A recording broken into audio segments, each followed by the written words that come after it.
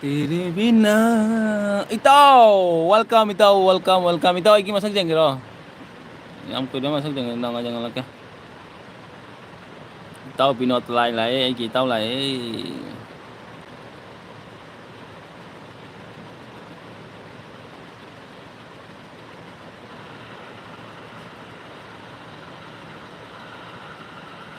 Yang kitaw, eh. Acha, ito. Nako. Yang kitaw, eh. Acha, ito. Nako. Yang kitaw, eh. Acha. Đây camera back to kìa.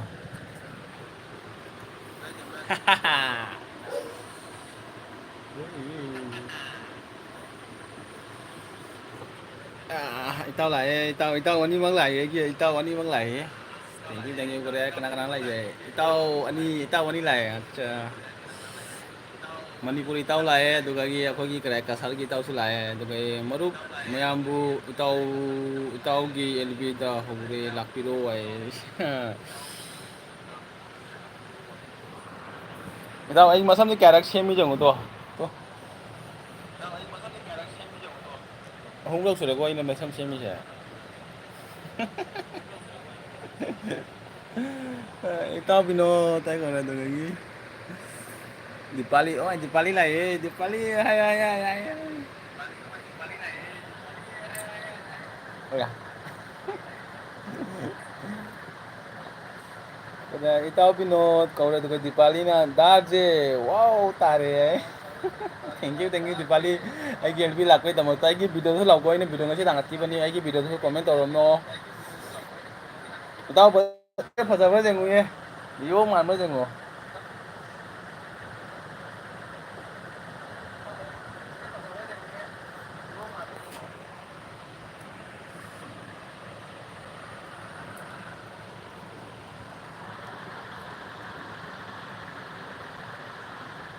Itaw tak cara bo, dugai itaw bi tak cara bo, itaw bi kai jang no, dugai Dipali kai jang no.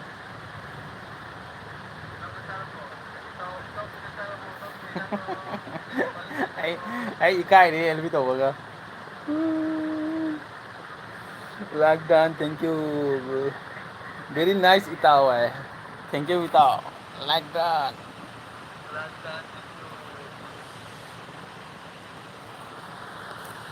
Nga thongi daji, acha. Ngapa? Phangge. Ai masam se semadai wai ne awabu mani sije.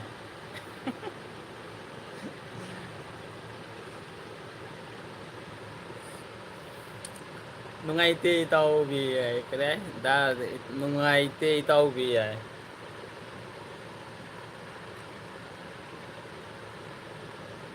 Ai masam se semai palaga.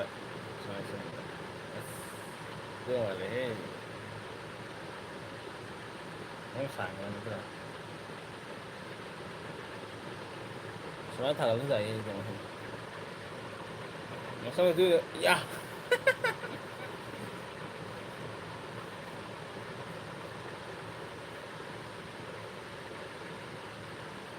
À.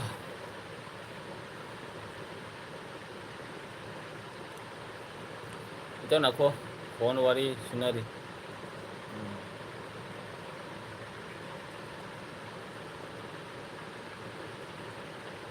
Ito ay masang jung ito. Ito binot, ay masang jung ito.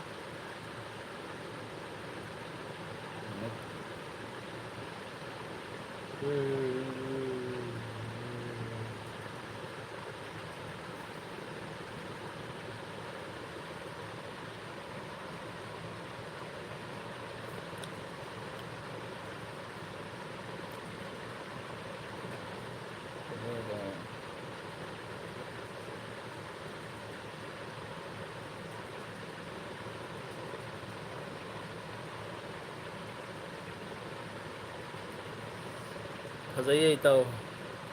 ꯐꯖꯕ꯭ꯔꯥ ꯏꯇꯥꯎ ꯃꯁꯛꯇꯨ ꯌꯦꯡꯉꯨꯅꯦ ꯌꯥꯎꯗ꯭ꯔꯦꯅꯦ ꯃꯁꯛꯇꯨ ꯌꯦꯡꯉꯨꯅꯦ ꯍꯅꯨ ꯐꯥꯔꯦꯅꯦ ꯃꯁꯝ ꯌꯥꯎꯔꯛꯇ꯭ꯔꯦ ꯌꯦꯡꯉꯨꯅꯦ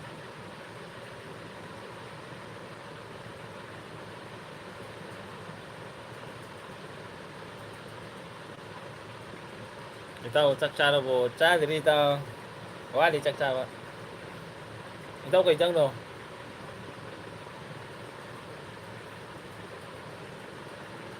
ꯑꯩꯈꯣꯏ ꯀꯩꯅꯣ ꯆꯠꯈ꯭ꯔꯕꯣ ꯀꯔꯤ ꯍꯥꯏ ꯗꯤꯄꯥꯂꯤ ꯆꯠꯈ꯭ꯔꯕꯣ ꯗꯤꯄꯥꯂꯤ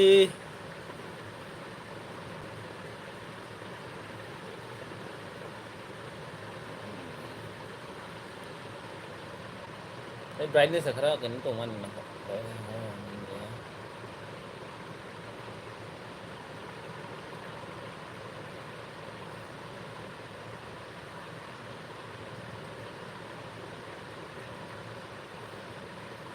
ꯋꯥꯎ ꯉꯁꯤꯗꯤ ꯑꯥꯔꯖꯦ ꯀꯩꯅꯣ ꯑꯣ ꯃꯥꯏ ꯏꯆꯦ ꯄꯟꯖꯤ ꯂꯥꯛꯑꯦꯕꯣ ꯋꯥꯎ ꯉꯁꯤꯗꯤ ꯑꯥꯔꯖꯦꯒꯤ ꯃꯁꯛꯁꯦ ꯃꯩ ꯇꯥꯔꯦꯍꯦ ꯏꯆꯦ ꯐꯖꯕ꯭ꯔꯥ ꯃꯁꯛꯁꯦ ꯌꯦꯡꯉꯨꯅꯦ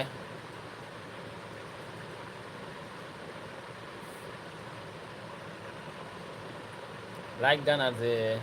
ꯊꯦꯡꯀ꯭ꯌꯨ ꯏꯆꯦ ꯏꯆꯦ ꯑꯩ ꯃꯁꯛ ꯐꯖꯕ꯭ꯔꯥ ꯌꯦꯡꯉꯣ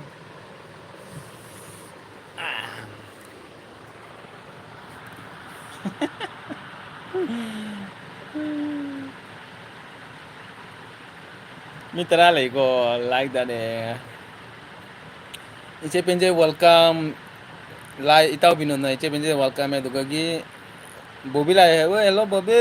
ꯍꯥꯎ are you I am fine Bobby ꯀꯔꯤ ꯆꯦ ꯆꯦ ꯕꯤꯖꯣꯌꯥ ꯖꯣꯏ ꯖꯣꯏ ꯑꯗꯨꯗꯒꯤ ꯍꯦꯃꯣꯕꯤꯟꯇꯥꯔꯁꯦ ꯃꯁꯛ ꯐꯖꯕꯅ ꯔꯥꯁꯤꯅ ꯆꯗꯨꯝ ꯆꯗꯨꯝ ꯑꯁ ꯏꯀꯥꯏꯍꯦ ꯕꯣꯕꯤ ꯑꯗꯨꯃꯥꯏꯅ ꯍꯥꯏꯔꯛꯀꯅꯨꯍꯦ ꯗꯥꯗꯤ ꯏꯀꯥꯏꯀꯣ ꯑꯗꯨꯃꯥꯏ ꯍꯥꯏꯔꯛꯀꯅꯨꯀꯣ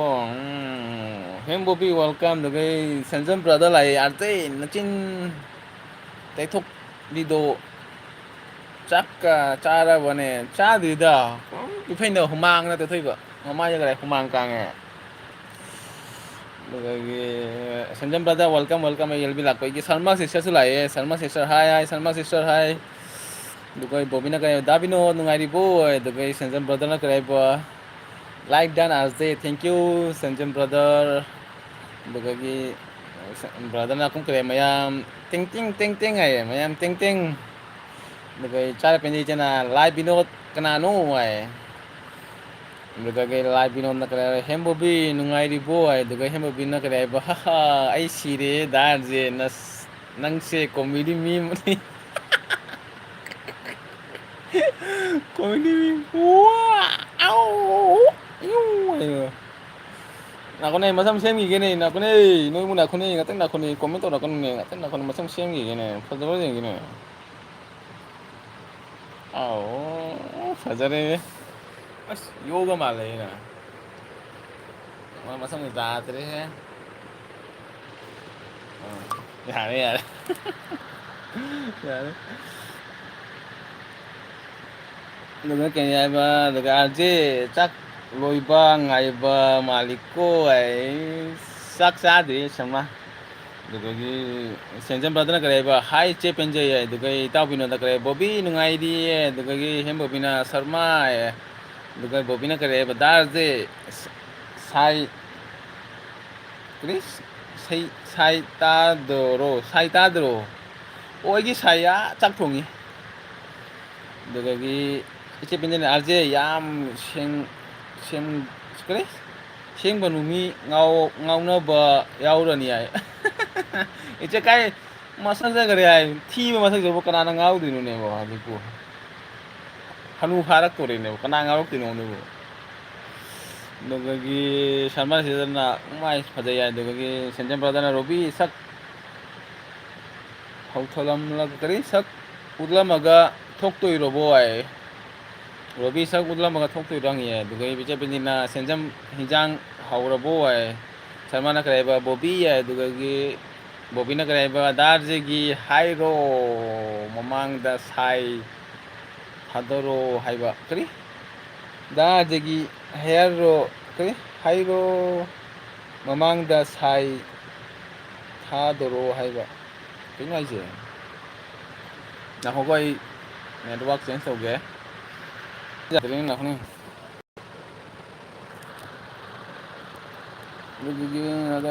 ꯕꯣꯕꯤꯅ ꯀꯔꯤ ꯍꯥꯏꯅꯣ ꯗꯥꯔꯖꯦꯒꯤ ꯍꯥꯏꯔꯣ ꯃꯃꯥꯡꯗ ꯁꯥꯏ ꯇꯥꯗꯔꯣ ꯍꯥꯏꯕ ꯁꯥꯏ ꯍꯥꯏꯗꯤ ꯀꯔꯤ ꯍꯥꯏ ꯁꯦꯟꯖꯝ ꯀꯔꯦꯕ ꯆꯦ ꯄꯦꯟꯖꯩꯗꯨꯒ ꯂꯣꯏꯇꯅ ꯑꯣꯟ ꯍꯥꯏꯔꯗꯨꯒ ꯏꯇꯥꯎꯅ ꯀꯔꯦ ꯄꯦꯟꯖꯩ ꯏꯆꯦ ꯆꯥꯛ ꯆꯥꯔꯕꯣ ꯑꯗꯨꯒꯤꯗ ꯑꯣꯟꯗꯨꯒꯤ ꯏꯆꯦ ꯄꯦꯟꯖꯩꯅ ꯑꯥꯔꯖꯦꯗ ꯉꯥꯡꯕ ꯌꯥꯝꯃꯤ ꯈꯔ ꯉꯥꯎꯕ ꯌꯥꯝꯃꯦ ꯌꯥꯏ ꯑꯣꯃꯥ ꯑꯣꯟꯗ ꯉꯥꯎꯈ꯭ꯔꯃꯤ ꯍꯥꯏꯁꯦ ꯍꯔꯦ ꯀ꯭ꯔꯤꯁꯅ ꯑꯗꯨꯗꯒꯤ ꯕꯣꯕꯤꯅ ꯀꯔꯤ ꯆꯦ ꯔꯣꯕꯤ ꯆꯥꯛ ꯂꯣꯏꯔꯕꯣ ꯍꯥꯏ ꯑꯗꯨꯒ ꯏꯇꯥꯎꯕꯤꯅ ꯀꯔꯤ ꯃꯅꯤꯄꯨꯔ ꯏꯇꯥꯎ ꯅꯨꯡꯉꯥꯏꯔꯤꯕꯣ ꯍꯥꯏ ꯑꯗꯨꯒ ꯏꯆꯦ ꯄꯦꯟꯖꯩꯅ ꯔꯣꯕꯤ ꯇꯥꯏ ꯑꯗꯨꯒ ꯏꯇꯥꯎꯕꯤꯅ ꯏꯇꯥꯎꯕꯤ ꯀꯔꯤ ꯃꯊꯦꯜꯅꯣ ꯑꯗꯨꯒ ꯏꯇꯥꯎꯕꯤꯅ ꯕꯣꯕꯤ ꯆꯥꯗ꯭ꯔꯤ ꯑꯗꯨꯒ ꯏꯇꯥꯎꯕꯤꯅ ꯅꯪꯗꯤ ꯌꯥꯏ ꯑꯗꯨꯒ ꯁꯦꯟꯖꯝ ꯕ꯭ꯔꯥꯗꯔꯅ ꯀꯔꯤ ꯔꯣꯕꯤ ꯕꯨꯠ ꯆꯠꯈ꯭ꯔꯕꯣ ꯍꯥꯏ ꯑꯗꯨꯗꯒꯤ ꯁꯨꯖꯤꯇꯥ ꯏꯆꯦꯅ ꯑꯦꯜ ꯕꯤ ꯑꯣꯟ ꯑꯩ ꯑꯣꯐ ꯍꯥꯏ ꯑꯠꯆꯥ ꯑꯗꯨꯒ ꯀꯔꯤ ꯕꯣꯕꯤꯅ ꯀꯔꯤ ꯍꯥꯏꯕ ꯃꯁꯝꯗꯣ ꯃꯃꯥꯡꯗ ꯅꯞꯗꯧ ꯊꯥꯗꯧ ꯍꯥꯏꯕꯅꯤ ꯑꯠꯆꯥ ꯁꯨꯃꯥꯏꯅ ꯊꯥꯕ ꯌꯦꯡꯉꯣ ꯅꯈꯣꯏ ꯃꯁꯝꯗꯨ ꯌꯥꯎꯗꯦꯅꯦꯕꯣ ꯍꯅꯨ ꯐꯥꯔꯦꯅꯦ ꯃꯁꯝꯗꯨ ꯌꯥꯔꯕ ꯌꯦꯡꯉꯣ ꯑꯗꯨꯗꯒꯤ ꯑꯩ ꯏꯕꯥꯏ ꯂꯥꯛꯑꯦ ꯏꯕꯥꯏ ꯍꯜꯂꯣ ꯏꯕꯥꯏ ꯍꯜꯂꯣ ꯑꯥꯔꯖꯦ ꯏꯕꯥꯏ ꯋꯦꯜꯀꯝ ꯋꯦꯜꯀꯝ ꯑꯗꯨꯗꯒꯤ ꯁꯨꯖꯦꯇꯥ ꯏꯆꯦꯅ ꯀꯔꯤ ꯍꯥꯏꯕ ꯂꯥꯏꯛ ꯗꯟ ꯊꯦꯡꯀ꯭ꯌꯨ ꯏꯆꯦ ꯁꯨꯖꯦꯇꯥ ꯑꯗꯨꯗꯒꯤ ꯏꯇꯥꯎꯕꯤꯅ ꯀꯔꯤ ꯁꯦꯟꯖꯝ ꯆꯥꯛ ꯆꯥꯔꯕꯣ ꯍꯥꯏ ꯑꯗꯨꯗꯒꯤ ꯁꯜꯃꯥꯟꯅ ꯀꯔꯤ ꯍꯥꯏꯕ ꯀꯩꯅꯣ ꯂꯥꯞꯇ ꯇꯧꯔꯤꯁꯤꯅ ꯍꯦꯝ ꯕꯣꯕꯤꯅ ꯀꯔꯤ ꯆꯦ ꯔꯣꯕꯤ ꯑꯩꯁꯨ ꯆꯥꯗ꯭ꯔꯤꯗ ꯑꯗꯨꯒ ꯏꯆꯦ ꯄꯦꯟꯖꯩꯅ ꯀꯔꯤꯕ ꯀꯔꯤ ꯃꯊꯦꯜ ꯆꯥꯔꯒꯦ ꯑꯗꯨꯒ ꯏꯇꯥꯎꯕꯤꯅ ꯀꯔꯤꯕ ꯁꯨꯖꯥ ꯍꯥꯏꯅ ꯖꯒꯣꯏ ꯁꯥꯒꯠꯂꯦ ꯑꯗꯨꯒ ꯏꯆꯦ ꯁꯨꯖꯦꯇꯥꯅ ꯔꯣꯕꯤ ꯍꯥꯏꯅ ꯖꯒꯣꯏ ꯁꯥꯔꯦ ꯁꯦꯟꯖꯝ ꯕ꯭ꯔꯗꯔꯅ ꯁꯨꯖꯥ ꯑꯉꯛꯄꯗꯣ ꯑꯉꯛꯄꯗꯣ ꯈꯪꯂꯕꯣ ꯀꯔꯤꯅꯣ ꯍꯥꯏꯗꯣ ꯁꯜꯃꯥꯟꯅ ꯀꯔꯤ ꯍꯥꯏꯕ ꯇ꯭ꯔꯣꯐꯤꯒ ꯄꯤꯔꯛꯑꯦꯅꯦ ꯀꯩꯅꯣ ꯇꯧꯔꯤꯁꯦ ꯍꯦꯝꯕꯣꯕꯤꯅ ꯆꯦ ꯁꯨꯖꯥꯏ ꯔꯣꯕꯤꯅ ꯏꯇꯥꯎ ꯏꯔꯣꯟꯕ ꯑꯗꯨꯗꯒꯤ ꯏꯕꯥꯏꯅ ꯂꯥꯏꯛ ꯗꯟ ꯊꯦꯡꯀ꯭ꯌꯨ ꯏꯕꯥꯏ ꯑꯗꯨꯒ ꯁꯜꯃꯥꯟꯅ ꯀꯔꯤ ꯍꯥꯏꯕ ꯑꯩ ꯆꯥꯛ ꯆꯥꯔꯤꯀꯣ ꯍꯥꯏ ꯑꯗꯨꯒ ꯏꯇꯥꯎꯕꯤꯅ ꯏꯇꯥꯎ ꯆꯥꯔꯕꯣ ꯍꯥꯏ ꯁꯦꯟꯖꯝ ꯕ꯭ꯔꯗꯔꯅ ꯀꯔꯤ ꯆꯥꯔꯦ ꯔꯣꯕꯤ ꯍꯥꯏ ꯑꯗꯨꯗꯒꯤ ꯁꯨꯖꯤꯇꯥꯅ ꯆꯦ ꯄꯦꯟꯖꯩ ꯆꯥꯗ꯭ꯔꯤ ꯊꯣꯡꯉꯤ ꯍꯥꯏ ꯑꯗꯨꯒ ꯏꯔꯣꯟꯕ ꯊꯣꯡꯉꯤ ꯍꯥꯏ ꯑꯗꯨꯒ ꯏꯇꯥꯎꯕꯤꯅ ꯁꯔꯃ ꯆꯥꯛ ꯆꯥꯔꯕꯣ ꯍꯥꯏ ꯑꯗꯨꯗꯒꯤ ꯍꯦꯝꯕꯣꯕꯤꯅ ꯆꯦ ꯇꯅꯨꯒꯤ ꯏꯕꯥꯏ ꯋꯦꯜꯀꯝ ꯍꯥꯏ ꯑꯗꯨꯗꯒꯤ ꯇꯅꯨ ꯑꯣꯟ ꯏꯆꯦ ꯄꯦꯟꯖꯩꯅ ꯂꯥꯏ ꯕꯤꯅꯣ ꯆꯥꯗ꯭ꯔꯤ ꯑꯗꯨꯗꯒꯤ ꯁꯨꯖꯤꯇꯥ ꯏꯆꯦꯅ ꯗꯥ ꯁꯦꯟꯖꯝ ꯈꯪꯗꯦ ꯔꯣꯕꯤꯇꯥꯅ ꯁꯨꯖꯦꯇꯥ ꯆꯥꯛ ꯆꯥꯔꯕꯣ ꯑꯗꯨꯒ ꯍꯦꯝꯕꯣꯕꯤꯅ ꯁꯔꯃ ꯅꯪ ꯇꯥꯗꯦ ꯑꯣ ꯍꯥꯏ ꯑꯗꯨꯒ ꯏꯇꯥꯎ ꯕꯤꯅꯣꯠꯅ ꯁꯨꯖꯦꯇꯥ ꯍꯥꯏꯅ ꯀꯧꯔꯦ ꯑꯗꯨꯗꯒꯤ ꯍꯦꯝꯕꯣꯕꯤꯅ ꯍꯥ ꯅꯩꯔꯦ ꯑꯗꯨꯃꯥꯏꯅ ꯊꯥꯗꯧ ꯍꯥꯏꯕ ꯊꯦꯡꯀ꯭ꯌꯨ ꯕꯣꯕꯤ ꯁꯔꯃꯥꯅ ꯀꯔꯤ ꯍꯥꯏꯕ ꯆꯥꯔꯤ ꯔꯣꯕꯤ ꯍꯥꯏ ꯑꯗꯨꯗꯒꯤ ꯁꯨꯖꯦꯇꯥ ꯏꯆꯦꯅ ꯔꯥꯖꯦ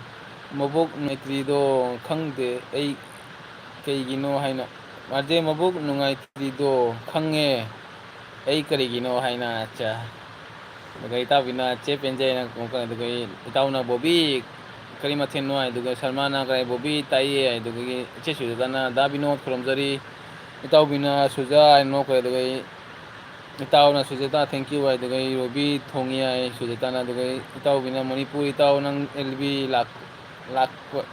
ꯂꯥꯛꯄꯗ ꯌꯥꯝ ꯅꯨꯡꯉꯥꯏ ꯅꯪ ꯑꯦꯜ ꯕꯤ ꯂꯥꯛꯄꯗ ꯌꯥꯝ ꯅꯨꯡꯉꯥꯏ ꯍꯥꯏꯕ ꯑꯗꯨꯒ ꯕꯣꯕꯤꯅ ꯀꯔꯤ ꯗꯥ ꯕꯤꯅꯣꯠ ꯀꯥꯟꯖꯤ ꯑꯣꯏ ꯆꯥꯔꯅꯤ ꯗꯥ ꯕꯤꯅꯣꯠ ꯅꯣꯏꯗꯤ ꯀꯔꯤ ꯍꯤꯟꯖꯥꯡ ꯆꯥꯗꯣꯏꯅꯣ ꯍꯥꯏ ꯑꯗꯨꯗꯒꯤ ꯔꯣꯕꯤꯇꯥꯅ ꯑꯣꯟ ꯍꯥꯏ ꯑꯗꯨꯗꯒꯤ ꯆꯥ ꯄꯦꯟꯖꯩ ꯔꯣꯕꯤꯇꯥ ꯍꯥꯏꯅ ꯅꯣꯛꯈ꯭ꯔꯦ ꯑꯗꯨꯗꯒꯤ ꯏꯄꯥꯏꯅ ꯊꯦꯡꯀ꯭ꯌꯨ ꯍꯦꯝꯕꯣꯕꯤ ꯍꯥꯏ ꯁꯨꯖꯦꯇꯥꯅ ꯗꯥ ꯕꯤꯅꯣꯠ ꯆꯥꯛ ꯆꯥꯔꯕꯣ ꯍꯥꯏ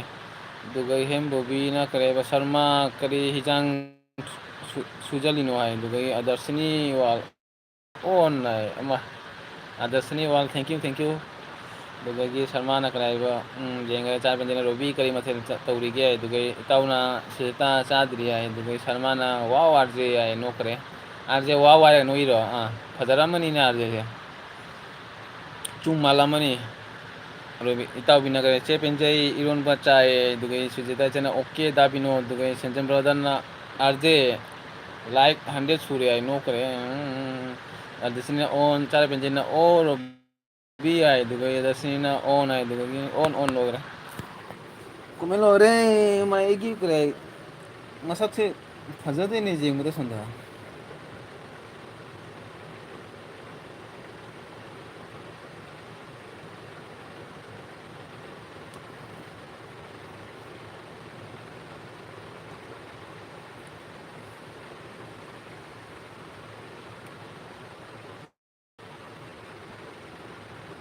ꯃꯝꯃꯤꯀꯣ ꯑꯩꯒꯤ ꯀꯔꯤ ꯚꯤꯗꯤꯑꯣ ꯑꯩꯒꯤ ꯀꯔꯤ ꯀꯦꯃꯦꯔꯥꯁꯦ ꯈꯔ ꯃꯝꯕ ꯃꯥꯜꯂꯦꯅꯦ ꯅꯈꯣ ꯂꯥꯏꯠ ꯑꯃ ꯊꯥꯟꯒꯦꯀꯣ ꯂꯥꯏꯠ ꯊꯥꯟꯒꯦ ꯅꯈꯣ ꯂꯥꯏꯟꯗ ꯂꯩꯌꯨ ꯃꯌꯥꯝ ꯑꯩ ꯂꯩꯀꯣ ꯑꯣꯝꯂꯦꯠ ꯇꯧ ꯍꯧꯔꯤ ꯌꯥꯏ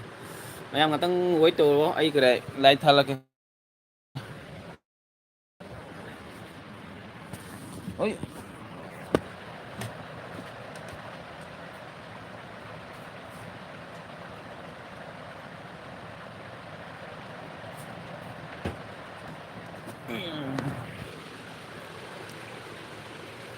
ꯈꯔ ꯁꯦꯡꯉꯕ ꯌꯦꯡꯉꯨ ꯃꯌꯥꯝ ꯁꯦꯡꯉꯝꯃꯅꯤ ꯈꯔ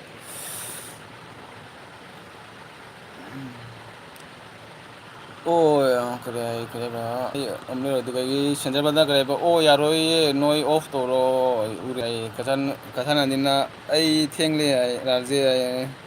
ꯅꯪ ꯋꯦꯜꯀꯝ ꯑꯗꯨꯒ ꯏꯇꯥꯎꯅ ꯀꯔꯤꯕ ꯅꯟꯗꯤ ꯍꯥꯏ ꯅꯟꯗꯤ ꯑꯗꯨꯒ ꯏꯇꯥꯎꯕꯤꯅ ꯁꯨꯖꯩ ꯀꯤꯕꯅ ꯂꯣꯏꯔꯦ ꯍꯥꯏ ꯀꯔꯤꯒꯤꯅꯣ ꯀꯤꯔꯤꯁꯤꯕꯨ ꯗꯥ ꯁꯟꯖꯝ ꯀꯣꯃꯦꯟ ꯀꯁꯥ ꯅꯟꯗꯤꯅ ꯀꯔꯦꯕ ꯑꯩ ꯍꯧꯖꯤꯛꯇ ꯂꯥꯛꯏ ꯌꯥꯏ ꯏꯇꯥꯎꯕꯤꯅ ꯅꯟꯗꯤ ꯑꯩꯅ ꯃꯌꯥ ꯆꯤꯛꯈꯔꯦ ꯁꯟꯖꯝ ꯕ꯭ꯔꯗꯔꯅ ꯁꯨꯖꯥ ꯑꯣꯝ꯭ꯂꯦꯠ ꯀꯛꯈꯤꯅꯤꯌꯦꯀꯣ ꯀꯛꯈꯥꯏꯅꯤꯀꯣ ꯀꯛꯈꯥꯏꯅꯤ ꯍꯥꯏ ꯏꯇꯥꯎꯕꯤꯅꯣꯗ ꯀꯔꯦ ꯍꯥꯏꯕ ꯅꯟꯗꯤ ꯆꯦꯟꯒꯅꯨ ꯆꯦꯟꯒꯅꯨ ꯇꯨꯅꯤ ꯌꯥꯏ ꯑꯗꯨꯒ ꯗꯁꯤꯟꯅꯤ ꯋꯥꯜꯅ ꯑꯣꯟ ꯍꯥꯏꯔꯦ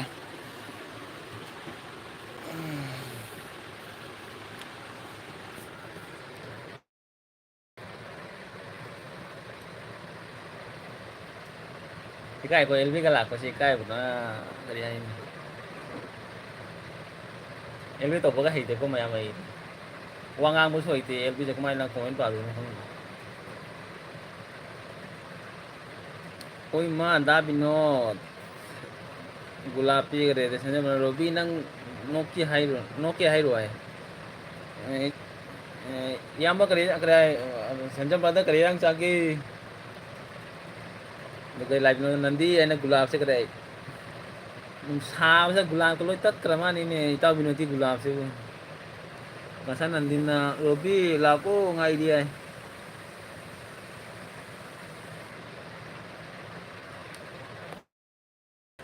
ꯑꯩꯒꯤ ꯏꯁꯇꯦꯟꯁꯨ ꯇꯦꯛꯈꯔꯦꯅꯦ ꯏꯁꯇꯦꯟꯁꯨ ꯃꯈꯨꯠꯅ ꯄꯥꯏꯔꯒ ꯄꯥꯏꯔꯤ ꯏꯁꯇꯦꯟꯒ ꯇꯦꯛꯈꯔꯦ ꯗꯥ ꯁꯟꯖꯝ ꯉꯁꯥꯏ ꯋꯥꯔꯤꯗꯣ ꯂꯤꯕ ꯂꯣꯏꯔꯒ ꯍꯧꯖꯤꯛꯇ ꯀꯤꯔꯤ ꯍꯥꯏ ꯃꯣꯏ ꯏꯇꯥꯎꯕꯤ ꯅꯟꯗꯤ ꯅꯣ ꯅꯣ ꯅꯣ ꯅꯣ ꯅꯟꯗꯤꯅ ꯑꯩ ꯚꯤꯗꯤꯑꯣ ꯏꯗꯤꯇꯤꯡ ꯇꯧꯔꯤ ꯃꯌꯥꯝ ꯑꯩꯒꯤ ꯚꯤꯗꯤꯑꯣ ꯌꯦꯡꯕꯤꯔꯛꯎꯀꯣ ꯅꯪ ꯚꯤꯗꯤꯑꯣ ꯊꯥꯡꯒꯠꯂꯕꯣ ꯍꯥꯏꯁꯦ ꯁꯦꯟꯖꯝ ꯕꯗꯟꯅ ꯍꯋꯥꯏ ꯃꯇꯔ ꯄꯅꯤꯔ ꯍꯥꯏ ꯑꯠꯆꯥ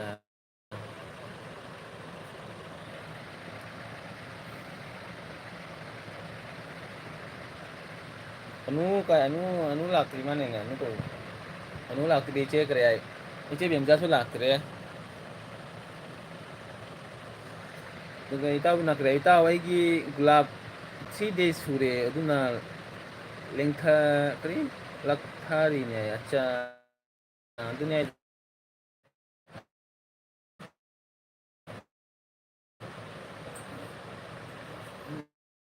ꯑꯗꯨꯒ ꯍꯦꯜꯂꯣ ꯑꯖय ꯕ꯭ꯔꯣ ꯏꯆꯦ ꯀꯦꯛꯃꯣꯔ ꯍꯦꯜꯂꯣ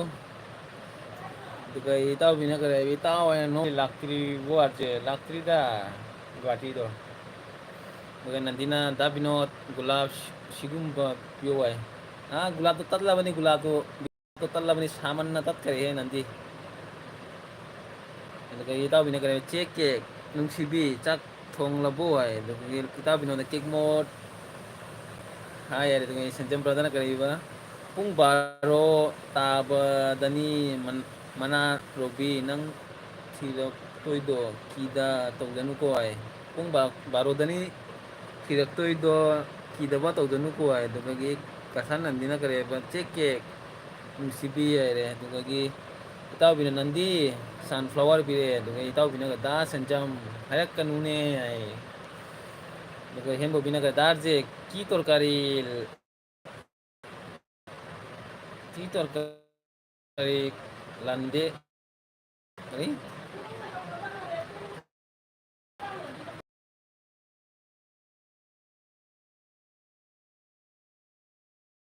ꯀꯩ ꯏꯟꯖꯥꯡꯅꯣ ꯑꯩꯈꯣꯏ ꯏꯟꯖꯥꯡꯗꯤ ꯄꯔꯤ ꯂꯥꯛꯑꯦ ꯆꯦ ꯄꯔꯤ ꯋꯦꯜꯀꯝ 10 ꯂꯥꯏꯛ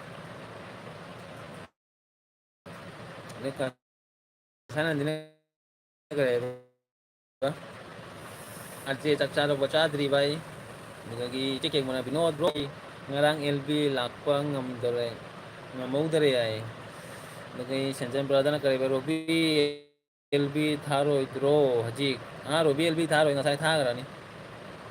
ꯑꯗꯨꯗꯒꯤ ꯂꯥꯏ ꯄꯤꯅꯣꯗ ꯄꯔꯤꯃꯣ ꯃꯨꯛꯕꯥꯡ ꯈꯨꯔꯨꯝꯖꯔꯤ ꯀꯁꯥꯅꯟꯗꯤꯅ ꯌꯥꯝꯅ ꯅꯨꯡꯁꯤꯕꯗꯨꯅ ꯕꯤꯅꯣꯗꯄꯨ ꯁꯞꯄꯣꯔꯠ ꯇꯧꯕꯤꯌꯨ ꯀꯣ ꯅꯟꯗꯤꯅ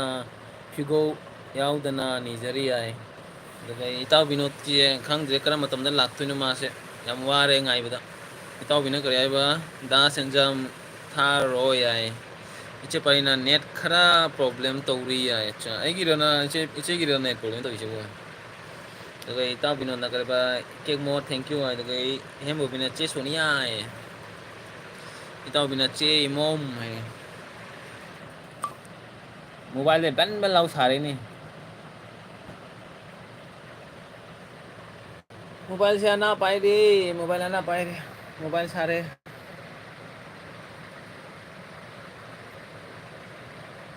ꯀꯤꯒꯦꯔꯥ ꯈꯪꯗꯦꯅꯦ ꯀꯦꯃꯦꯔꯥꯗ ꯌꯥꯝ ꯃꯝꯒꯔꯤꯒꯤꯔꯣ ꯈꯪꯗꯦꯅꯦ ꯃꯥꯏ ꯊꯝꯃꯒ ꯈꯔ ꯉꯥꯟ ꯃꯥꯅꯦ ꯉꯥꯏꯈꯣꯗ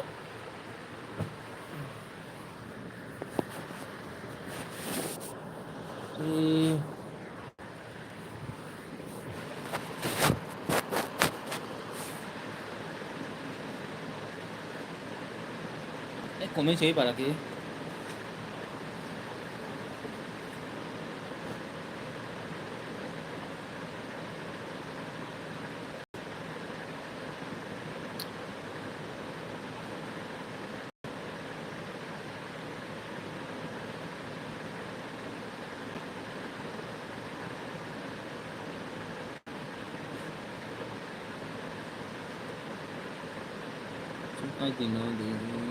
ꯊꯤꯡꯀꯤꯡꯗꯨꯗꯒꯤ ꯆꯦꯃꯣꯝꯗꯨꯗꯒꯤ ꯁꯦꯟꯖꯝ ꯀꯔꯤꯕ ꯍꯧꯖꯤꯛꯇꯤ ꯁꯪꯕ ꯑꯩ ꯑꯗꯨꯅ ꯍꯪꯕꯅꯤ ꯃꯌꯥꯝ ꯑꯃ ꯁꯦꯟꯖꯝꯕ꯭ꯔꯗ ꯑꯣꯀꯦ ꯑꯗꯨꯒ ꯀꯁꯥꯅꯟꯗꯤꯅ ꯀꯔꯤꯕ ꯔꯨꯕꯤ ꯉꯥꯏꯔꯤꯕ ꯑꯗꯨꯗꯒꯤ ꯀꯦꯛ ꯃꯣꯏ ꯏꯆꯦꯅ ꯅꯟꯗꯤ ꯅꯨꯡꯁꯤꯕꯤ ꯆꯥꯛ ꯊꯣꯡꯂꯕꯨ ꯍꯥꯏ ꯑꯗꯨꯒ ꯏꯆꯦ ꯄꯦꯟꯖꯤꯅ ꯀꯔꯤ ꯄꯔꯤ ꯃꯣꯡ ꯈꯨꯔꯨꯝꯖꯔꯤ ꯑꯗꯨꯒ ꯔꯨꯕꯤꯇꯥꯅ ꯗ ꯁꯟꯖꯦꯝ ꯀꯩꯁꯨ ꯀꯥꯏꯗꯦꯗ ꯑꯗꯨꯗꯒꯤ ꯁꯨꯁꯤꯂꯥ ꯏꯆꯦ ꯂꯥꯛꯑꯦ ꯏꯆꯦ ꯁꯨꯁꯤꯂꯥ ꯊꯦꯡꯀ꯭ꯌꯨ ꯑꯩꯒꯤ ꯑꯦꯜꯕꯤ ꯂꯥꯛꯄꯒꯤꯗꯃꯛꯇ ꯑꯗꯨꯗꯒꯤ ꯄꯔꯦꯡ ꯏꯆꯦꯃꯣꯝꯅ ꯕꯤꯅꯣꯠ ꯀꯔꯤ ꯃꯊꯦꯜ ꯆꯥꯔꯒꯦ ꯑꯗꯨꯗꯒꯤ ꯏꯇꯥꯎꯕꯤꯅ ꯀꯔꯤ ꯍꯥꯏꯕ ꯅꯟꯗꯤ ꯅꯣ ꯀꯊꯥꯅꯟꯗꯤꯅ ꯊꯣꯡꯗ꯭ꯔꯤ ꯆꯦ ꯀꯦꯛ ꯃꯣꯔꯥꯏ ꯑꯗꯨꯗꯒꯤ ꯏꯇꯥꯎꯕꯤꯅ ꯁꯨꯁꯤꯂꯥ ꯍꯥꯏꯅ ꯂꯥꯞ ꯏꯃꯣꯖꯤ ꯄꯤꯒ ꯇꯥꯕꯤꯅꯣ ꯆꯥꯗ꯭ꯔꯤ ꯏꯆꯦ ꯌꯥꯏ ꯑꯗꯨꯒ ꯏꯆꯦ ꯀꯁꯥꯅꯟꯗꯤꯅ ꯀꯔꯤ ꯑꯥꯔꯖꯦ ꯑꯩ ꯔꯣꯕꯤꯁꯦ ꯄꯨꯔꯒꯦ ꯌꯥꯏ ꯀꯥꯏꯗ ꯄꯨꯗꯣꯏꯅꯣꯅꯦ ꯄꯨꯅꯨꯀꯣ ꯑꯩꯒꯤ ꯏꯇꯥꯎꯕꯤꯗ ꯄꯨ ꯌꯥꯔꯣꯏꯀꯣ ꯁꯤꯖꯖꯅꯤꯅꯣ ꯑꯩꯒꯤ ꯏꯇꯥꯎꯕꯤꯗ ꯄꯨꯔꯗꯤ ꯀꯦꯛ ꯃꯣꯏ ꯏꯆꯦꯅ ꯂꯥꯏꯛ ꯗꯥꯅ ꯑꯗꯨꯗꯒꯤ ꯁꯨꯁꯤꯂꯥꯅ ꯑꯥꯔꯖꯦ ꯀꯗꯥꯏꯗꯅꯣ ꯍꯥꯏ ꯔꯨꯝꯗꯅꯤ ꯏꯆꯦ ꯑꯗꯨꯗꯒꯤ ꯄꯥꯔꯤꯃꯣ ꯏꯆꯦꯅ ꯔꯣꯕꯤꯇꯥ ꯕꯣꯕꯤ ꯄꯟꯖꯩ ꯏꯅꯥꯎ ꯅꯨꯡꯁꯤꯕꯤ ꯃꯌꯥꯝ ꯄꯨꯝꯅꯃꯛꯄꯨ ꯏꯀꯥꯏ ꯈꯨꯔꯨꯝꯖꯔꯤ ꯍꯥꯏ ꯑꯗꯨꯒ ꯏꯇꯥꯎꯕꯤꯅ ꯀꯔꯤ ꯍꯥꯏꯕ ꯅꯟꯗꯤ ꯅꯪ ꯚꯦꯇꯅꯔꯤ ꯍꯥꯏꯔꯤꯗꯨ ꯀꯤꯗ ꯇꯧꯖꯅꯨ ꯍꯥꯏ ꯏꯆꯦ ꯀꯦꯃꯣꯅ ꯔꯣꯕꯤꯇꯥ ꯅꯨꯡꯁꯤꯕꯤ ꯆꯥꯛ ꯊꯣꯡꯂꯦ ꯆꯥꯗ꯭ꯔꯤ ꯅꯪꯗꯤ ꯆꯥꯔꯕꯣ ꯍꯥꯏ ꯑꯗꯨꯒ ꯏꯕꯥꯏꯅ ꯑꯣꯟ ꯍꯥꯏꯔꯦ ꯍꯦꯝꯕꯣꯕꯤꯅ ꯑꯩ ꯑꯣꯟꯅꯤ ꯊꯦꯡꯀ꯭ꯌꯨ ꯑꯗꯨꯒꯤ ꯏꯆꯦ ꯁꯨꯁꯤꯂꯥꯅ ꯀꯔꯤ ꯔꯣꯕꯤ ꯂꯞ ꯏꯃꯣꯖꯤ ꯁꯦꯟꯖꯝꯕ꯭ꯔꯗꯅ ꯀꯔꯤ ꯔꯣꯕꯤ ꯀꯔꯤ ꯍꯤꯟꯖꯥꯡ ꯊꯣꯡꯉꯤꯒꯦ ꯍꯥꯏ ꯑꯗꯨꯗꯒꯤ ꯔꯣꯕꯤꯇꯥꯅ ꯆꯦ ꯊꯣꯡꯂꯦ ꯆꯥꯗ꯭ꯔꯤ ꯍꯥꯏ ꯑꯗꯨꯗꯒꯤ ꯔꯣꯕꯤꯇꯥꯅ ꯑꯀꯨꯝ ꯀꯔꯤ ꯍꯥꯏꯕ ꯗꯥ ꯁꯦꯟꯖꯝ ꯏꯔꯣꯟꯕ ꯍꯥꯏ ꯑꯗꯨꯗꯒꯤ ꯁꯨꯁꯤꯂꯥ ꯏꯆꯦꯅ ꯀꯔꯤ ꯍꯥꯏꯕ ꯏꯅꯦꯝꯃ ꯄꯔꯤ ꯍꯥꯏ ꯂꯞ ꯏꯃꯣꯖꯤ ꯑꯗꯨꯗꯒꯤ ꯏꯆꯦ ꯀꯦꯛꯃꯣꯅ ꯍꯥꯏ ꯆꯥꯔꯒ ꯄꯦꯟꯖꯩ ꯏꯆꯦ ꯀꯩꯁꯨ ꯀꯥꯏꯗꯦ ꯍꯥꯏ ꯑꯗꯨꯗꯒꯤ ꯏꯆꯦ ꯁꯨꯖꯤꯇꯥꯅ ꯑꯣꯟ ꯍꯥꯏ ꯑꯗꯨꯒ ꯁꯦꯟꯖꯝꯕ꯭ꯔꯗꯅ ꯀꯔꯤ ꯅꯟꯗꯤ ꯔꯣꯕꯤ ꯄꯨꯕ ꯌꯥꯔꯣꯏꯀꯣ ꯍꯥꯏ ꯅꯟꯗꯤ ꯄꯨꯕ ꯌꯥꯔꯣꯏꯌꯦ ꯑꯗꯨꯒ ꯏꯇꯥꯎꯕꯤꯅ ꯀꯔꯤ ꯍꯥꯏꯕ ꯗꯥ ꯁꯦꯟꯖꯝ ꯆꯥꯛ ꯊꯣꯡꯂꯦ ꯏꯔꯣꯟꯕ ꯉꯝꯗꯅ ꯂꯩꯔꯦ ꯉꯁꯤꯒꯤ ꯋꯥꯔꯤꯗꯨ ꯀꯔꯤ ꯉꯝꯗꯅ ꯂꯩꯔꯤ ꯉꯁꯤꯒꯤ ꯋꯥꯔꯤꯗꯨ ꯊꯣꯡꯂꯦ ꯏꯔꯣꯟꯕ ꯉꯝꯗꯅ ꯂꯩꯔꯦ ꯉꯁꯤꯒꯤ ꯋꯥꯔꯤꯗꯨ ꯍꯥꯏ ꯀꯞꯈ꯭ꯔꯦ ꯑꯗꯨꯗꯒꯤ ꯀꯞꯀꯅꯨꯍꯦ ꯏꯇꯥꯎꯕꯤ ꯀꯔꯤꯒꯤꯗꯃꯛꯇ ꯀꯞꯄꯤꯅꯣꯅꯦ ꯅꯪꯕꯨ ꯀꯦꯛ ꯃꯣꯔ ꯏꯆꯦꯅ ꯄꯔꯤ ꯑꯃꯃꯝ ꯈꯨꯔꯨꯝꯖꯔꯤ ꯀꯦꯛ ꯃꯣꯔ ꯏꯆꯦꯅ ꯕꯤꯅꯣꯠ ꯕ꯭ꯔꯣ ꯀꯔꯤ ꯃꯊꯦꯜ ꯆꯥꯔꯤꯒꯦ ꯑꯗꯨꯗꯒꯤ ꯏꯆꯦ ꯄꯔꯤꯅ ꯀꯔꯤ ꯀꯦꯛ ꯃꯣꯠ ꯑꯩ ꯀꯔꯤ ꯃꯊꯦꯜ ꯆꯥꯔꯒꯦ ꯍꯥꯏ ꯑꯗꯨꯗꯒꯤ ꯁꯦꯟꯖꯝ ꯕ꯭ꯔꯗꯔꯅ ꯁꯨꯖꯥ ꯂꯩꯔꯕꯣ ꯍꯥꯏ ꯏꯆꯦ ꯄꯔꯤꯅ ꯁꯨꯁꯤꯂꯥ ꯏꯅꯥꯎ ꯀꯔꯤ ꯃꯊꯦꯜꯅꯣ ꯍꯥꯏ ꯑꯗꯨꯒ ꯁꯨꯁꯤꯂꯥ ꯏꯆꯦꯅ ꯀꯔꯤ ꯑꯥꯔꯖꯦ ꯃꯦꯁꯦꯖ ꯎꯗ꯭ꯔꯤꯁꯦ ꯀꯔꯤꯒꯤꯅꯣ ꯑꯇꯩꯒꯤ ꯏꯆꯦ ꯁꯨꯁꯤꯂꯥ ꯀꯅꯥꯝ ꯃꯦꯁꯦꯖ ꯎꯗ꯭ꯔꯥ ꯍꯥꯏꯁꯦ ꯃꯣꯕꯥꯏꯜꯗꯣ ꯈꯔ ꯔꯤꯐ꯭ꯔꯦꯁ ꯇꯧꯔꯒ ꯑꯃꯨꯛ ꯂꯥꯛꯑꯣ ꯏꯆꯦ ꯁꯨꯁꯤꯂꯥ ꯈꯔ ꯅꯦꯠꯋꯥꯛ ꯄ꯭ꯔꯣꯕ꯭ꯂꯦꯝ ꯑꯣꯏꯔꯒ ꯁꯨꯃꯥꯏꯅ ꯇꯧꯕꯅꯦꯀꯣ ꯈꯔ ꯔꯤꯐ꯭ꯔꯦꯁ ꯇꯧꯔꯒ ꯑꯗꯨꯝ ꯅꯧꯅ ꯆꯪꯉꯣ ꯑꯗꯨꯒ ꯏꯇꯥꯎꯅ ꯀꯔꯤ ꯍꯥꯏꯕ ꯀꯦꯛ ꯃꯣꯠ ꯆꯥꯗ꯭ꯔꯤ ꯀꯦꯛ ꯃꯣꯠ ꯆꯥꯔꯕꯣ ꯀꯔꯤ ꯃꯊꯦꯜ ꯎꯅꯕꯤꯔꯒꯦ ꯑꯠꯆꯥ ꯏꯆꯦ ꯀꯦꯛꯃꯣꯅ ꯀꯔꯤ ꯃꯣꯕꯥꯏꯜ ꯁꯥꯔꯦꯗꯣ ꯄꯣꯛꯈꯥꯏꯒꯅꯤꯀꯣ ꯑꯥꯔꯖꯦ ꯕ꯭ꯔꯣ ꯍꯥꯏ ꯃꯣꯕꯥꯏꯜ ꯁꯥꯔꯕ ꯈꯔ ꯁꯥꯔꯦ ꯃꯣꯕꯥꯏꯜꯁꯦ Oke, sih sudah na kenam gi message udah. Kira sih susila kira mobile to kom back to ra kom lao kira refresh to ra kom lao ai gi kira LB ta kom lao duga uni. Kenam di hide to udah sih kan. Duga ita bina on ai da pare mo binod binod go back bisna singdo nohoi duda ida tat parwai kri go back insor singdo nohoi duda ida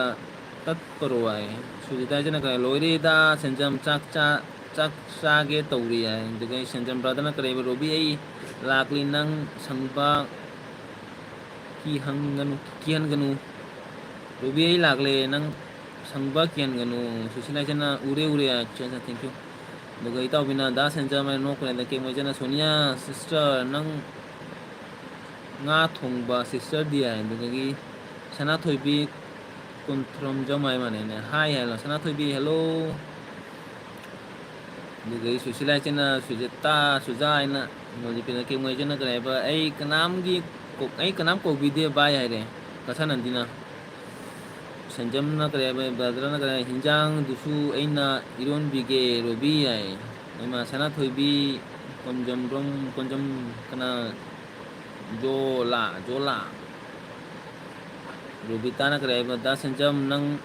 no kare dai ke mo chena binod pro nga thongbai dugai che sujata na kare che susila na emoji bi kare no cb emoji mo pisang kare na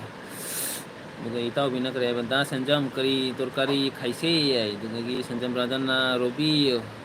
hoine aini pari mo chena sangai express ta khoi gi photo ga yauraga pau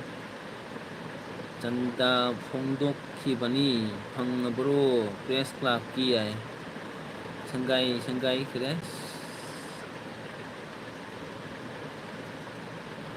sangai express ta bacha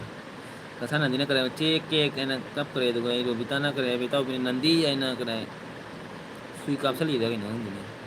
nandina sujata na kap kare pare majana sujata la pu sujata na nandi bom kasana dina che pari kap kare senjam brother na hawaii matot pani tani ngasi robi ai dugai gi sana thoibi ai na kare hi bro ke dori ge ai bro lb to re kare ai sana tomde sana tum bisa kana noi kaw re ko waro bo yate kana noi gi viewers la kana no khang dre dugai gi kasana dina robi ai no ko kap kare dugai gi sujata ita bina mi ita itau ga join toro o manipur itau ga join toro manipur tau nang kare ai jaga dro kare nang mai net se jaga da khang dinai join toro pa ja ni ne itau hairo nang join to ja de hairo ai join toro ke link thara ke duga gi sujata na che pari ai duga susila na inema pari kari himathel to rage da ke mo chana nandi kari gi kapino kapkanu robitana de sanjam haure ke mo chana hai sujata sister sarabo sinjam brother na sojapo gom se ki jini ai duga sujata chana kare che ke chak thonga bo ai duga sanjam brother hoi robi ai duga katana dina che ke kanam ko bide ai kapye duga gi itau bina on da lai ge ai on da lai no be me se to ro dai sanjam brother na kare robi yaro ai video lai jakhara ba khang dine mai ne se ja drama ne duga sanjam brother na kare robi yaro ai duga sita chana hojik chari che ke gai duga gi pare mo chana pangok chamthong morok metpa nga thongba sujida chana kare ba da sanjam bom pare mo chana nandi inau ngai ko ai kasa nandi na join toro binod to kai jakhara no khang dine binod to mai ne se ja traba ke no khang dine ma su wifi na chingi ni ne mo do din ne chu ja tri ha pu di wifi na kare lai ni ma su ita bina kare ma che mo moza ai do che ke mo na sujata sister chak thongli chadri sister di charabo ai do ge sanjam brother na sujata ki jai ne pokhaira kani ne ai do ge kathana dina manipur itau mang khara mane ma mai ne jarak tar mane chakhare man unde me se to rok mane man no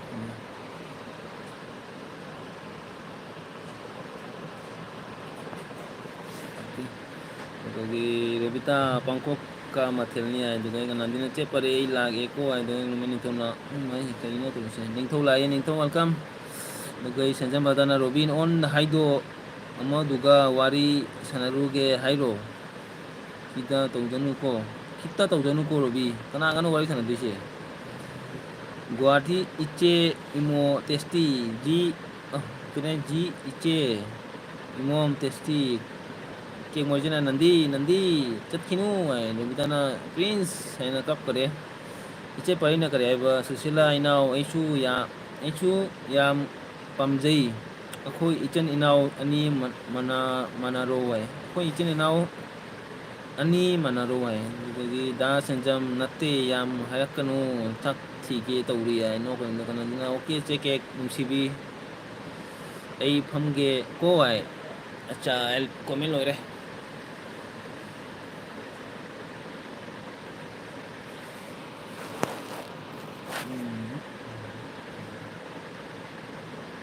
ऐ लाइसे अनि था ना कुछ करे लाइसे करे focus हो लगता है दुगी इता बिना प्रिंस एनो कपल कन नो दुगी सुजेता चना कराइबा प्रिंस सक्चारो बॉय दुगी के मोजना रुबिता प्रिंस लाख प्रो है ito bina che kek lak le ai duga gi senjam brother na kare robi chak to pukham da thiu ko yengjau robi ai pukham da thiu ko yengjau robi ai duga pari mu chena nat ya ramoy net ya ramoy ya net mai net ya ramoy che mo je wifi de gi chinga lai ni ma दुगे इताव बिना करे दासें जम नंग को है no करे दुगे नंदिन चे के Prince तो पूरा का तान खरो है कब करे दुगे इचे बने राज्य दी करी मथेल चार के इचे करे पेंजे चा दिरी करे इचे करी चा दिरी चा इन चाक की वाली पुंग पापन ता दी पुंग तरा है करो तकसानी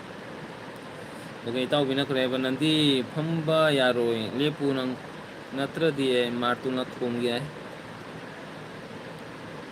दुगे senjam badana kareba hoi kre hoi haiba robi hoi haiba robi ai duge robi tana itaw bina onda thamge ai kasan nandina kre kasan nandina robi no hoi ai duge iche ke mona kare nandi prince na kari tawre ai prince na kai tawre ai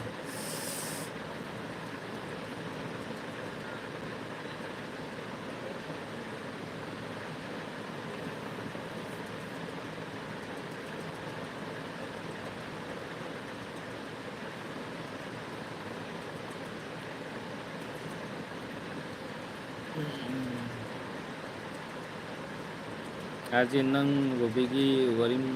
ang si Arjun nang robigi warim khang dramal wari khang dramal nga se gikri nga se gini aduni ina monda hairisi Arjun nang robigi wari khang dramal ngasi gini aduni ina monda hौरी से आजे होय Sanjay mother कई no आई खंगरे कई वाली no आई खंगरे तो इसे परि मुन करे मनई याउदबा निंथौ लाके याहू करे मनई याउदबा निंथौ लाके याहू संजय मदर रोबी आई अमदो फागे तौरी आई संजय मदर कई no फादुइसे amado pakai tuh sisilah aja nak ini ai hai lo dan sisilah aja like dan aja aja thank you ice susila cak thong apa na cak cara go lagi ice paling nak kayak aja kari mathel cage haraga ta deko ice cadi ne kari mathel tuh kang ne kari mathel lo itu cakum ne cang diri ice koren cara ga hai tahu cadi cabu wali tahu ini kena benda senjam paro ai nandina kare bal lairamu la ke ko ai to kai pare mu chena bobi kaino bobi mang gare ne senja badana kare phara ga purok toini nangi dai phara purok toini ai nangi daga acha no kai gi ning thona kare ba ina thang ga jangan mane emoji pi mane इसे पारी न करे किता बनाई से रे तरकारी आजे खंग देने जे पारी किता तरकारी ऐ चाकुम चंग दिने चे पारी करी जांग नो खंग दे जु होरे करे ꯂꯣꯏꯔꯒ ꯆꯥꯔꯒ ꯆꯥꯕ ꯐꯝꯕ ꯃꯇꯝꯗ ꯈꯪꯒꯅꯤ ꯀꯔꯤ ꯏꯟꯖꯥꯡꯅꯣ ꯍꯥꯏꯗꯣ ꯑꯗꯨꯒ ꯏꯕꯥꯏꯅ ꯑꯣꯟ ꯍꯥꯏꯔꯦ ꯏꯕꯥꯏ ꯀꯔ ꯀꯣꯃꯦꯟ ꯈꯔ ꯏꯔꯣ ꯑꯣꯟ ꯅꯠꯇꯦ ꯏꯕꯥꯏ ꯀꯥꯏꯗꯅꯣ ꯊꯕꯛꯇꯔꯣ ꯅꯠꯇ꯭ꯔꯒ ꯌꯨꯝꯗꯔꯣ ꯑꯗꯨꯒ ꯑꯩ ꯀꯦꯛ ꯃꯔꯤꯆꯅ ꯅꯟꯗꯤ ꯀꯗꯥꯏ ꯆꯠꯇꯣꯏꯅꯣ ꯍꯥꯏ ꯑꯗꯨꯒ ꯀꯁꯥꯅꯟꯗꯤꯅ ꯍꯥꯏꯕꯗꯤ ꯁꯝꯗꯣ ꯑꯦ ꯅꯪꯉꯟꯒꯅꯨꯀꯣ ꯁꯝꯗꯣ ꯉꯥꯡꯍꯟꯒꯅꯨꯀꯣ ꯁꯝ ꯀꯔꯤ ꯀꯥꯏꯅꯣ ꯑꯩ ꯁꯝ ꯉꯥꯡꯁꯨ ꯉꯥꯡꯗꯦꯍꯦ ꯑꯉꯥꯎꯕ꯭ꯔꯥ ꯑꯩꯅ ꯁꯝ ꯉꯥꯡꯉꯝꯗꯣꯏꯁꯦ ꯍꯧꯖꯤꯛꯄꯨ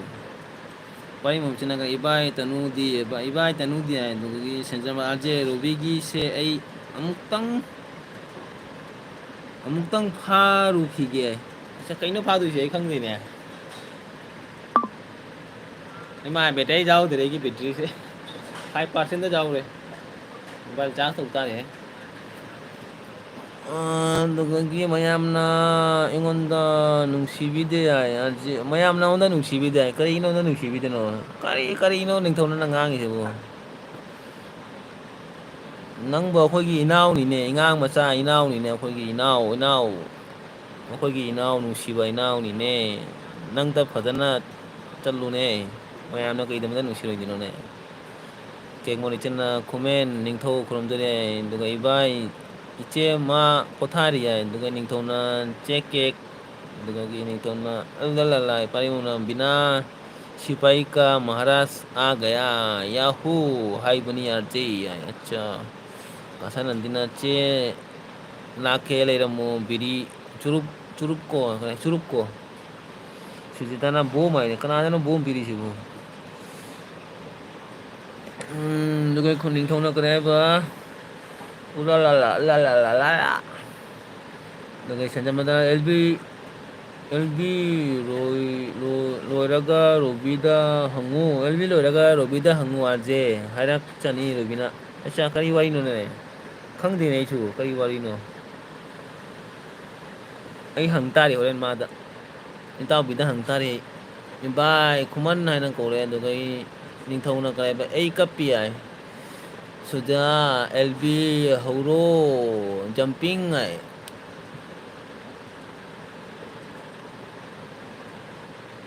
ꯑꯗꯨꯗꯒꯤ ꯁꯦꯟꯖꯃꯅ ꯁꯨꯖꯥ ꯅꯪꯒꯤ ꯕꯣꯝꯁꯦ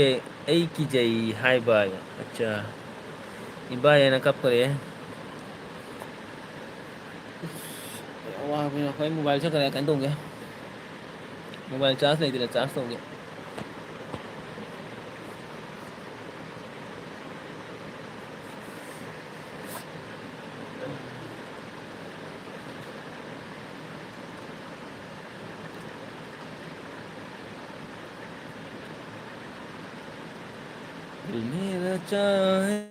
ꯆꯦꯟꯅꯗꯤ ꯆꯠꯂꯗꯤ ꯀꯞꯄꯦ ꯍꯥꯏꯔꯣ ꯅꯤꯡꯊꯧꯅ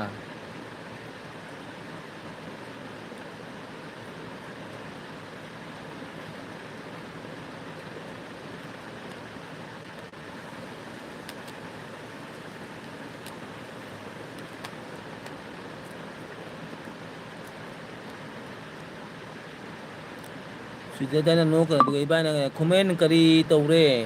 ꯀꯞꯀꯅꯨ ꯍꯥꯏ ꯑꯗꯨꯗꯒꯤ ꯏꯆꯦ ꯄꯥꯏꯅ ꯑꯥꯔꯖꯦ ꯍꯥꯏꯅ ꯃꯔꯩ ꯇꯤꯡꯗꯣꯛꯑꯦ ꯑꯗꯨꯒ ꯅꯤꯡꯊꯧꯅ ꯆꯦ ꯅꯟꯗꯤ ꯆꯠꯂꯁꯨ ꯌꯥꯏ ꯆꯠꯀꯅꯨ ꯑꯩ ꯃꯣꯕꯥꯏꯜ ꯆꯥꯔꯖ ꯇꯧꯒꯦꯀꯣ ꯃꯣꯕꯥꯏꯜ ꯆꯥꯔꯖ ꯂꯩꯇ꯭ꯔꯦ ꯃꯣꯕꯥꯏꯜ ꯆꯥꯔꯖ ꯇꯧꯔꯒ ꯁꯣꯟꯗꯤ ꯄꯥꯔꯛꯀꯦ ꯃꯌꯥꯝ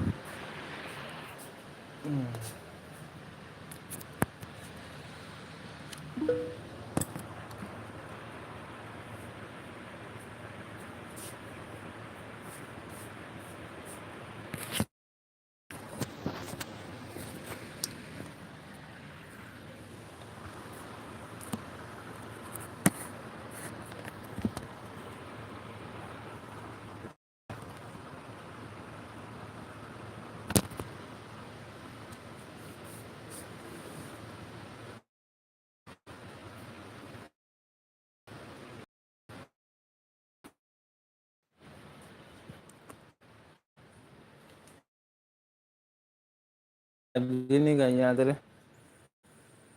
ꯃꯦꯟ ꯅꯦꯠꯁꯦ ꯐꯥꯏꯚꯖꯤꯅꯤꯒ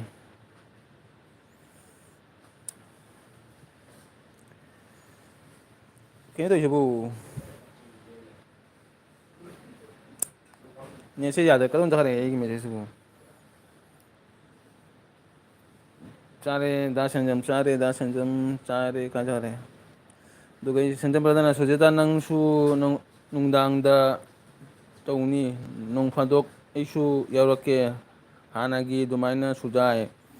ꯑꯗꯨꯒ ꯑꯩ ꯅꯤꯡꯊꯧꯅ ꯀꯔꯤ ꯍꯥꯏꯕ ꯆꯦꯛꯀꯦꯛ ꯆꯥꯔꯥ ꯀꯔꯤ ꯆꯥꯔꯒ ꯂꯥꯛꯂꯦ ꯉꯥ ꯊꯣꯡꯕ ꯆꯥꯔ ꯌꯥꯏ ꯑꯗꯨꯗꯒꯤ ꯁꯨꯖꯦꯇꯥꯅ ꯎꯔꯨ ꯎꯔꯨ ꯂꯩꯔꯦ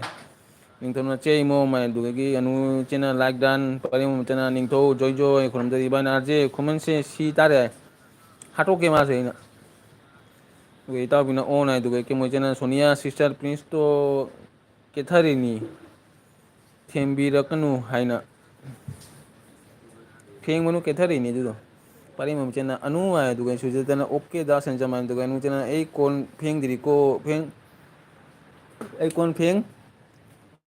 ꯀꯥꯏꯗꯅꯣ ꯑꯩ ꯀꯣꯟ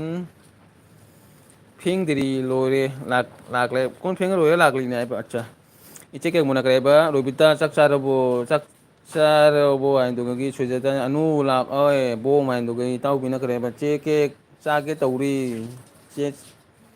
ꯆꯦ ꯆꯥꯛ ꯂꯣꯏꯔꯕꯣ ꯍꯥꯏ ꯑꯗꯨꯗꯒꯤ ꯏꯇꯥꯎꯕꯤꯅ ꯑꯅꯨ ꯍꯥꯏꯅ ꯑꯗꯨꯗꯒꯤ ꯈꯨꯃꯟꯗ ꯆꯦ ꯀꯦꯛ ꯍꯥꯏꯅ ꯀꯦꯛ ꯄꯤꯁꯟꯈꯔꯦ ꯑꯗꯨꯒ ꯄꯔꯤꯃꯣꯠꯆꯅ ꯀꯦꯛ ꯃꯣꯠ ꯄ꯭ꯔꯤꯟꯁ ꯍꯥꯏ ꯑꯗꯨꯒ ꯁꯅꯥꯟꯖꯅ ꯔꯥꯖꯦ black and white black and white ꯇꯧꯈꯔꯦ ꯀꯔꯤ ꯁꯦꯟꯖꯝ ꯕ꯭ꯔꯗꯔ ꯀꯔꯤ ꯅꯦꯠꯁꯦ ꯋꯥꯟ ꯌꯦꯠ ꯅꯠꯇꯦ ꯀꯔꯤ ꯑꯩꯒꯤ ꯀꯔꯤ ꯃꯣꯕꯥꯏꯜꯁꯦ ꯆꯥꯔꯖ ꯌꯥꯎꯗ꯭ꯔꯦꯕ ꯅꯨꯡꯉꯥꯏꯇ꯭ꯔꯦꯕ ꯑꯗꯨꯒꯤꯗꯃꯛꯇ ꯕ꯭ꯂꯦꯛ ꯑꯦꯟ ꯋꯥꯏꯠ ꯋꯥꯔꯧꯕ ꯌꯥꯗꯦ ꯉꯥꯛꯇꯪ ꯂꯩꯔꯒ ꯌꯦꯡꯍꯜꯂꯛꯀꯦꯀꯣ ꯃꯁꯛꯁꯦ ꯑꯩꯈꯨꯝ ꯐꯖꯕ ꯃꯁꯛꯁꯦ ꯌꯦꯡꯍꯜꯂꯛꯀꯦ ꯀꯥꯏꯀꯨ ꯃꯥꯟꯕ ꯃꯁꯛꯁꯦ ꯑꯗꯨꯒ ꯑꯩ ꯁꯦꯟꯗꯃꯥꯟꯁꯦ ꯕ꯭ꯂꯦꯛ ꯑꯦꯟ ꯋꯥꯏꯠ ꯑꯗꯨꯒ ꯈꯨꯅꯤꯡꯊꯧꯅ ꯏꯕꯥꯏ ꯍꯥꯏꯅ ꯀꯞꯄꯦ ꯑꯗꯨꯗꯒꯤ ꯅꯤꯡꯊꯧꯅ ꯆꯦꯛ ꯈꯣꯔꯒꯨꯁ ꯀꯧꯕꯤꯔꯛꯇꯦ ꯍꯥꯏ ꯅꯤꯡꯊꯧꯅ ꯀꯔꯤꯕ ꯃꯌꯥꯝ ꯑꯩꯗꯤ ꯉꯥ ꯊꯥꯎ ꯊꯣꯡꯕ ꯆꯥꯔꯩ ꯌꯥꯏ ꯑꯗꯨꯗꯒꯤ ꯁꯦꯟꯖꯝ ꯕ꯭ꯔꯗꯔꯅ ꯀꯔꯤ ꯔꯣꯕꯤ ꯑꯅꯨ ꯅꯈꯤꯅꯤ ꯀꯔꯤ ꯅꯥꯈꯤꯅꯤ ꯐꯪꯗꯣ ꯅꯈꯤꯅꯤ ꯊꯪꯗꯣꯏ ꯅꯈꯤꯅꯤ ꯊꯪꯗꯣꯏ ꯅꯥꯈꯤꯅꯤ ꯊꯥꯡꯗꯣꯏ ꯍꯥꯏꯔꯣ ꯏꯇꯥꯎꯕꯤꯅ ꯀꯔꯤ ꯄ꯭ꯔꯤꯟꯁ ꯑꯩꯅ ꯀꯧꯈꯤ ꯇꯥꯗ꯭ꯔꯣ ꯍꯥꯏ ꯁꯥꯎꯈ꯭ꯔꯦ ꯁꯟꯖꯃꯅ ꯁꯨꯖꯦꯒ ꯔꯣꯕꯤꯒꯅ ꯑꯅꯨ ꯍꯥꯠꯈꯤꯗꯣꯔꯦ ꯃꯌꯥꯝ ꯀꯟꯕꯤꯌꯨꯁꯦ ꯌꯥꯏ ꯑꯗꯨꯒ ꯏꯇꯥꯎꯕꯤꯅ ꯀꯣꯛꯈꯔꯦ ꯑꯗꯨꯒ ꯀꯦꯃꯣꯆꯅ ꯄ꯭ꯔꯤꯟꯁ ꯉꯥ ꯊꯥꯎ ꯊꯣꯡꯕ ꯆꯥꯅꯔꯕꯣ ꯆꯥꯅꯕ꯭ꯔꯣ ꯑꯩꯗꯤ ꯆꯥꯖꯗ꯭ꯔꯤ ꯍꯥꯏ ꯈꯪꯗꯦ ꯀꯔꯤ ꯃꯥꯒꯤ ꯀꯔꯤ ꯍꯤꯟꯖꯥꯡꯅꯣ ꯉꯁꯤꯒꯤ ꯍꯟꯖꯥꯡꯁꯦ ꯁꯨꯖꯤꯇꯥꯏꯆꯅ ꯅꯣꯛꯈꯔꯦ ꯑꯗꯨꯒ ꯅꯤꯡꯊꯧꯅ ꯀꯔꯤ ꯍꯤꯟꯖꯥꯡ ꯆꯥꯒꯦ ꯆꯦ ꯈꯔꯒꯣꯁ ꯍꯥꯏ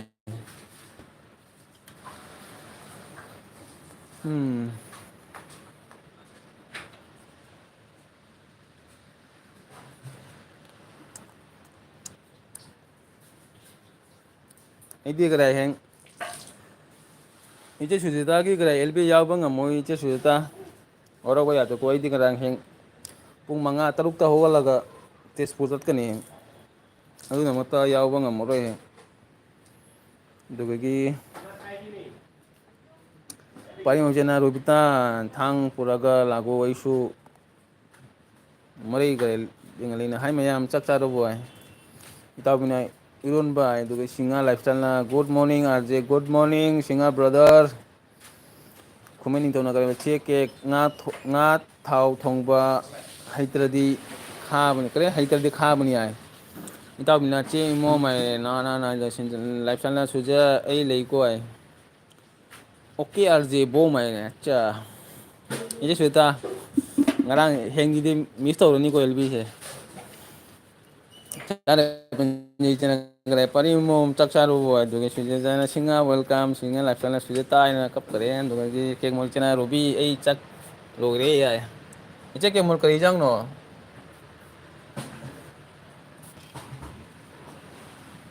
ꯈꯪꯗꯦꯗ ꯍꯟꯗꯛ ꯃꯔꯛꯇꯤ ꯚ꯭ꯌꯨꯒ ꯀꯥꯗ꯭ꯔꯦꯗ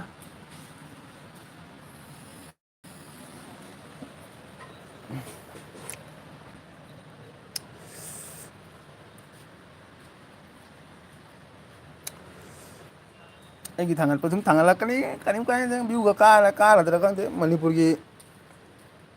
ꯅꯦꯠ ꯌꯥꯔꯒ ꯈꯪ ꯇꯥꯕꯅꯤ ꯑꯗꯨꯗꯤ ꯑꯩꯗꯤ ꯁꯨꯝ ꯀꯔꯤ ꯍꯥꯏ ꯆꯦꯅꯦꯜꯁꯦ ꯀꯔꯤ ꯍꯥꯏ ꯍꯤꯡꯍꯜꯂꯒꯦ ꯍꯥꯏꯅ ꯑꯗꯨꯝ ꯊꯥꯖꯔꯕꯅꯤ ꯅꯨꯡꯉꯥꯏꯇꯦ ꯃꯨꯛꯕꯥꯡ ꯇꯧꯕꯁꯨ ꯇꯜꯂꯦ ꯕꯤꯠ ꯀꯥꯗ꯭ꯔꯦ ꯃꯨꯛꯕꯥꯡ ꯇꯧꯕꯒꯤ ꯌꯥꯝ ꯀꯨꯏꯅ ꯂꯦꯞꯄꯕꯅꯤꯅ ꯃꯨꯛꯕꯥꯡ ꯇꯧꯕꯁꯨ ꯇꯟꯁꯤꯜꯂꯛꯑꯦꯕ ꯅꯨꯡꯉꯥꯏꯁꯨ ꯅꯨꯡꯉꯥꯏꯇꯔꯦ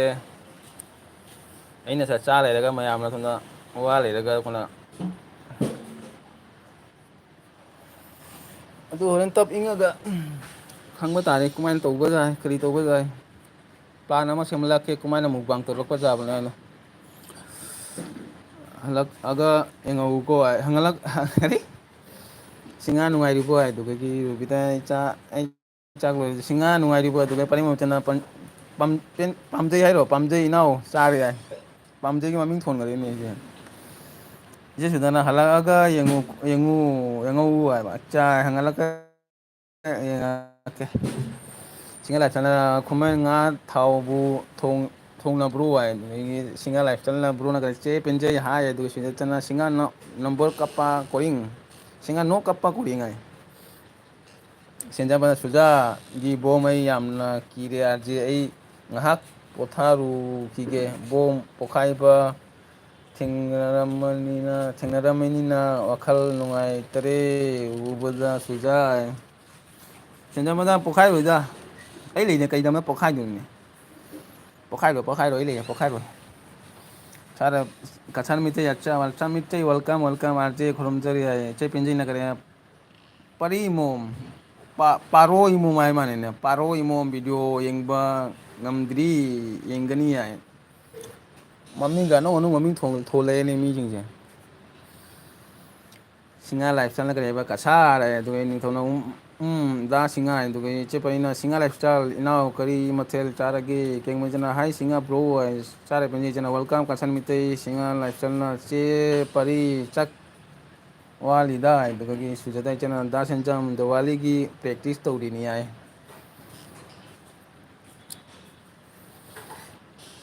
ꯑꯗꯨꯗꯒꯤ ꯏꯇꯥꯎꯕꯤꯅ ꯀꯔꯤ ꯑꯣꯟ ꯍꯥꯏ ꯑꯗꯨꯗꯒꯤ ꯁꯦꯟꯖꯝ ꯕ꯭ꯔꯗꯔꯅ ꯀꯔꯤꯕ ꯀꯁꯥꯔ ꯈꯨꯔꯨꯝꯖꯔꯤ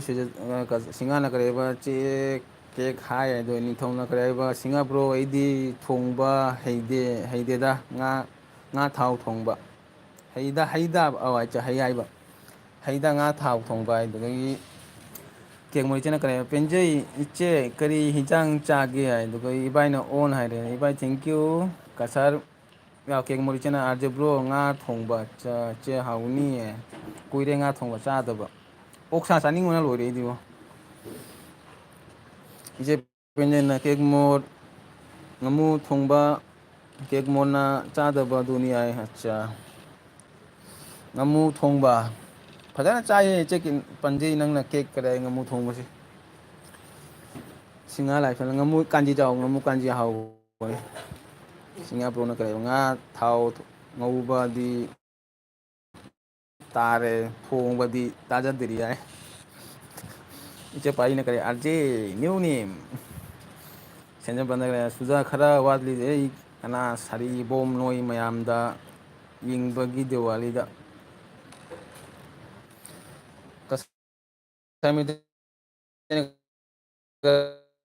ꯑꯩ ꯌꯥꯝ ꯋꯥꯔꯦ ꯃꯌꯥꯝ ꯃꯆꯥ ꯈꯨꯔꯨꯝꯖꯔꯤ ꯑꯆꯥ ꯀꯁꯥꯔ ꯃꯤꯇꯩ ꯋꯥꯔꯕꯣ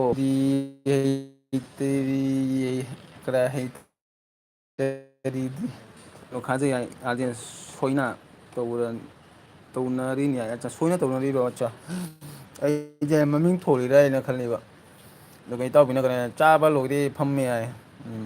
ꯁꯤꯡꯍꯥꯅ ꯀꯔꯤ ꯍꯥꯏꯕ ꯁꯥꯎꯔꯦ ꯀꯩꯅꯣ ꯁꯥꯎꯏꯁꯦꯅ ꯁꯤꯡꯍꯥ ꯕ꯭ꯔꯗꯔ ꯀꯩꯅꯣ ꯁꯥꯎꯏꯁꯦ ꯅꯪꯅ ꯑꯣꯀꯦꯗ ꯁꯦꯟꯖꯝ ꯁꯨꯖꯦꯇꯗꯅ ꯁꯦꯟꯖꯝꯅ ꯁꯨꯖ ꯔꯣꯕꯤꯁꯦ ꯑꯣꯟꯗ ꯊꯝꯂꯒ ꯑꯃꯗꯨꯒ ꯋꯥꯔꯤ ꯁꯥꯟꯅꯔꯝꯃꯔꯦ ꯁꯨꯖ ꯀꯅꯥꯒꯅꯣ ꯋꯥꯔꯤ ꯁꯥꯟꯅꯔꯤꯁꯦ ꯃꯥꯅꯕꯨ ꯑꯃ ꯍꯥꯏꯁꯦ ꯀꯅꯥꯅꯣ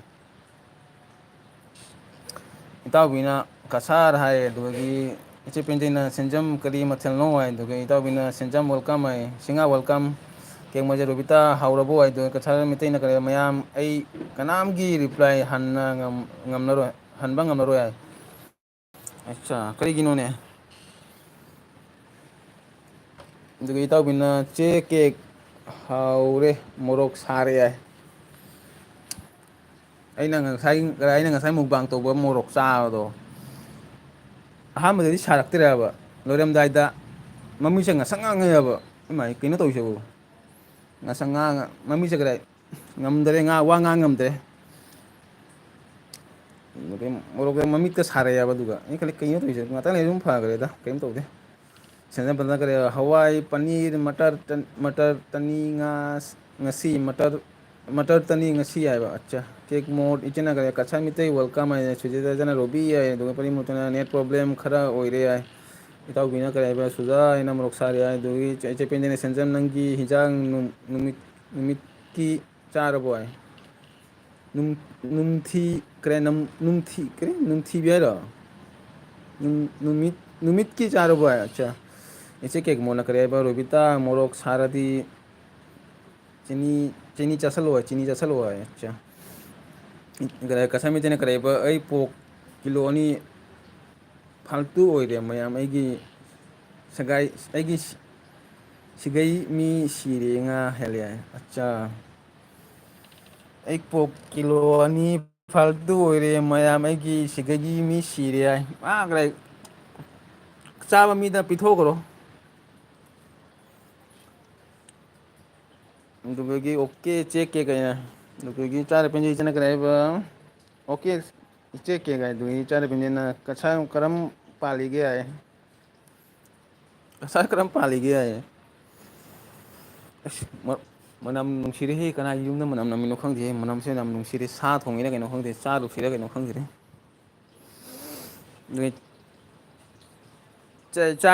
ꯆꯥꯏꯁꯤꯗꯤ ꯉꯥꯁꯦ ꯋꯥꯠꯂꯤ ꯆꯦ ꯄꯦꯟꯖꯩ ꯅꯣꯡꯃ ꯃꯊꯦꯜꯁꯦ ꯍꯥꯞꯄꯒ ꯗꯣꯏꯗꯤ ꯀꯔꯦ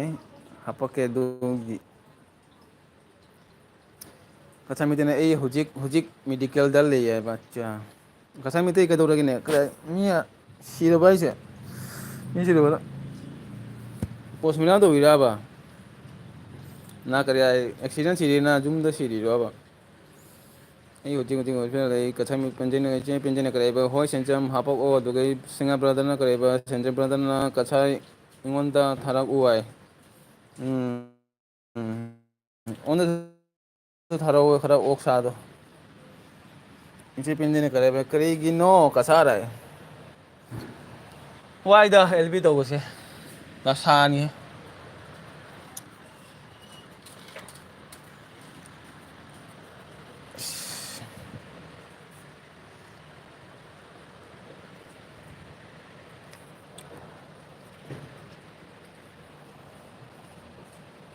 ꯃꯣꯕꯥꯏꯜꯗ ꯆꯥꯔꯖꯄꯨ ꯀꯗꯥꯏ ꯆꯪꯗꯦꯅꯦ 7% ꯂꯩꯅꯦ ꯍꯦꯄꯤ ꯏꯟꯗꯤꯄꯦꯟꯗꯦꯟꯁ ꯗꯦ ꯁꯤꯗ ꯁꯤꯃ ꯕ꯭ꯂꯣꯛ ꯐꯪꯉꯤ ꯍꯣꯏꯃ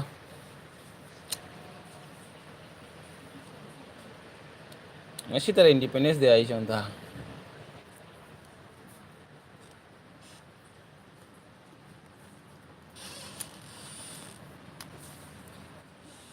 ꯑꯣ ꯔꯣꯕꯤ ꯁꯨꯖꯥ ꯇꯨꯝꯃꯣ ꯍꯥꯏ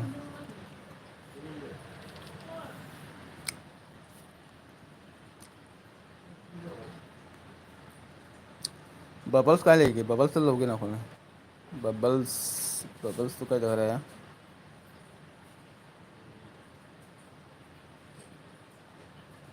ꯅꯈꯣꯏ ꯅꯣꯏꯅ ꯀꯔꯤ ꯍꯥꯏ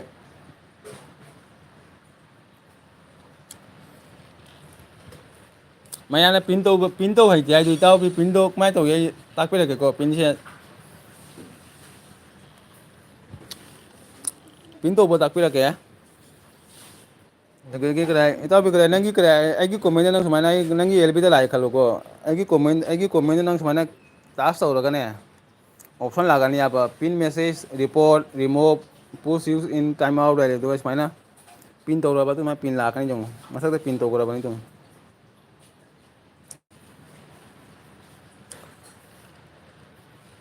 ꯗꯤ ꯃꯦꯁꯦꯖ ꯏꯁ ꯗ ꯍꯣꯜ ꯐꯣꯔ ꯔꯤꯚꯤꯌꯨ ꯍꯥꯏ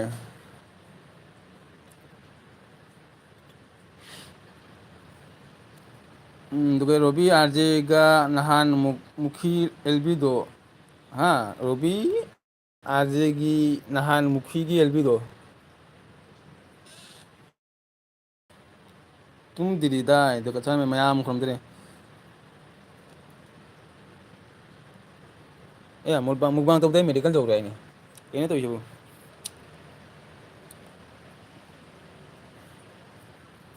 ꯀꯁꯥꯃꯤꯒꯤ ꯄꯤꯟꯗ ꯑꯣꯏꯔꯕ ꯌꯦꯡꯉꯣ ꯄꯤꯟ ꯇꯧꯈ꯭ꯔꯕꯅꯤ ꯌꯦꯡꯉꯣ ꯄꯤꯟ ꯑꯣꯏꯔꯕ ꯌꯦꯡꯉꯣ ꯄꯤꯟ ꯇꯧꯈ꯭ꯔꯕꯅꯤꯅꯀꯣ ꯇꯨ ꯂꯥꯛꯑꯦ ꯄꯤꯟ ꯂꯥꯛꯑꯦ ꯉꯔꯥꯡ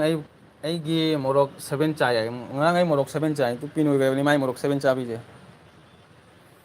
ꯁꯨꯃꯥꯏꯅ ꯄꯤꯟ ꯇꯧꯑꯣꯕ ꯏꯇꯥꯎꯕꯤ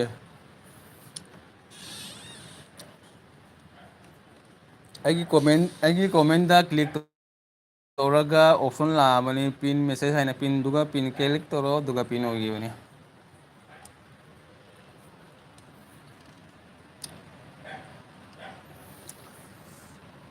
ꯃꯣꯔꯣꯛ ꯀꯌꯥꯝ ꯆꯥꯔꯨꯔꯒꯦ ꯅꯪꯅ ꯃꯣꯔꯣꯛ ꯇꯔꯦꯠꯀ ꯆꯥꯔꯨꯔꯕ꯭ꯔꯥ ꯁꯤ ꯇꯥꯔꯦ ꯅꯪ ꯃꯣꯔꯣꯛ ꯇꯔꯦꯠ ꯆꯥꯏꯗꯨꯕꯨ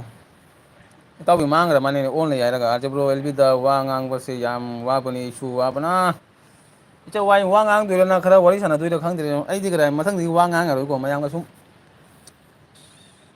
ꯑꯦꯜ ꯄꯤ ꯇꯧꯔꯒ ꯃꯌꯥꯝꯒ ꯋꯥꯔꯤ ꯁꯥꯟꯅꯕ ꯇꯧ ꯇꯥꯔꯦ ꯑꯩ ꯁꯨꯃꯥꯏꯅ ꯀꯣꯃꯦꯟ ꯄꯥꯔꯔꯣꯏ ꯑꯩ ꯉꯝꯃꯔꯣꯏ ꯁꯨꯃꯥꯏꯅ ꯀꯣꯃꯦꯟ ꯄꯥꯕ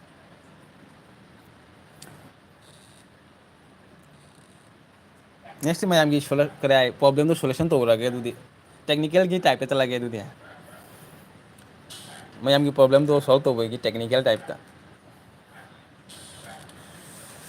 ꯑꯗꯨꯒ ꯑꯩ ꯀꯁꯥꯔꯅ ꯕꯦꯔꯤ ꯋꯥꯄꯅꯤ ꯏꯁꯨ ꯋꯥꯄꯅꯥꯏ ꯏꯆꯦꯅ ꯍꯥꯏꯕ ꯑꯗꯨꯒꯤ ꯀꯁꯥꯔ ꯕꯦꯔꯤ ꯒꯨꯗ ꯁꯦꯟꯖꯣꯡꯕꯗ ꯀꯁꯥꯔ ꯕꯦꯔꯤꯒꯨꯗ ꯑꯗꯨꯗꯒꯤ ꯁꯨꯖꯤꯗ ꯔꯣꯕꯤ ꯍꯥꯏꯅ ꯀꯧꯈꯔꯦ ꯑꯗꯨꯒ ꯃꯌꯥꯝ ꯑꯩ ꯅꯣ ꯔꯤꯄ꯭ꯂꯥꯏ ꯁꯥꯏꯂꯦꯟ ꯑꯩ ꯁꯦꯂꯥꯏꯅ ꯍꯥꯜꯂꯤ ꯌꯥꯏ ꯀꯗꯥꯏ ꯃꯤꯇꯩ ꯃꯨꯛꯕꯥꯡ ꯇꯧꯕꯗ ꯅꯪ ꯃꯑꯣꯡ ꯑꯃ ꯇꯧꯗꯣꯏꯅꯦꯕꯣ ꯑꯩ ꯀꯤꯔꯦꯀꯣ ꯅꯪ ꯃꯨꯛꯕꯥꯡꯁꯦ ꯑꯩꯁꯨ ꯃꯨꯛꯕꯥꯡ ꯇꯧꯕꯅꯤꯀꯣ ꯅꯪꯅ ꯑꯗꯨꯃꯥꯏꯅ ꯇꯧꯔꯗꯤ ꯀꯤꯔꯦꯀꯣ ꯃꯊꯪꯗ ꯃꯨꯛꯕꯥꯡꯒ ꯇꯧꯔꯛꯑꯅꯨ ꯅꯪ ꯑꯗꯨꯒꯩ ꯄꯤꯟ ꯑꯣꯏꯔꯦ ꯍꯥꯏ ꯈꯣꯏꯔꯝꯖꯔꯦ ꯑꯗꯨꯒ ꯁꯨꯁꯤꯗ ꯆꯟꯅ ꯀꯞꯀꯔꯦ ꯑꯗꯨꯒ ꯂꯩ ꯅꯥꯈꯣ ꯑꯣꯝꯂꯦꯠ ꯍꯧꯔꯤꯅꯦ ꯍꯥꯏ ꯗꯁꯥꯅꯤꯌꯦ ꯇꯧꯔꯤ ꯃꯌꯥꯝꯁꯦ ꯑꯣꯝꯂꯦꯠ ꯍꯧꯔꯤꯒ ꯆꯥꯛ ꯆꯥꯔꯤꯒ ꯍꯥꯏꯅ ꯇꯧ ꯂꯩꯔꯦ ꯃꯌꯥꯝ ꯁꯦꯟꯖꯃꯗꯅ ꯁꯨꯖꯥꯔꯨꯕꯤ ꯀꯧꯔꯨꯅꯨ ꯃꯥ ꯕꯤꯖꯤ ꯑꯣꯏꯔꯤ ꯉꯁꯥꯏꯒꯤꯗꯨꯒ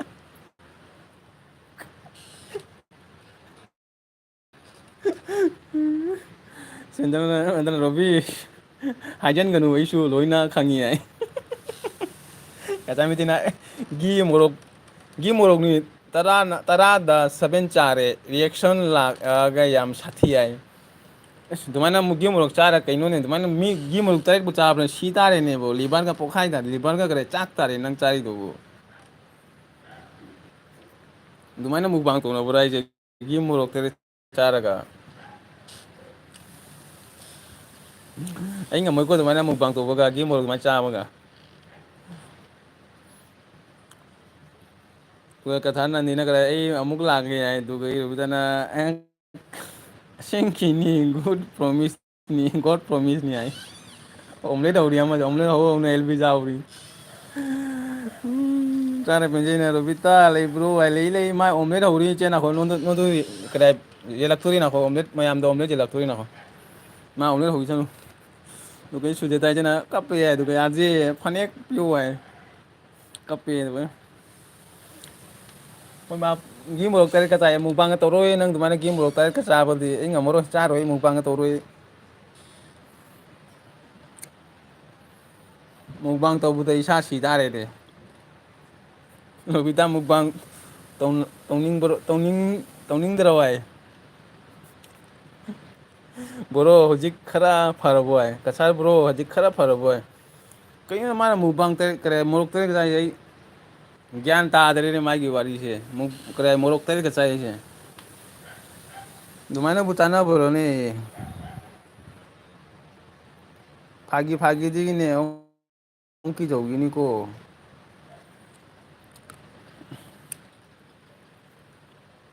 ꯑꯗꯨꯃꯥꯏꯅ ꯆꯥ ꯐꯠꯇꯦ ꯃꯨꯛꯕꯥꯡꯗꯤ ꯈꯔ ꯐꯖꯜꯂꯒ ꯆꯥꯒꯗꯅꯤ ꯑꯗꯨꯃꯥꯏꯅ ꯑꯣꯕꯔ ꯆꯥꯔꯗꯤ ꯀꯥꯏ ꯌꯥꯗꯣꯏꯒꯦ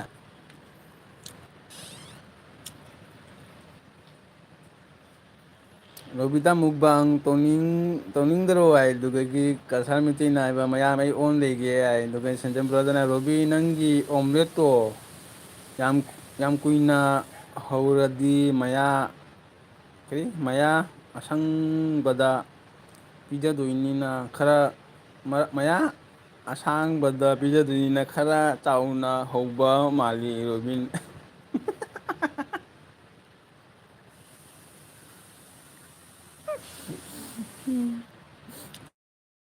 ꯆꯥꯔꯒ ꯄꯦꯟꯖꯩ ꯍꯥꯏꯅ ꯊꯥꯡ ꯅꯣ ꯑꯩ ꯑꯣꯟ ꯂꯩꯒꯦ ꯅꯪ ꯉꯔꯥꯡꯇ ꯀꯔꯤ ꯍꯥꯏ Kasay mi day nang ngarang LB to mi di na kumain na nang hostel to mi no.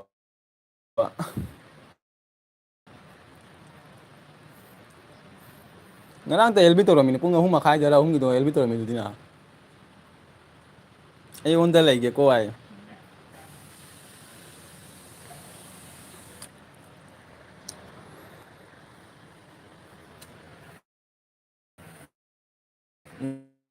Nó có mày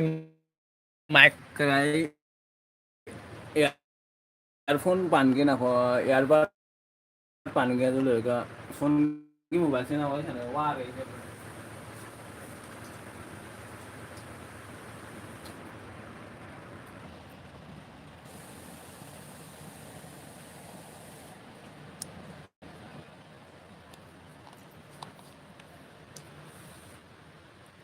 ay cái boss ta bro mày hello hello यार यार वाले तो मेरे को सिम वाले पास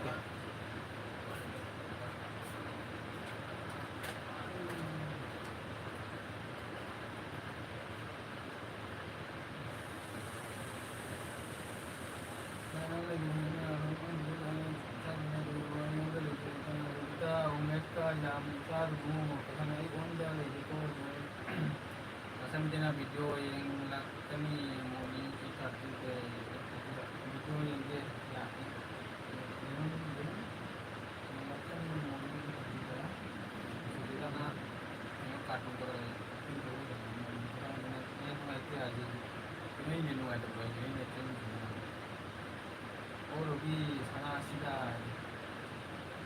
समझे बनेगा ये ताकि तक जो लाते हैं हाई बन कमेंट सोच करे ये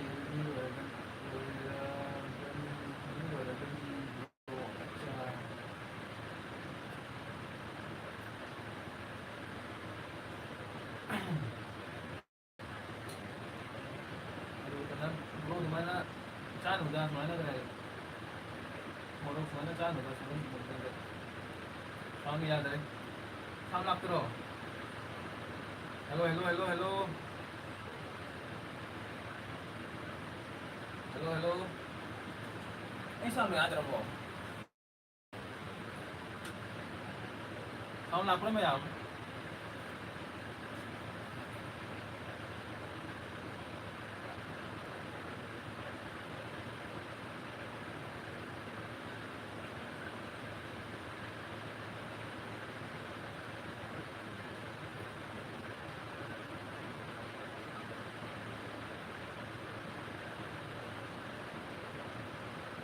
Yang tepi ya. Hello hello. Taruh rumah ya, Mas. Taruh mencet taruh ke mana? Lihat apa sama? Ayo kan, ini paling dia, Pak. Biar buat paling dia. Lebih enak on sound yatri juga. Dia ya apa juga, Cik? Hello hello.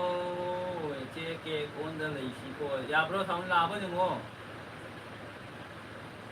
Ini mana ini sida kamsin kare lebih ini on berkode nong coba di mana tahu dia. Sound tapi ya cara kerja tak tahu ya. Kon yang tapi aja bro. Ini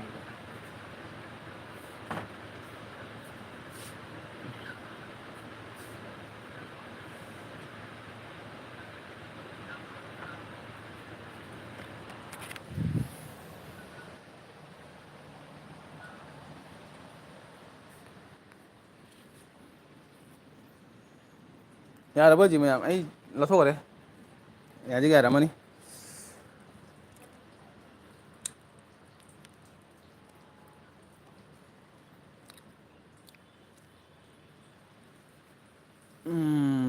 Yadre ko yara apa sih cek jangan? Dugai kare on dugai cek ke on dah lisi ko ay dugai sudah na oide nong chuba dumaina tore dugai kasmitina sound tape dugai kasana dina cara ke penje ta dro ay dugai cek ke monna ka makhon yam tape arje bro ay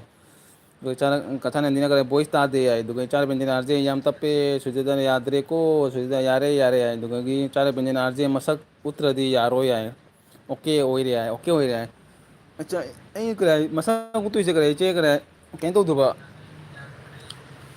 ꯃꯣꯕꯥꯏꯜꯗ charge ꯂꯩꯇꯦ ꯑꯗꯨꯒꯤꯗꯃꯛꯇ ꯃꯁꯛ ꯎꯠꯂꯛꯇ꯭ꯔꯤꯕ ꯃꯌꯥꯝ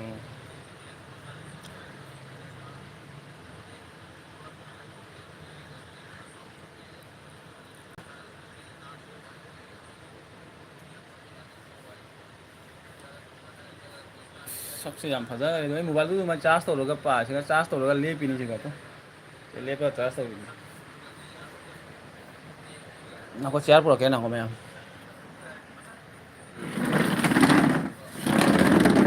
ꯐꯝꯃꯒꯦ ꯁꯤꯗ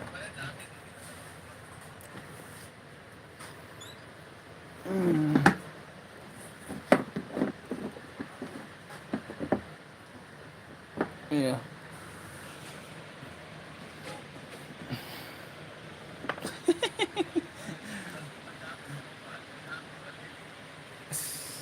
ꯁꯛꯊꯤꯕꯁꯦ ꯀꯩꯅꯣ ꯁꯛꯊꯤꯕꯁꯦ ꯁꯛꯊꯤꯕꯅ ꯂꯣꯏꯔꯤꯅꯦ ꯏꯕꯣ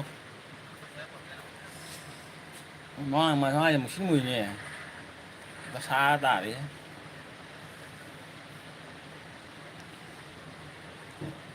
ꯃꯁꯛ ꯊꯤꯅꯦ ꯏꯆꯦ ꯇꯩꯖꯧꯅꯦ ꯃꯁꯛꯁꯦ ꯇꯩꯖꯧꯅꯦ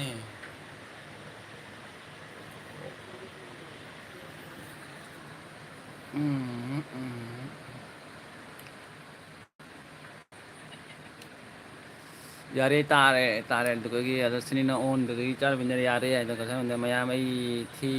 ꯏ ꯉꯥꯛꯇꯅꯤ ꯐꯥꯏꯔꯦ ꯊꯤ ꯉꯥꯛꯇꯅꯤ ꯐꯥꯏꯔꯦ ꯑꯌꯥ ꯀꯩꯅꯣ ꯀꯁꯥꯔ ꯃꯤꯇꯩꯅ ꯍꯥꯏꯁꯤꯕꯨ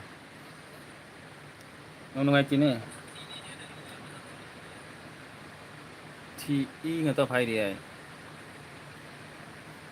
ꯑꯩ ꯈꯤꯇꯪ ꯀꯔꯤ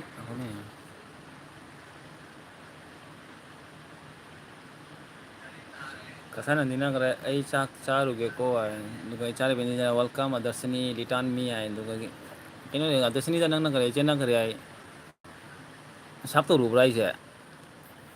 ꯑꯗꯨꯗꯒꯤ ꯏꯆꯦ ꯕꯦꯝꯆꯥꯅ ꯀꯔꯦꯕ ꯑꯩ ꯈꯤꯇꯪ ꯆꯥꯈꯤ ꯆꯪꯂꯛꯀꯦ ꯍꯥꯏ ꯑꯣ ꯀꯩꯅꯣ ꯈꯤꯇꯪꯒ ꯀꯩꯅꯣ ꯏꯆꯦꯅ ꯈꯤꯇꯪ ꯆꯪꯂꯛꯀꯦ ꯇꯪꯉꯛ ꯌꯥꯗ꯭ꯔꯕ ꯑꯩꯁꯦ ꯑꯣ ꯑꯩꯒꯤ ꯑꯦꯜꯕꯤꯗ ꯂꯥꯛꯄ ꯌꯥꯗ꯭ꯔꯕ ꯑꯩꯁꯦ ꯈꯤꯇꯪ ꯆꯪꯍꯜꯂꯛꯀꯦ ꯍꯥꯏꯁꯤꯅ ꯀꯁꯥꯔ ꯅꯟꯗꯤꯅ ꯀꯔꯤ 13-17 ꯂꯥꯛꯑꯦ ꯀꯥꯏ ꯑꯗꯨꯒ ꯆꯞ ꯆꯦ ꯕꯦꯝꯂꯩ ꯋꯦꯜꯀꯝ ꯁꯨꯖꯤꯗꯅ ꯒꯨꯍꯥꯇꯤ ꯂꯥꯛꯑꯦ ꯌꯥꯏ ꯑꯣꯟ ꯑꯗꯨꯒ ꯑꯗꯁꯤꯅ ꯑꯣꯟ ꯑꯗꯨꯒꯤ ꯆꯥꯔꯄꯦꯟꯗꯤ ꯆꯅ ꯕꯦꯝꯆꯥ ꯂꯚ ꯌꯨ ꯍꯥꯏ ꯁꯤꯗ ꯆꯅ ꯑꯣꯏꯃꯥ ꯀꯁꯥꯔ ꯑꯁꯦꯡꯀꯤꯔꯣꯏ ꯅꯨꯡꯉꯥꯏꯇꯦꯅꯦ ꯀꯁꯥꯔ ꯃꯤꯇꯩꯁꯦ ꯀꯩꯅꯣ ꯑꯗꯨꯃꯥꯏꯅ ꯇꯧꯔꯤꯁꯦ ꯍꯦꯛꯇꯗ ꯇꯥꯕꯗ ꯅꯨꯡꯉꯥꯏꯇꯔꯤꯅꯦ ꯃꯣꯏꯁꯦ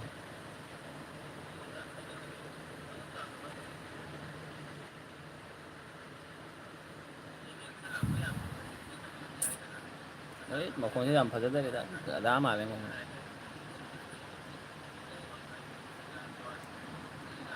ꯕꯦꯝꯆꯥ ꯂꯚ ꯌꯨ ꯑꯗꯨꯒꯩ ꯁꯨꯖꯤꯗ ꯆꯦꯅ ꯑꯣꯏꯃꯥ ꯀꯁꯥꯔ ꯑꯁꯦꯡꯀꯤꯔꯣꯏ ꯑꯗꯨꯒ ꯀꯁꯥꯔ ꯅꯟꯗꯤꯅ ꯑꯩꯁꯦ ꯑꯇꯣꯝꯕꯤ ꯃꯆꯥꯔꯣꯏ ꯀꯅꯥꯅ ꯑꯇꯣꯝꯕꯤ ꯃꯆꯥ ꯍꯥꯏꯔꯨꯔꯒꯦ ꯅꯉꯣꯟꯗ ꯏꯆꯦ ꯕꯦꯝꯆꯥꯅ ꯀꯔꯦꯕ ꯊꯦꯡꯉꯦ ꯏꯀꯥꯏꯗꯦ ꯑꯣ ꯀꯔꯤꯝ ꯏꯀꯥꯏꯅꯨꯗ ꯏꯆꯦ ꯅꯨꯄꯥꯒꯤ ꯑꯦꯜꯕꯤꯗ ꯂꯥꯛꯄꯗ ꯀꯩꯗꯃꯛꯇ ꯏꯀꯥꯏꯗꯣꯏꯒꯦ ꯑꯗꯨꯒ ꯊꯦꯡꯉꯦ ꯏꯀꯥꯏꯔꯦ ꯑꯗꯨꯒ ꯎꯔꯕꯁꯤꯅ ꯂꯥꯛꯑꯔꯁꯦ ꯕ꯭ꯔꯣ ꯑꯦꯜꯕꯤ ꯊꯥꯔꯝꯃꯤꯅꯦ ꯎꯔꯕꯁꯤ ꯊꯥꯔꯝꯃꯦ ꯏꯆꯦ ꯄꯤꯟꯗꯦꯅ ꯀꯔꯦꯕ ꯑꯁ ꯀꯁꯥꯔ ꯌꯥꯝ ꯅꯨꯡꯉꯥꯏꯇꯦ ꯍꯥꯏ ꯑꯗꯨꯗꯒꯤ ꯎꯔꯕꯁꯤꯅ ꯀꯔꯤ ꯍꯤꯖꯥꯡ ꯆꯥꯈꯤꯒꯦ ꯆꯥꯗ꯭ꯔꯤ ꯎꯔꯕꯁꯤ ꯑꯩꯗꯤ ꯑꯗꯨꯒ ꯏꯆꯦ ꯕꯦꯝꯆꯥꯅ ꯈꯣꯟꯕꯤ ꯅꯝꯃꯤ ꯈꯨꯕꯤ ꯇꯦꯛꯂꯦ ꯈꯣꯡꯕꯤ ꯅꯝꯃꯦ ꯈꯨꯕꯤ ꯇꯦꯛꯂꯦ ꯑꯗꯨꯒ ꯏꯆꯦ ꯁꯨꯖꯥꯇꯥꯅ ꯀꯔꯦ ꯎꯔꯕꯁꯤ ꯋꯦꯜꯀꯝ ꯑꯗꯨꯒ ꯎꯔꯕꯁꯤꯅ ꯀꯔꯦꯕ ꯇꯣꯟꯇꯤ ꯂꯥꯏꯛ ꯗꯥꯟ ꯑꯗꯨꯒꯤ ꯑꯗꯔꯁꯅꯤꯅ ꯕꯥꯏ ꯍꯥꯏꯔꯦ ꯑꯗꯨꯒ ꯏꯆꯦ ꯕꯦꯝꯆꯥꯅ ꯆꯥꯕ ꯂꯣꯏꯕꯇ ꯉꯥꯏꯔꯤ ꯍꯥꯏ ꯎꯔꯕꯁꯤꯅ ꯁꯨꯖꯥ ꯆꯦ ꯊꯦꯡꯀ꯭ꯌꯨ ꯍꯥꯏ ꯀꯁꯥꯔ ꯃꯤꯇꯩꯅ ꯑꯁꯦꯡꯕꯅꯤ ꯍꯥꯏ ꯀꯩꯅꯣ ꯑꯗꯨꯃꯥꯏꯅ ꯁꯨꯡꯖꯥꯝꯅ ꯀꯌꯥ ꯅꯪꯅ ꯍꯦꯟꯖꯜꯂꯝ ꯃꯤꯗꯨꯅ ꯀꯁꯥꯔ ꯃꯤꯇꯩ ꯅꯨꯡꯉꯥꯏꯇꯦ ꯇꯥꯕꯗ ꯌꯥꯡꯅ ꯐꯕ ꯑꯣꯏꯔꯁꯅꯨ ꯍꯥꯏ ꯑꯗꯨꯒ ꯅꯨꯄꯤꯁꯝꯅ ꯑꯩ ꯂꯥꯛꯂꯦ ꯑꯃꯨꯛ ꯍꯥꯏ ꯑꯗꯨꯒ ꯏꯆꯦ ꯁꯨꯖꯥꯇꯥꯅ ꯎꯔꯕꯁꯤ ꯀꯔꯤ ꯏꯟꯖꯥꯡ ꯆꯥꯒꯦ ꯍꯥꯏ ꯁꯨꯖꯥꯇꯥꯅ ꯑꯅꯨ ꯍꯥꯏ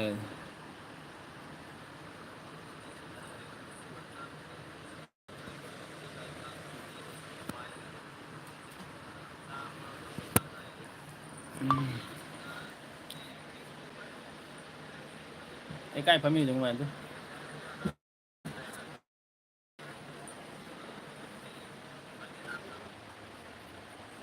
Kaya mga kaya mo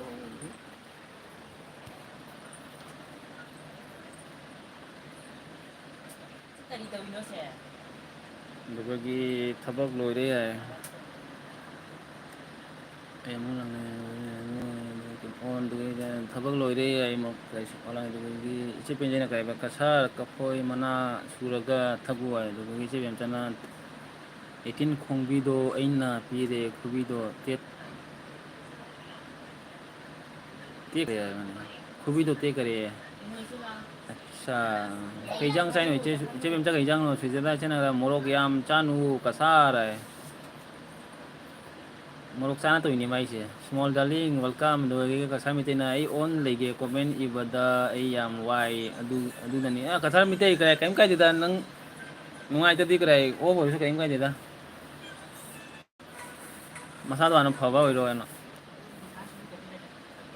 ꯐꯕ ꯑꯣꯏꯔꯣ ꯀꯔꯥꯏ ꯑꯩꯒꯤ ꯑꯦꯜꯕꯤꯗ ꯀꯔꯥꯏ ꯂꯥꯛꯇꯁꯨ ꯀꯣꯟꯅ ꯁꯨꯝ ꯂꯥꯛꯄ ꯌꯥꯏꯗ ꯀꯩꯝ ꯀꯥꯏꯗꯦꯗ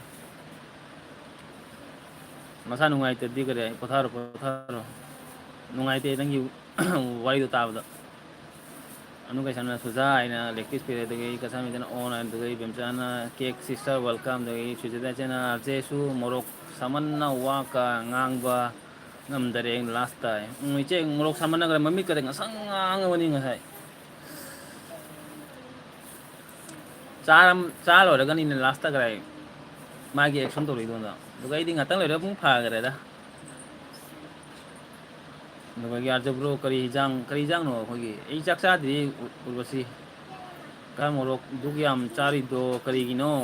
ꯀꯔꯤꯒꯤ ꯗꯨꯛ ꯌꯥꯝ ꯃꯣꯔꯣꯛ ꯆꯥꯔꯤꯅꯣ ꯅꯥ ꯕ꯭ꯂꯨ ꯄꯤꯗꯦ ꯑꯥꯔꯖꯦꯅ ꯕ꯭ꯂꯨ ꯄꯤꯗꯦ ꯑꯠꯆꯥ ꯅꯪꯗꯤ ꯕ꯭ꯂꯨ ꯀꯩꯗꯧꯗꯒꯦ ꯕ꯭ꯂꯨꯅ ꯅꯪ ꯂꯣꯏꯁꯤꯒ ꯈꯪꯅꯕ ꯃꯤ ꯑꯃꯠꯇꯅꯤ ꯂꯩꯔꯤꯁꯦ ꯑꯩꯒꯤꯁꯤꯒ ꯄꯤꯒꯦꯗ ꯕ꯭ꯂꯨꯁꯦ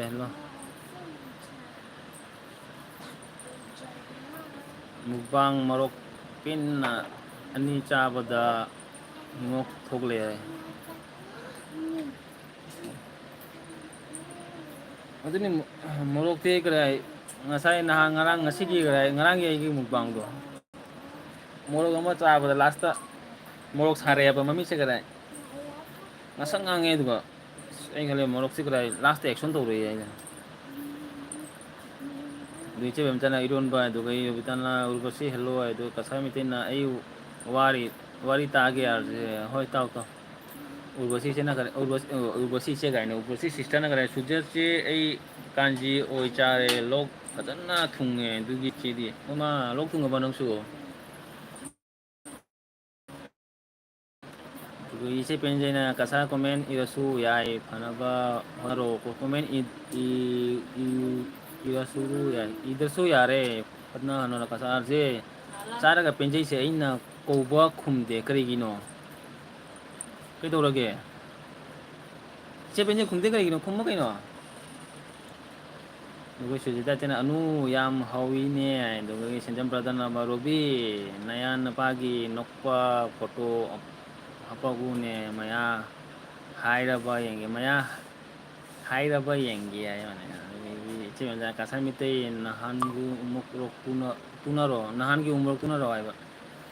ꯑꯗꯣ ꯏꯆꯦ ꯀꯩꯃꯅ ꯍꯥꯏ ꯕꯦꯝꯆꯥ ꯁꯤꯁꯇꯔ ꯀꯔꯤ ꯃꯊꯦꯜ ꯆꯥꯔꯒꯦ ꯏꯔꯣꯟꯕ ꯆꯥꯏ ꯍꯥꯏꯕꯅꯤ ꯏꯆꯦ ꯀꯦꯛꯃꯣ ꯁꯤꯖꯅ ꯎꯔꯨꯕꯁꯤ ꯑꯩ ꯏꯔꯣꯟꯕ ꯆꯥꯏ ꯑꯗꯨꯒ ꯀꯁꯥꯔ ꯃꯤꯇꯩ ꯑꯣꯟ ꯏꯇꯥꯎꯕꯤꯅ ꯗꯥ ꯁꯦꯟꯖꯝ ꯍꯣꯏ ꯍꯥꯄꯛꯀꯦ ꯌꯥꯏ ꯏꯆꯦ ꯕꯦꯝꯆꯥꯅ ꯁꯤꯁꯇꯔ ꯏꯔꯣꯟꯕ ꯑꯗꯨꯒ ꯎꯔꯨꯕꯁꯤꯅ ꯀꯔꯤ ꯁꯨꯖꯥ ꯆꯦ ꯑꯣ ꯍꯥꯏ ꯑꯗꯨꯒꯤ ꯀꯁꯥꯔ ꯃꯤꯇꯩꯅ ꯎꯔꯨꯕꯁꯤꯅ ꯀꯔꯤ ꯍꯤꯟꯖꯥꯡ ꯆꯥꯗꯣꯏꯒꯦ ꯍꯪꯕ ꯀꯔꯤ ꯍꯤꯟꯖꯥꯡ ꯆꯥꯗꯣꯏꯒꯤꯅꯣ ꯍꯪꯕꯕ꯭ꯔꯣ ꯑꯩ ꯈꯪꯗꯦ ꯀꯔꯤ ꯍꯤꯟꯖꯥꯡꯅꯣ ꯑꯩ ꯍꯤꯟꯖꯥꯡ ꯆꯥꯛ ꯆꯥꯗ꯭ꯔꯤ ꯂꯥꯛꯑꯦ ꯁꯤꯗ ꯂꯥꯛꯑꯦ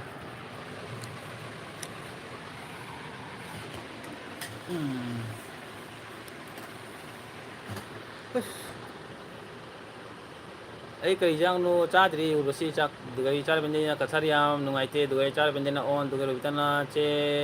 ꯑꯅꯨ ꯆꯥ ꯀꯔꯤ ꯆꯥꯎ ꯍꯥꯏ ꯑꯗꯨꯗꯒꯤ ꯁꯨꯖꯇꯥꯗꯅ ꯀꯔꯤ ꯍꯥꯏꯕ ꯏꯆꯦꯅ ꯃꯌꯥꯝ ꯂꯦꯝꯃꯨ ꯑꯩ ꯀꯣꯜ ꯑꯃ ꯊꯥꯡꯒꯠꯀꯦ ꯑꯗꯨꯒ ꯏꯆꯦ ꯄꯦꯟꯖꯩꯅ ꯑꯣꯟ ꯑꯗꯨꯗꯒꯤ ꯀꯁꯥꯔ ꯅꯟꯗꯤꯅ ꯑꯥꯔꯖꯦ ꯑꯁꯦꯡꯕꯅꯤ ꯈꯨꯝꯗꯦ ꯏꯆꯦ ꯄꯦꯟꯖꯩ ꯀꯩꯒꯤ ꯈꯨꯝꯗꯤꯅꯣꯅꯦ ꯀꯩ ꯇꯧꯅꯔꯒꯦꯅꯦ ꯅꯣꯏꯕꯨ ꯗꯁꯥꯅꯤꯀꯣ ꯈꯠꯅꯒꯅꯨꯀꯣ ꯑꯗꯨꯗꯒꯤ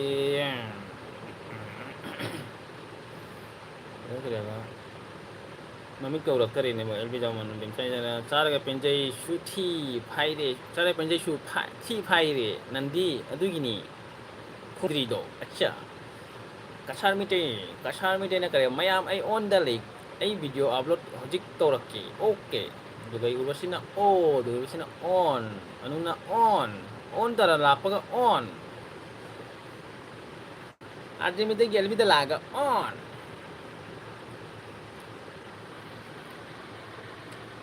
anubi on pinu thoglo ai on pinu sare penjai chana on robitana on noksan gane no kasan mandi blog aje chara ga penjai na aigi awa base khangdi kari gi khangri no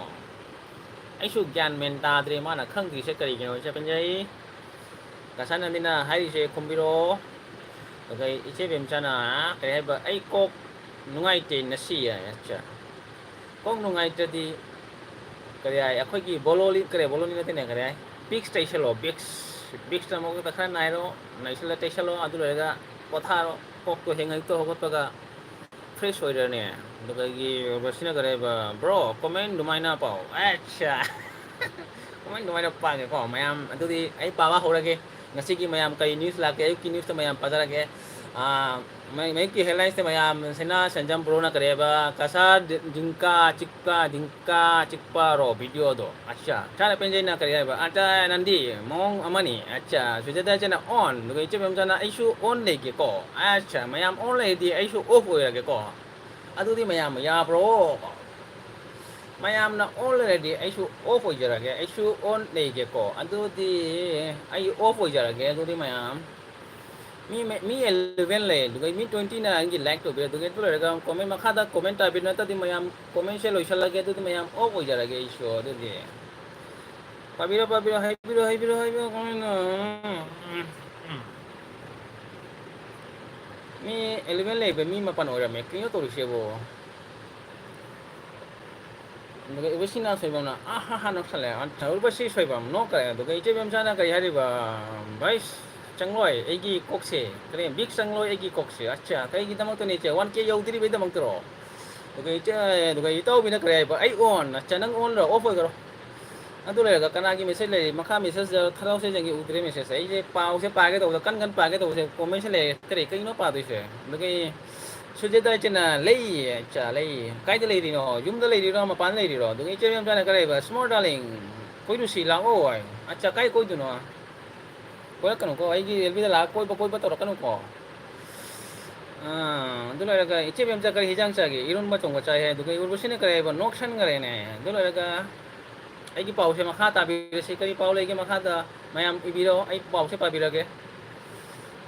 breaking news pa bi ge mayam ai ki breaking news ngasi kari to du no ngasi ai elbi da tung mo got pa ga mayam pung ma pan da elbi se u ba da mayam pung ma pan da elbi se so law na mayam gi elbi se u ba da aina suje da gi elbi chang ma tam da mayam na bom na lang le ra me elbi se adu matam da ina elbi chang na bom se on da lang ko tu ga ai bom se pokhai ba matam da ina bom se pokhai ro gere mayam ina thok kare adu matam da bom se mayam pokhai le ra me elbi da adu le ga mayam ina lo ram da chang ma matam da bom se lo ra me adu lo ra kai le ra ke chara penjai na kare ba aje comment khupa se mong tai ko sak se phaja ba heli acha ke moi jana ware tare kri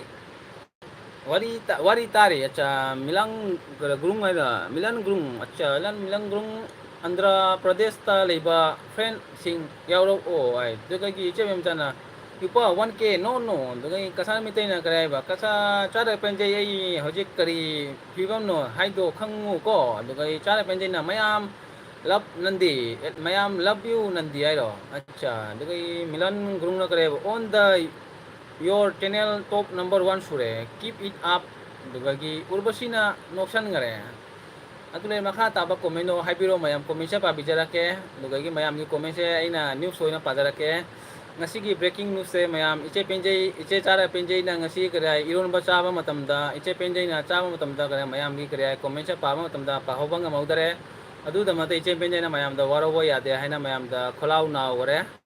adu da mata i ngasi comment sa padara ke iche penjai na kare chara penjai nandi ki kai phau yaura ge ta na kari kari tadana kari hairage ke moi chana hai urbasi sister duga milan na kare haiba afau ba channel akho orakani hodna ba lep kanu bro hoi yamba kare yamba ko dura kare bro ko dura khangdera ko gi langa bro na digi senior bro di khangdere mayam ai kare ko or iche bo hai hai bi ra ke urbasina labi ko ya de bemcha jena comment ai comment para ke mayam duga ki nakone gi bedai se ju yaw dere ne mayam mut pa yara di kari no to dise bo duga ki ke moni chena bemcha mi che iche na kari hai bi ra pa youtube ki kare emoji piraga mayam aigi iche bemcha gi gra mayam 1k yo biba oi da si ekta hogol pa iche bemcha na 1k pha bo oi no adu la kek moni chena kare hai riba nandi penje iche na ko emoji bisa le bemcha mi che iche na jogoi sabi ra pare duga gi keno nungdang sika jogoi ga sabi ri iche na chara penje iche na nandi kedo ba yaw rage hai bira o tadana kari hai rage acha milan na kare ba full support bro yamba koro o angang na nang di kare ngang ni ne nang di ocha milan brother acha brother e koro ko yamba e koro ke jai kem kai de yamba koro ke duga yamba ki elbi de lakoi tamada thank you malan milan se kana e ki anu bolai da kham gare duga ki anu kaisam na on duga urbasina on duga iche bem chana like pau se gre mayam comment se tape da hai pau kwa ba se yang mal la mane aina pau pari se yang gade Lagi sanjang brother na kare harak pau se para ke arje nang se ngasi elbi da nupi ani khak masam mana foi bada foi dana hikpi chabun tarok kaduga ani dudi ikai man dana magi elbi da hasan khare arje ai hansan khare ai ra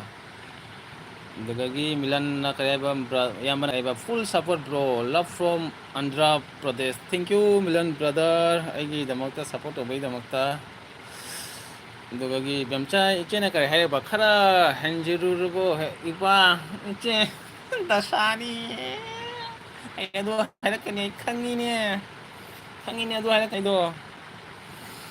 dagagi ubasina on do shizana chana off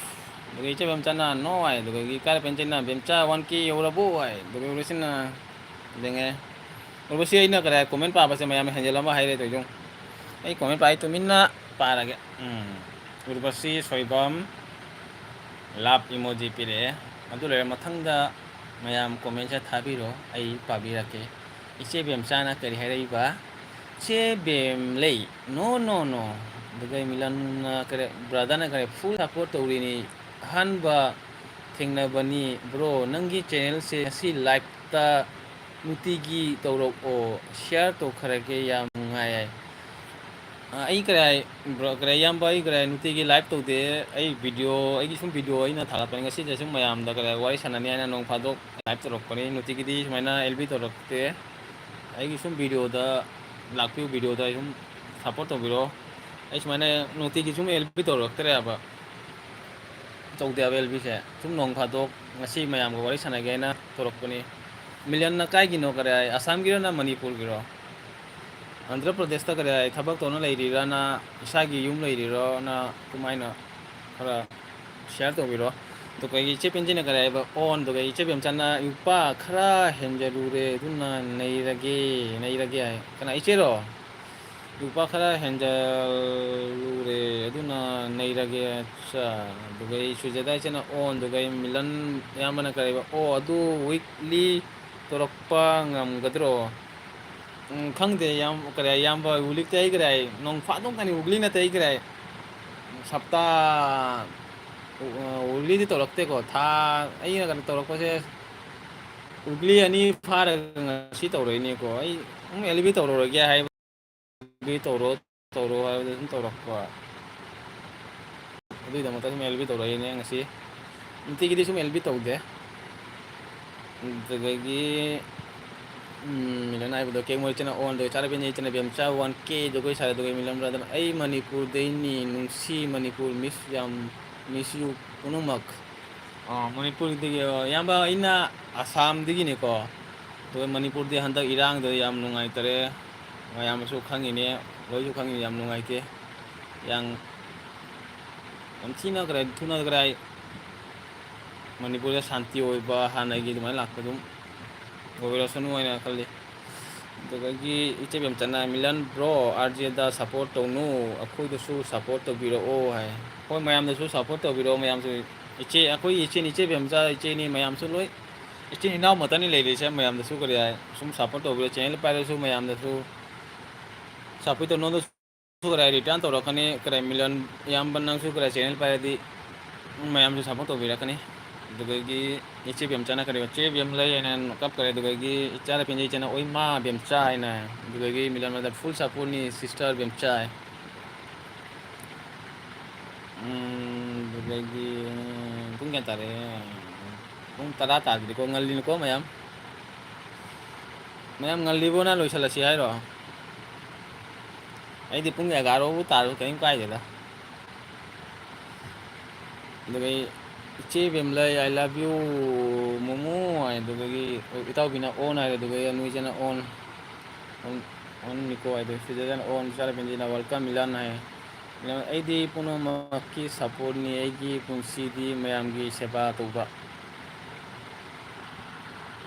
Milan brother replace pin message ꯑꯗꯨꯗꯒꯤ ꯏꯆꯦ ꯕꯦꯝꯆꯥꯅ ꯀꯔꯦ Milan bro thank you ꯍꯥꯏꯔꯦ ꯃꯤꯂꯟꯁꯦ ꯀꯅꯥꯅꯣ ꯑꯩꯁꯨ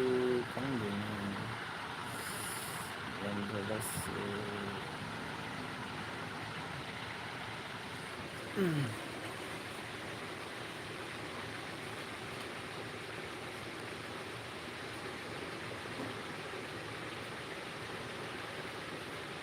ꯎꯔꯕꯁꯤ ꯂꯩꯕ꯭ꯔꯣ ꯀꯩꯅꯣ ꯑꯣꯟ ꯇꯥꯏꯔꯦ ꯑꯣꯟ ꯇꯥꯏꯔꯦ ꯀꯩꯅꯣ ꯇꯧꯗꯣꯏꯁꯦ Milan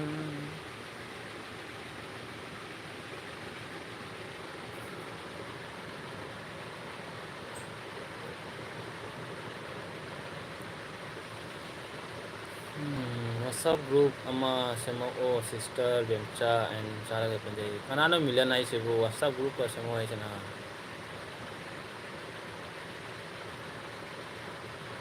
ꯕꯦꯝꯆꯥ sister it is my pleasure ꯑꯩꯅ ꯍꯔꯥꯎ ꯌꯥꯏ ꯐꯗꯨꯛ ꯏꯆꯦ ꯕꯦꯝꯆꯥ ꯋꯥꯆꯞ ꯒ꯭ꯔꯨꯞ ꯁꯦꯝꯃꯛꯑꯣ ꯍꯥꯏꯌꯦ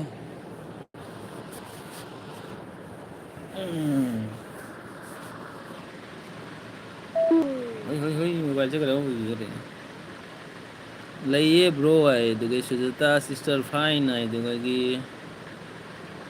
ꯂꯩꯌꯦꯕ꯭ꯔꯣ ꯑꯗꯨꯒ ꯏꯆꯦ ꯕꯦꯝꯆꯥꯅ ꯀꯔꯤ ꯃꯤꯂꯟꯒꯤ ꯆꯦꯅꯦꯜ ꯂꯩꯕ꯭ꯔꯣ ꯑꯗꯨꯒ ꯃꯤꯂꯟ ꯕ꯭ꯔꯗꯔꯅ ꯑꯌꯥꯝꯕꯅ ꯀꯔꯤ ꯆꯥꯔꯒ ꯄꯦꯟꯖꯩ ꯏꯠ ꯏꯁ ꯃꯥꯏ ꯄ꯭ꯂꯦꯖꯔ ꯑꯩ ꯃꯤ ꯑꯈꯪꯕ ꯃꯤꯔ ꯀꯩꯅꯣ ꯈꯪꯗꯦ ꯎꯔꯕꯁꯤꯅ ꯕ꯭ꯔꯣ ꯀꯣꯃꯦꯟ ꯏꯗꯔꯦ ꯋꯥꯔꯤ ꯇꯥꯔꯦ ꯑꯣꯟꯗꯅꯤ ꯕ꯭ꯔꯣ ꯍꯥꯏ ꯑꯗꯨꯒꯤ ꯁꯨꯖꯇꯥ ꯏꯆꯦꯅ ꯀꯔꯤ ꯆꯥꯔꯦ ꯑꯩꯁꯨ ꯏꯔꯣꯟꯕ ꯑꯣꯝꯂꯦꯠ ꯑꯃꯒ ꯑꯗꯨꯒ ꯁꯨꯖꯥ ꯍꯥꯏꯅ ꯍꯧꯔꯅꯤ ꯍꯥꯏ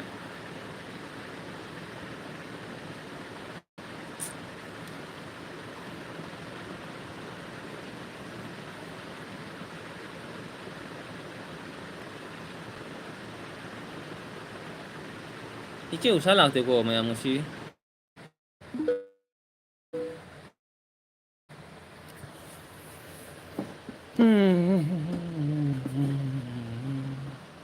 ꯑꯩ ꯀꯩꯅꯣ ꯇꯧꯒꯦꯀꯣ ꯕ꯭ꯂꯔ ꯇꯧꯔꯒꯦ ꯑꯗꯨ ꯆꯠꯂꯒ ꯑꯣꯏꯅ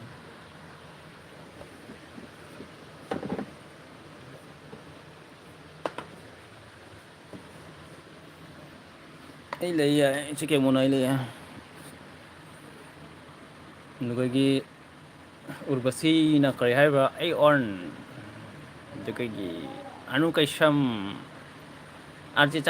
ꯆꯥꯛ ꯂꯣꯏꯔꯕꯣ ꯑꯩ ꯆꯥꯛ ꯂꯣꯏꯗ꯭ꯔꯤꯅꯦ ꯆꯥꯛ ꯉꯥꯛꯇꯪ ꯂꯩꯔꯒ ꯆꯥꯔꯅꯤꯅ ꯃꯌꯥꯝ ꯑꯩ ꯀꯗꯥꯏ ꯆꯥꯛ ꯆꯥꯕꯁꯦ ꯉꯥꯛꯇꯪ ꯂꯩꯔꯒ ꯆꯥꯔꯅꯤ ꯄꯨꯡ 11ꯒꯤꯗꯨꯒ ꯆꯥꯛ ꯆꯥꯔꯅꯤ ꯑꯗꯨꯒ ꯃꯤꯂꯟꯅ ꯀꯔꯤ ꯍꯥꯏꯕ ꯑꯌꯥꯝꯕꯅ ꯀꯔꯦ ꯑꯩ ꯁꯞꯄꯣꯔꯠ ꯂꯩ ꯃꯌꯥꯝ ꯈꯪꯅꯁꯤ ꯇꯤꯟꯅꯁꯤ ꯄꯨꯟꯁꯤ ꯍꯤꯡꯃꯤꯟꯅꯁꯤ ꯀꯣꯏꯃꯤꯟꯅꯁꯤ ꯌꯥꯏ ꯎꯔꯕꯁꯤ ꯁꯣꯏꯕꯝꯅ ꯀꯩꯅꯣ ꯅꯦꯠ ꯌꯥꯗ꯭ꯔꯕ ꯑꯩꯒꯤꯁꯦ ꯔꯣꯕꯤ ꯕꯣꯝ ꯍꯥꯏ ꯑꯗꯨꯒ ꯏꯆꯦ ꯕꯦꯝꯆꯥꯅ ꯋꯥꯆꯞ ꯒ꯭ꯔꯨꯞ ꯁꯦꯝꯗꯦꯌꯦ ꯑꯩꯈꯣꯏꯗꯤ ꯃꯤ ꯌꯥꯝꯅ ꯈꯠꯅꯩ ꯍꯥꯏꯅꯕ꯭ꯔꯣ ꯃꯤꯂꯟ ꯑꯗꯨꯗꯒꯤ ꯏꯆꯦ ꯄꯦꯟꯖꯩꯅ ꯑꯔꯨ ꯅꯨꯡꯁꯤꯕꯤ Dagay ikaw bina kare ba suza ay kapsel dagay ano kay siyam na kare ba Robbie ay tumning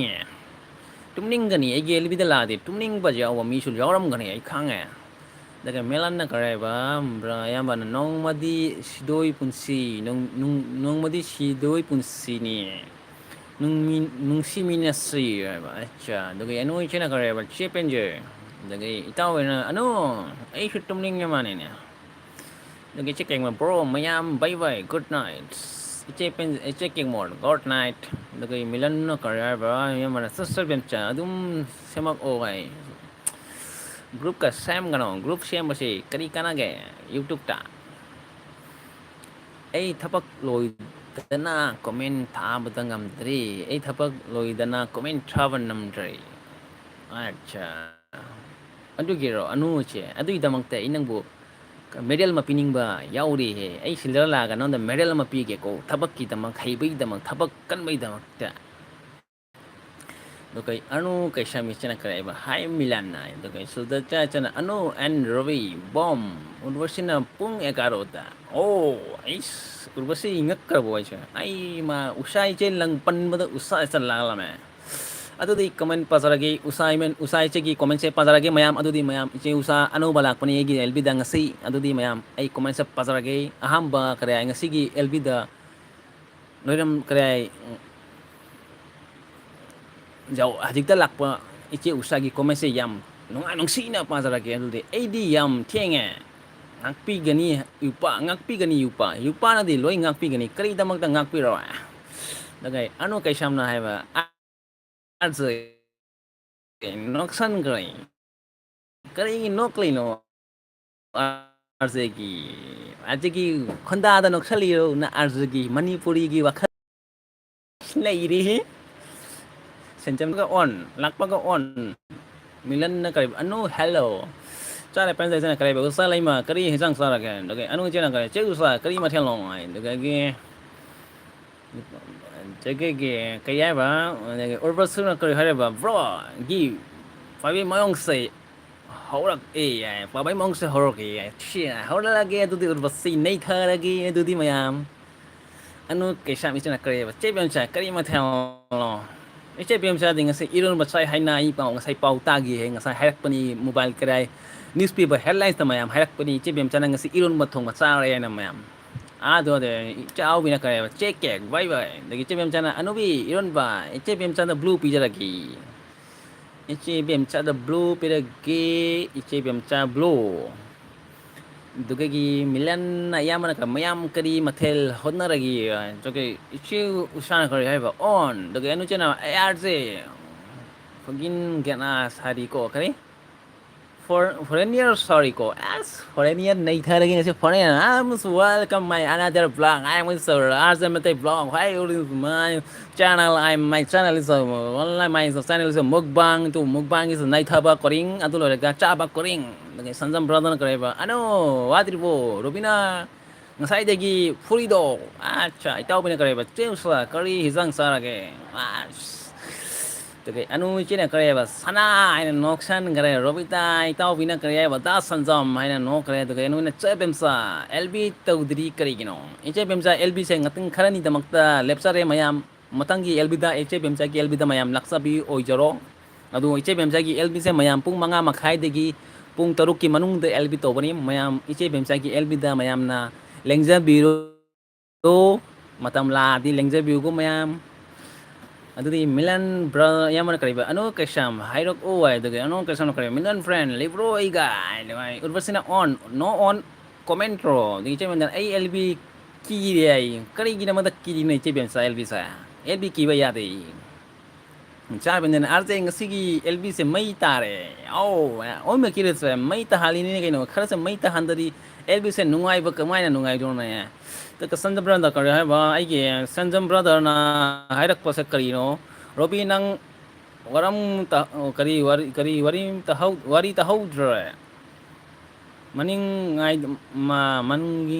ngai da nang acha anu jana करे आरजे नक्सल ले तो रो से ना ऑन तो anu jana नक्सल गन दे चम तना इफा पूजा gift 피 피라고 이건다 이제 뱀차나 온다 피 피랬다나 아이나 피 피랬거래 그이노 하이지 이제 뱀차 주마이나 하이라카노니 유파도 마이 하거니 유파도 낭는 능시나 피랬다나 아이나 그마이나 피 피랬거네 이제 뱀차 딸리 뭐 이제 뱀차나 하이락 것이 빛 까나리 해 이제 뱀차 갑살하게 유파도 능시나 피 피리 유파 기다막 땡시 피 피리 하이나 유파나 ngasi video xem ngay 이제 뱀차나 온다 피 피리 하이나 video xem 들어가 उल्टा ऐसे ना उन्हें हाईरे ने करे उन्हें फी पीरो पुजागी करी नो हाईरे से बो आई वो ज्ञान में तादरी ने तौरी से बो तो कहीं ताबी ना करे वो दास संजम करी वार इनो ने तो कहीं अनु ना मैं हो रहे ने आर्जे से है तो कहीं मिलन ब्रदर ना करे बा खंग दिरी है आई दी आहन बा यार लोग इन्हीं अनु कैसा मैं ना चां संजम ब्रदर करे नंगी एलबी दी नंगी एलबी दा तो रख के आए Dagai anu ichena kareba Milan ai yang geko daga rusun kareba hello new friend here Arjo Pro wacha hello welcome my LB urpasi soibam ipa daga gi anu ichena kareba Milan leite nang di channel leite ne daga gi iche penjena kareba Arjo LB se met kari mitup na yang yang bada noglani kare mitop na yang lati nok la ne acha ngai khoren jeng ngai cha nok la ge tu di tu ise bem chane kare ba ise bem cha gi film je nungai re bani yam nai ise bem cha gi film se nungai re bani yam nai ise bem cha gi film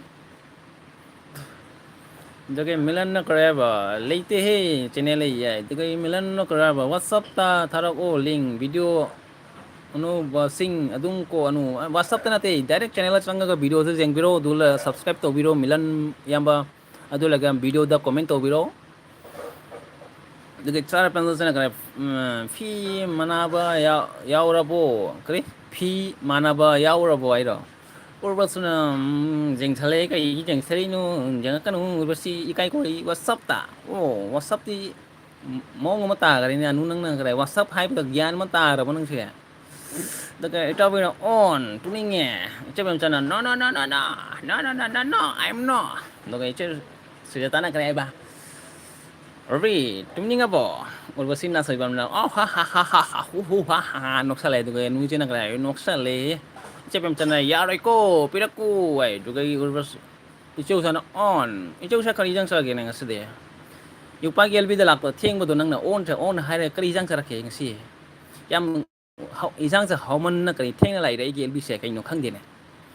million brother 그래 아노 whatsapp number 타록 오아이 얼버스나 그래 아저 브로 뽕게 아포 또 두리기 너희 레보 또 또라기 두딩asi 되게 얼버스 지나 그래 on 되게 좀 전에 거니까 되게 로라가 피로고 고인까 되게 로라가 피로고 되게 수즈탄 지나 그래 하려봐 세우사 그래 희장사라가 저기 가사미 때는 라요. 그럼 가사미 때는 필리핀 또니오 그리 또니오 그리 필리핀 또니오 그리 필리핀 또로 해도 알서 프라이스디 mấy hậu này ai mà hậu này ngon sao gì mấy hậu này cái nó cái chuyện này WhatsApp ki pai data mobile apak pi pai su milan ai WhatsApp ka pai je mobile apak pi pai su milan nai ba acha mobile apak pi pai su WhatsApp pai je hai ne acha ulwa sina o de char penje chana ga comment ku pa do nok pa da share ka ira ma da share ne che penje sino ko ai horen lakani nangi zumda de char penje ga mupang tu ni nang ngara mu ai puja da lakani che penje char penje ga mupang tu ni ka ri shi do no ne ai comment cha pa da ha ai comment pa da mayam lo shi da me mayam lo cha khare mi taruk da le me kai no anh cái comment số dăm là nung ai là mà này tôi tầm tầm mi sẽ mày làm nói chắc khare này cái nó tổ đi sao bao दिल मेरा चाहे दिल मेरा चाहे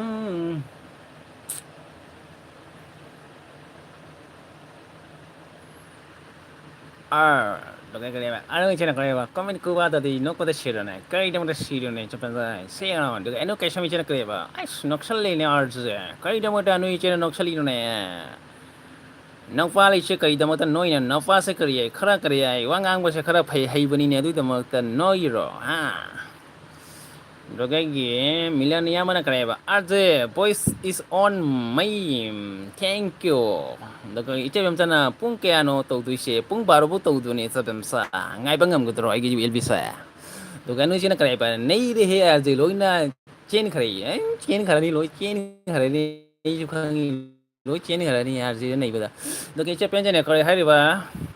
Noksal le dogagi sujita chana RJ bomb di lau rồi iche pinche gi iche ngasai iche kare heng iche sujita gi elbi lak pa matam da mayam bomb pura lak kare ai di bomb se lau bala rồi ai di heng lak pa rồi ai di mayam mapana thok rani ai di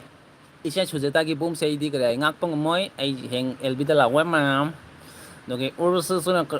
suna kare ai on acha doge Kasamite na kare ba bro na ai video upload to careers thank you ai horen jang bige nange video sa ora ba ya te ko ai lb lo ka kasamite nange video sa yange ai su video ngase upload to gi bani mayam so ai gi video sa khara nungsi ra di khara yang bi ko ado de ishi bem sana kare ba tera chanda mujhe aaya re nazar tera chanda mujhe aaya hai nazar dance karke acha iche bemsa puza da oina jogai sar sai dosomi da oina jogai sar sai dagagi kasamiti na kare haiba mayam khoram jare iche bemsa na kare ba ngam moi sare penjai na kare ba kasara hojik kare hojik lo ai ba ai hojik go ai hojik ni thangali do daga soja ta chana kare haiba kasar gi video se lak e ya cha video la bo hospital phama ga video da thangali ro kaino khangge ne kasar mete nang ba Kasa mete na kare ba ai video upload to ri ni ko komai na upload to ri no hospital phama ga upload to ri na phama tumma ga upload to ri ro kasa me tai daga urban sene kare ba on daga gi iche bem sana kare ba ai mi gi comment udi se kare gi no yupa mobile to kare ya dare mobile da anobo silo 1k yo bai da makta to ri ni adu do mobile anobo yo low ra di 1k ga bai da ga loi na comment loi urakani ne iche bem sa daga gi Milan brother न करे है बेंसा sister ये दोस्ती हम नहीं तोड़ेंगे बम की करे रॉकेट के साथ 100% के साथ लव के साथ लाइक के साथ नहीं तोड़ेंगे देखो अनुवेशन न करे है पुंग के अफगु तो दिनो एल्बिस है पुंग एक पुतो के एल्बिस है मैं हम भी गदरो तो उर्वस न करे पुंग बार फौ तो दिरो तुम खियानी है ai pung ani bu to ge ne kana lai gi jang ge ne cha ne pen ne kare ba mayam khoi events video ying min na sei khoi kare events video ying min na so su ta isna kare hai ba ai gi su video upload to yi na si mayam ying view ko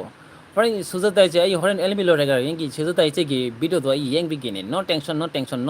futti I'm azmi tai he na video dekhega daga sare panza ne kare hai ba khoi isen ta ying min na si kare gi no khoi isen na jeng si kare yeng adi kare view ka do ro mayam su public gao ta di kwai view ka do ke na akhoi masen da video yeng ga view ka do ro public na nung si da video sa view kumai ka do ke public na nung si ba mathong tai ne video sai anu kai samasa ne kare hai ba so da ta ai jeng di ai seng ga nang so ga tum mo elbi lao heng pungani ta tu ga yeng bina sei kasar mi dai na kare hai ba hapa hipa ga to ri ne acha yam wa na to re ne kasar mi te nang go so da sa na kare ba ano ai kape ne ga itaw bina kare ba on urbasina on sara penjai na kare hai ba aje kasar se salary hanana video salan halana video upload to ri ne hoi ne magun kalli ne du di nangam modore che penjai nang du mai na salan hala ga video upload to ba ese bem sana kare hai ba oh yo uri amuk ngaure ko na si ai uri amuk ngaure ko na si ai acha to ke urvasina kare hai ba I'm the Urvasi sister. I'm welcome back my new another vlog. I'm the Urvasi sister. My video is blogging. I well is my video is logging more. My is coming for my scenery Silchar view and Urvasi sister na kare har ba my stay robita kare hizong saduri cha duri cha kare robita chara ga potha kare to kai anu na kare ba sojita ai hojikta jeng cha kare gi hojita jeng nga thai na kai tong le ga dugai milan na kare hai rai hingmina sei akhoi hingmina si akhoi loi hingmina du ni nong mo su si du ni ju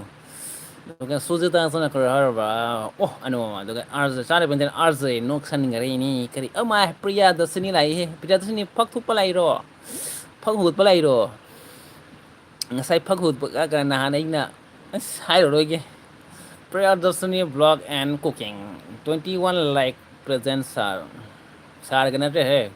sar ga kori du na chamani chamar ko sar na te chamar kasar metin na kari mayam nungai ba pau ama a first pay phangle ngasi kari pau no ne kasar meta hairo na daga oros kana kari ba arje bro pungani dadi boro gor na khona tumkhini to kani tumkhi to kine tumai na urbas ai de pungani bu tum de ne pungama ni bu de di ka mobile che mela gal mayam gi video se ngena urbas ai tum de na daga anu na kari hare ba arze lehoro nathanta ai mathanta lehora ge mobile ga ai ge lehora ge comments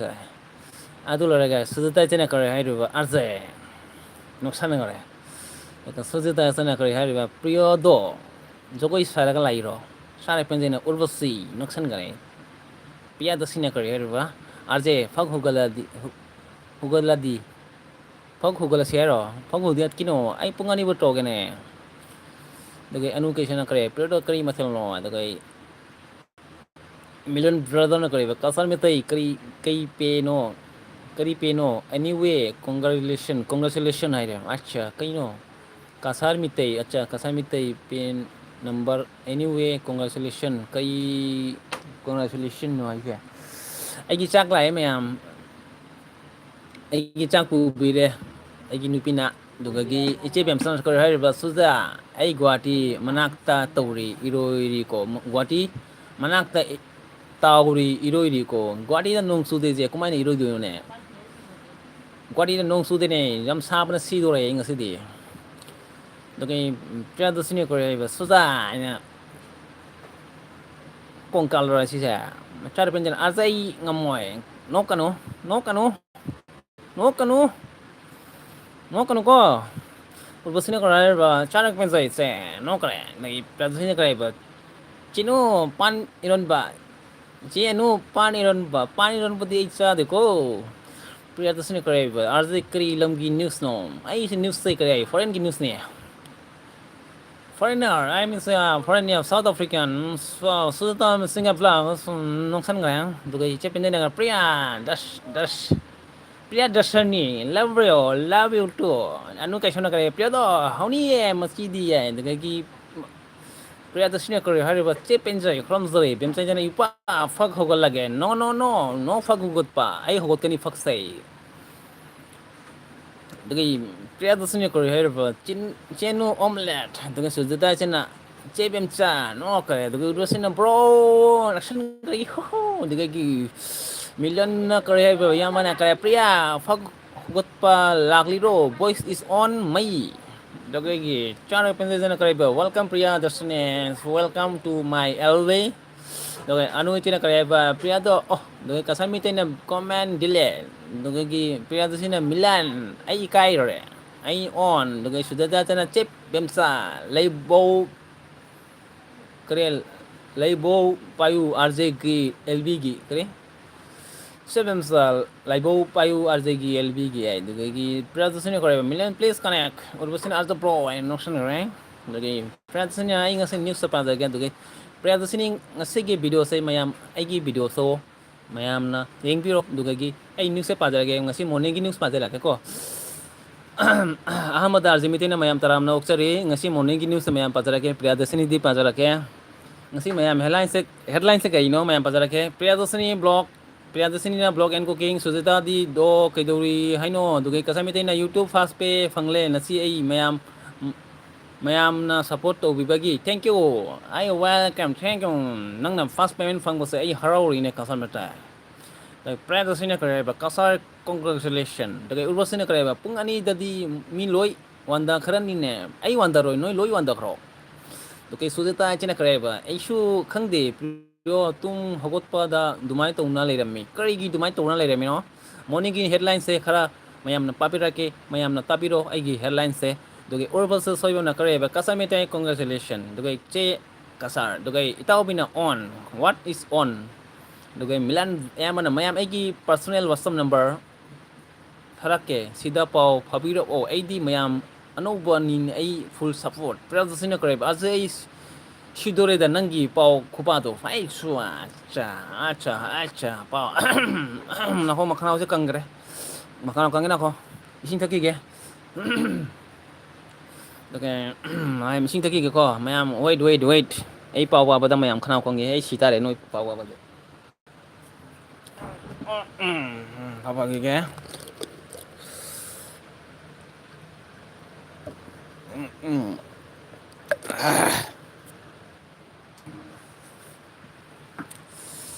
ꯑꯗꯨꯒ ꯀꯔꯤ ꯍꯥꯏꯕ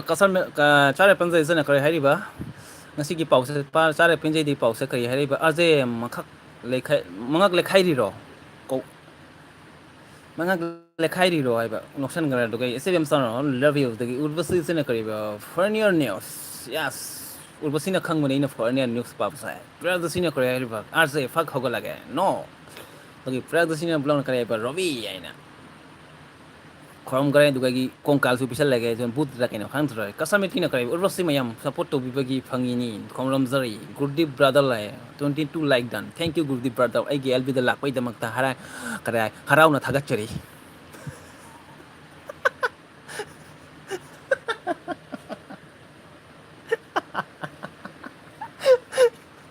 ꯑꯣꯟ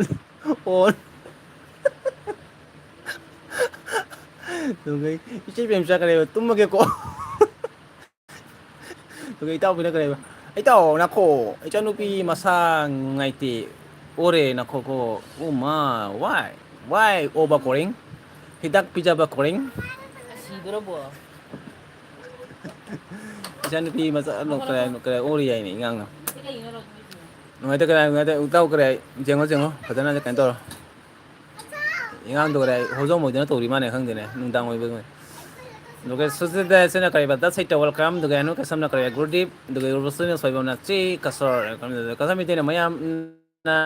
ꯃꯌꯥꯝ ꯑꯩ ꯉꯁꯤ ꯋꯥꯈꯜ ꯌꯥꯝ ꯅꯨꯡꯉꯥꯏꯔꯨꯔꯦ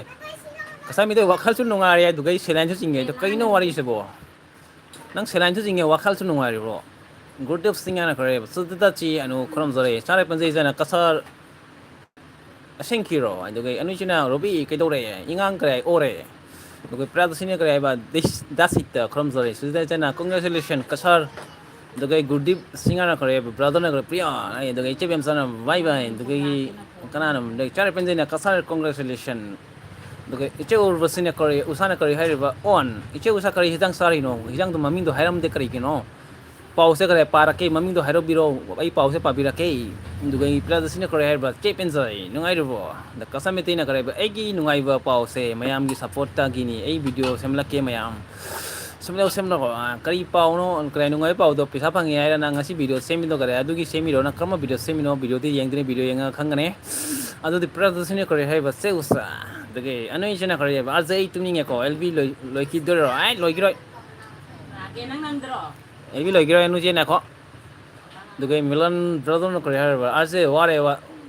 ꯋꯥꯔꯦ ꯋꯥꯟꯊꯔꯦ ꯇꯛꯈ꯭ꯔꯦ ꯀꯔꯤ ꯑꯥꯔꯖꯦ ꯋꯥꯔꯦ ꯋꯥꯇꯔ ꯊꯛꯈꯔꯦ ꯃꯈꯥ ꯑꯃꯨꯛ ꯃꯩ ꯍꯧꯔꯦ ꯑꯗꯨꯗꯒꯤ ꯎꯔꯕꯁꯤꯅ ꯀꯔꯦ ꯄ꯭ꯔꯦꯌꯥ ꯀꯔꯤ ꯍꯤꯗꯥꯡ ꯆꯥꯔꯒꯦ ꯑꯗꯨꯒ ꯁꯨꯖꯤꯇꯥ ꯍꯥꯏꯁꯤꯅ ꯀꯁꯥ ꯁꯦꯝꯃꯛꯑꯣ ꯑꯗꯨꯗꯒꯤ ꯆꯥꯔ ꯄꯦꯟꯖꯩꯁꯤꯅ ꯀꯔꯤꯕ ꯅꯨꯡꯉꯥꯏꯔꯤ ꯍꯤꯞꯄ꯭ꯔꯤꯌꯥ ꯑꯗꯨꯗꯒꯤ ꯀꯁꯥꯅꯟꯗꯤꯅ ꯑꯜꯕꯤ ꯂꯣꯏꯗ꯭ꯔꯤꯕ ꯑꯥꯔꯖꯥ ꯂꯣꯏꯗ꯭ꯔꯤꯅꯦ ꯀꯁꯥꯅꯟꯗꯦ ꯅꯪ ꯀꯥꯏ ꯆꯠꯂꯨꯔꯒꯦꯅꯦ ꯑꯩꯅ ꯀꯔ ꯄꯥꯎ ꯄꯔꯤꯁꯦ ꯅꯪ ꯂꯩꯔꯝꯗ꯭ꯔꯣ ꯑꯩꯁꯦ ꯅꯪ ꯇꯥꯔꯝꯃꯣ ꯑꯩꯁꯨ ꯈꯪꯉꯤꯅꯦ ꯅꯪ ꯑꯣꯟ ꯍꯥꯏꯔꯒ ꯑꯣꯐ ꯑꯣꯏꯈꯤꯅꯦ ꯑꯩꯁꯨ ꯈꯪꯉꯦꯅꯦ ꯅꯪꯁꯨ ꯑꯗꯨꯒ ꯄ꯭ꯔꯗꯁꯤꯅ ꯀꯔꯤ ꯍꯥꯏꯕ ꯆꯦ ꯎꯁꯥ ꯄꯥꯟ ꯏꯔꯣꯟꯕ ꯆꯥꯏ ꯑꯗꯨꯒ ꯒꯨꯔꯗꯤꯞ ꯕ꯭ꯔꯗꯔꯅ ꯀꯔꯤ ꯍꯥꯏꯕ ꯑꯥꯔꯠꯁꯦ ꯊꯥꯗꯤ ꯊꯥꯗꯣꯛꯀꯅꯨꯀꯣ ꯊꯥꯗꯤ ꯊꯥꯗꯔꯛꯀꯅꯨꯀꯣ ꯍꯥꯏ ꯀꯔꯤ ꯑꯥꯔꯁꯦ ꯇꯥꯗꯤ ꯊꯥꯗꯔꯛꯀꯅꯨꯀꯣ ꯍꯥꯏ ꯑꯣ ꯇꯥꯗꯤ ꯇꯥꯔꯛꯀꯅꯨ ꯍꯥꯏꯔꯣꯕ ꯇꯥꯗꯤ ꯇꯥꯔꯛꯀꯅꯨ ꯑꯦꯝ ꯑꯩ ꯈꯔ ꯃꯩꯇꯩꯔꯣꯜꯁꯨ ꯉꯥꯡꯕꯁꯨ ꯈꯔ ꯋꯥꯏ ꯑꯩꯗꯤ ꯈꯔ ꯐꯣꯔꯦꯅꯤꯌꯔ ꯏꯪꯂꯤꯁ ꯉꯥꯡꯕꯅꯤꯅ ꯃꯌꯥꯝ ꯈꯔ ꯅꯨꯡꯉꯥꯏꯕꯁꯨ ꯑꯣꯏꯕ ꯌꯥꯏ ꯅꯨꯡꯉꯥꯏꯇꯕꯁꯨ ꯑꯣꯏꯕ ꯌꯥꯏ ꯑꯗꯨꯗꯤ ꯐꯣꯔꯦꯅꯔ ꯏꯪꯂꯤꯁꯅꯤ ꯑꯩꯅ ꯉꯥꯡꯉꯤꯁꯦ ꯋꯥꯔꯧꯕ ꯌꯥꯗ꯭ꯔꯦ ꯑꯗꯨꯗꯤ ꯄ꯭ꯔꯗꯁꯤꯅꯤꯒꯤ ꯄꯥꯎꯁꯦ ꯄꯥꯖꯔꯒꯦ ꯃꯌꯥꯝ ꯄ꯭ꯔꯗꯁꯤꯅ ꯀꯔꯤ ꯍꯥꯏꯔꯤꯅꯣ ꯃꯌꯥꯝ ꯄꯥꯎꯁꯦ ꯄꯥꯖꯔꯒꯦ ꯐꯛ ꯍꯧꯒꯠꯂꯒꯦ ꯑꯥꯔꯁꯦ ꯐꯛ ꯍꯧꯒꯠꯄ ꯌꯥꯈꯤꯔꯣꯏ ꯍꯧꯖꯤꯛ ꯑꯩꯒꯤ ꯄꯥꯎꯁꯦ ꯂꯣꯏꯗ꯭ꯔꯤ ꯃꯌꯥꯝ ꯑꯗꯨꯒ ꯑꯅꯨꯆꯤꯅ ꯀꯔꯤ ꯍꯥꯏꯔꯤꯕ ꯑꯥꯔꯖꯦ ꯅꯣꯛꯀꯅꯨ ꯈꯤꯔꯦ ꯍꯥꯏ ꯅꯣꯛꯀꯅꯨ ꯈꯤꯔꯦ ꯍꯥꯏ ꯀꯤ ꯍꯥꯏꯕ ꯀꯤ ꯍꯥꯏꯔꯣ ꯀꯤꯌꯨꯅꯦ ꯑꯗꯨꯒ ꯆꯥꯔ ꯄꯦꯟꯖꯁꯤꯅ ꯀꯔꯤ ꯍꯥꯏꯕ ꯑꯥꯔꯖꯦ ꯄꯥꯟꯒ ꯊꯥꯡꯖꯤꯡꯒ ꯏꯔꯣꯟꯕ ꯆꯥꯎ ꯑꯩ ꯄꯥꯟ 이름ꯕ ꯆꯥꯗꯣꯏꯅꯤ ꯏꯆꯦ ꯄꯦꯟꯖꯩ ꯑꯗꯒꯤ ꯄꯥꯟꯁꯦ ꯑꯩꯅ ꯄꯥꯝꯗꯦ ꯍꯥꯏꯕ ꯇꯥꯔꯦ ꯑꯗꯨꯒ ꯏꯆꯦ ꯎꯁꯥꯅ ꯀꯔꯤ ꯍꯥꯏꯔꯤꯕ ꯑꯅꯨ ꯂꯥꯏꯐ ꯑꯩꯈꯣꯏ ꯑꯅꯤꯈꯛ ꯍꯧꯒꯠꯂꯛꯇꯣꯏꯅꯤ ꯂꯥꯏꯐ ꯂꯣꯏꯐꯥꯎ ꯂꯩꯌꯨ ꯍꯥꯏ ꯏꯆꯦ ꯎꯁꯥꯅ ꯈꯪꯉꯤꯁꯤ ꯎꯕ꯭ꯔꯥ ꯏꯆꯦ ꯎꯁꯥꯒꯤꯗꯃꯛꯇ ꯌꯨꯄꯥꯒꯤꯗꯃꯛꯇ ꯈꯪꯉꯤꯁꯤ ꯎꯕ꯭ꯔꯥ ꯑꯣꯀꯦ ꯄ꯭ꯔꯗꯁꯤꯅ ꯀꯔꯤ ꯍꯥꯏꯔꯤꯕ ꯆꯦ ꯄꯦꯟꯖꯩ ꯂꯥꯏꯛ ꯍꯥꯏꯗꯨꯒ ꯑꯩꯒꯤ ꯏꯁꯀꯥꯔꯗ ꯄꯦꯟꯖꯩꯁꯤꯅ ꯄ꯭ꯔꯤꯌꯥꯅ ꯅꯣꯛꯁꯟꯈ꯭ꯔꯦ ꯑꯗꯨꯒ ꯄ꯭ꯔꯤꯌꯥꯗꯁꯤꯅ ꯀꯔꯤ ꯍꯥꯏꯔꯤꯕ ꯗꯁꯤꯇ ꯅꯨꯡꯉꯥꯏꯔꯤꯕꯣ ꯑꯗꯨꯒ ꯑꯦꯟꯋꯤꯁꯤꯅ ꯀꯔꯤ ꯍꯥꯏꯔꯤꯕ ꯆꯦ ꯎꯁꯥ ꯃꯤꯠꯁꯦ ꯐꯩꯆꯤꯡ ꯐꯩꯆꯤꯡ ꯆꯤꯡꯂꯦꯅꯦ ꯑꯗꯨꯒ ꯒꯨꯔꯗꯤꯞ ꯏꯌꯥꯝꯕꯅ ꯀꯔꯤ ꯍꯥꯏꯔꯤꯕ ꯄ꯭ꯔꯤꯌꯥ ꯅꯨꯡꯉꯥꯏꯇꯦ ꯄꯣꯡ ꯍꯋꯥꯏ ꯆꯥꯕꯤ ꯌꯥꯝꯗꯅ ꯀꯔꯤ ꯍꯥꯏ ꯌꯥꯝꯃꯟꯗꯅ ꯁꯣꯝꯗ ꯄꯤꯔꯛꯎ ꯋꯥꯎ ꯋꯥꯎ ꯑꯗꯨꯗꯒꯤ ꯏꯆꯦ ꯎꯁꯥꯅ ꯀꯔꯤ ꯍꯥꯏꯔꯤꯕ ꯐꯦꯟꯁꯤꯡ ꯆꯤꯡꯉꯁꯨ ꯂꯩꯇꯕ ꯌꯥꯗꯦ ꯑꯥꯔꯖꯦꯒꯤ ꯂꯥꯏꯐꯅꯤ ꯈꯪꯉꯨꯀꯣ ꯑꯗꯨꯗꯒꯤ ꯏꯆꯦ ꯎꯁꯥꯅ ꯀꯔꯤ ꯍꯥꯏꯔꯤꯕ ꯆꯦ ꯄꯦꯟꯖꯩ ꯂꯞ ꯏꯃꯣꯖꯤ ꯑꯗꯨꯒ ꯑꯩ ꯃꯈꯥꯒꯤ ꯀꯣꯃꯦꯟꯁꯦ ꯂꯣꯏ ꯂꯣꯏꯈꯔꯦ ꯃꯈꯥꯒꯤ ꯀꯣꯃꯦꯟꯁꯦ ꯄꯥꯎꯁꯦ ꯂꯩꯇꯔꯦ ꯃꯌꯥꯝ ꯄꯥꯎꯁꯦ ꯁꯤꯒ ꯂꯣꯏꯁꯤꯜꯂꯁꯤ ꯍꯥꯏꯔꯣ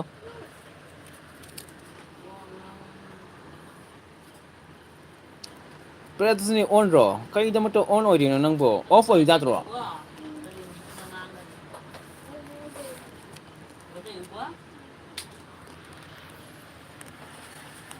ꯀꯆꯟꯗꯤ ꯀꯔꯤ ꯍꯤꯟꯖꯥꯡ ꯆꯥꯒꯦ ꯅꯪꯕꯣ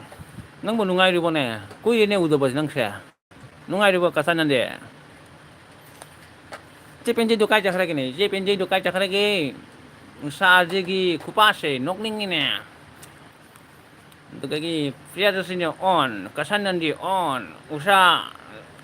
ꯒꯨꯂꯥꯞ ꯐꯨꯜ ꯄꯛꯆꯗꯦꯅꯦ ꯒꯨꯂꯥꯞ ꯄꯤꯔꯤꯁꯦ ꯑꯩꯈꯣꯏꯗ ꯄꯤꯅꯦ ꯒꯨꯂꯥꯞꯁꯦ ꯄꯛꯆꯅꯤꯅꯦ ꯀꯁꯥꯅꯟꯗꯤꯅ ꯀꯔꯤ ꯍꯥꯏꯕ ꯑꯥꯔꯇꯤ ꯑꯩꯁꯨ ꯑꯣꯟ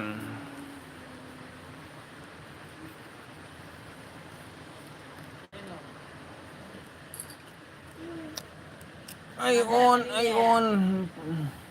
ꯄꯨꯡ ꯀꯌꯥ ꯇꯥꯔꯦ ꯑꯃ ꯉꯜꯂꯤꯍꯦ ꯄꯨꯡ 10 ꯃꯈꯥꯏ ꯇꯥꯔꯤ ꯉꯜꯂꯤꯍꯦ ꯍꯣꯏꯃ ꯉꯜꯂꯤ ꯑꯩꯒꯤꯗꯤ ꯉꯜꯂꯤꯍꯦ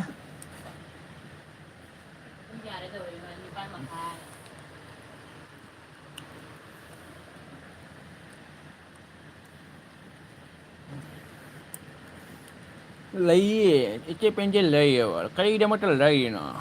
ꯀꯣꯃꯦꯟ ꯏꯔꯛꯑꯣ ꯑꯗꯨꯒ ꯏꯆꯥꯗ ꯄꯦꯟꯖꯩꯁꯤꯅ ꯀꯔꯤ ꯇꯥꯔꯤ ꯑꯗꯨꯒ ꯏꯆꯦ ꯄ꯭ꯔꯤꯌꯥꯇ꯭ꯔꯤꯁꯤꯅ ꯀꯔꯤ ꯍꯥꯏꯔꯤꯕ ꯑꯣꯟ ꯑꯗꯒꯤ ꯆꯥꯗ ꯄꯦꯟꯖꯩ ꯑꯣꯟ ꯑꯗꯨꯒ ꯆꯥꯔꯒ ꯄꯦꯟꯖꯩꯅ ꯑꯥꯔꯖꯦ ꯅꯣꯛꯁꯜꯂꯛꯑꯦ ꯑꯗꯨꯒ ꯏꯆꯦ ꯎꯁꯥꯅ ꯑꯣꯟ ꯀꯁꯥꯅꯟꯗꯤ ꯑꯥꯔꯖꯦ ꯆꯥꯛ ꯆꯥꯔꯕꯣ ꯆꯥꯗ꯭ꯔꯤꯅꯦ ꯀꯁꯥꯅꯟꯗꯤ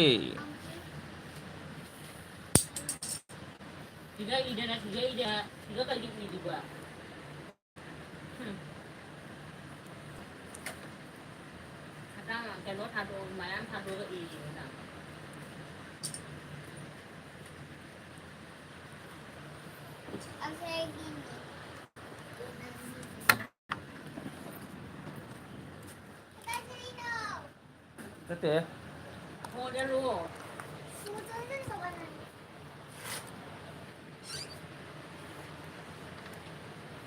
ꯉꯍꯥꯛ ꯂꯩꯁꯤꯅ ꯑꯩ ꯀꯩꯅꯣ ꯇꯧꯒꯦ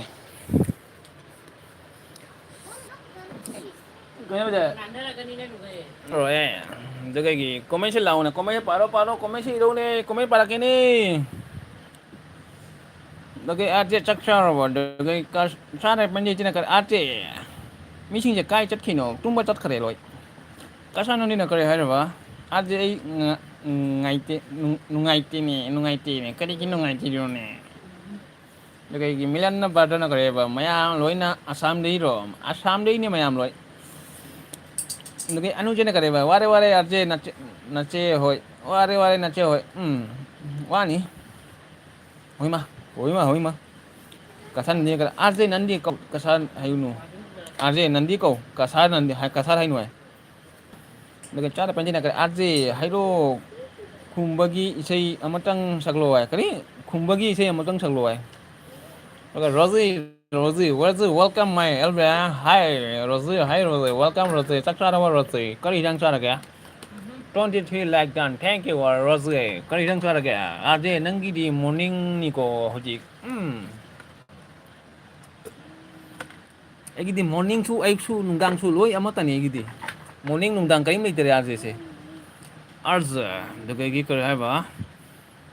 Asa nangi the morning ne ko as morning nungdang lo yamat tane gi de di kare Dubai de ri ne morning nungdang amat kan ne frat dus ne kare on frat dus ne kare jang chara ke nang bu kare on de lai do kare no khara ko comment je ro ne kai no frat dus ne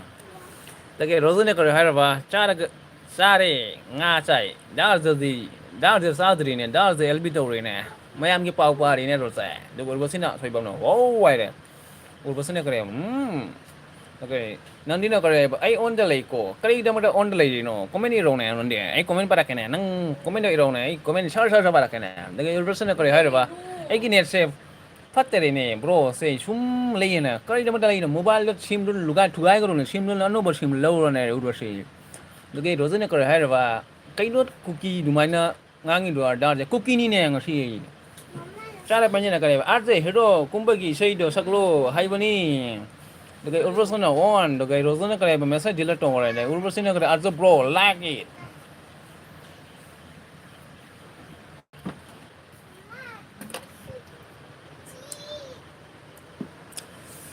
Rosina Hariba, I give a bit Mikey bit of Hariba. I Kareva, I how gapal Iran second how gapal Harido. I don't even say them door and Rosin. I don't even I say Peter Dore and Nangi comment and Nangi video to Uber Dana. Rogi Rosina Kare cookie ro. I copy to Casan Nandino owner and the Rosina Kare, but charabo dollars, charabo dollars, Southern in Rose, Rosica young sort again. Okay, Chara Panzona Kare Hariba, Rosi, phone later. It's a Casan Chara Panzana phone to a gift to be the law. Okay, Nandina Kare Hariba, Nasiki Elvis, Azinate Cookinia, Asha. The Rosina Kare, Paisa late in a chap and jay, Rugagi, Uvasina Kareva. Mobile to guy kiro, no mobile to guy kro, no may okay? Mobile to guy no sim to guy grow. Look at purposes in a have only and the Rosina Noxan Gore, Kaidamata noin on a cookie ro I say. Look at ain't Nagani, I can how cray. Rosina Mikey video the Karahariba. I carry how go Palaroida. Irang Maraxaka, how go Palaroida. Palman video de Loram, how would the logo, how Palera, how Palaroya. Cái Rosie pin lạc là bộ cái này bên trên ngang từ một cái chỗ đó pin lạc là bộ hay sẽ cái nó nâng hay đi sao bộ cái orphan này có hay là bro cookie are the bro cookie are the bro cái Rosie này có hay là lạc tôi để chế bên trên Rosie lạc tôi rồi đấy congratulations đã gì thì mà thắc đã gì mà cái gì congratulations tàu đấy nâng pin lạc bao giờ rồi cái Rosie này có hay là how Palaroy, how Palaroy, người kia Chara Penzina, anh the guy Rosina Kareba Cheusa. How pan gan cookie palu cookie.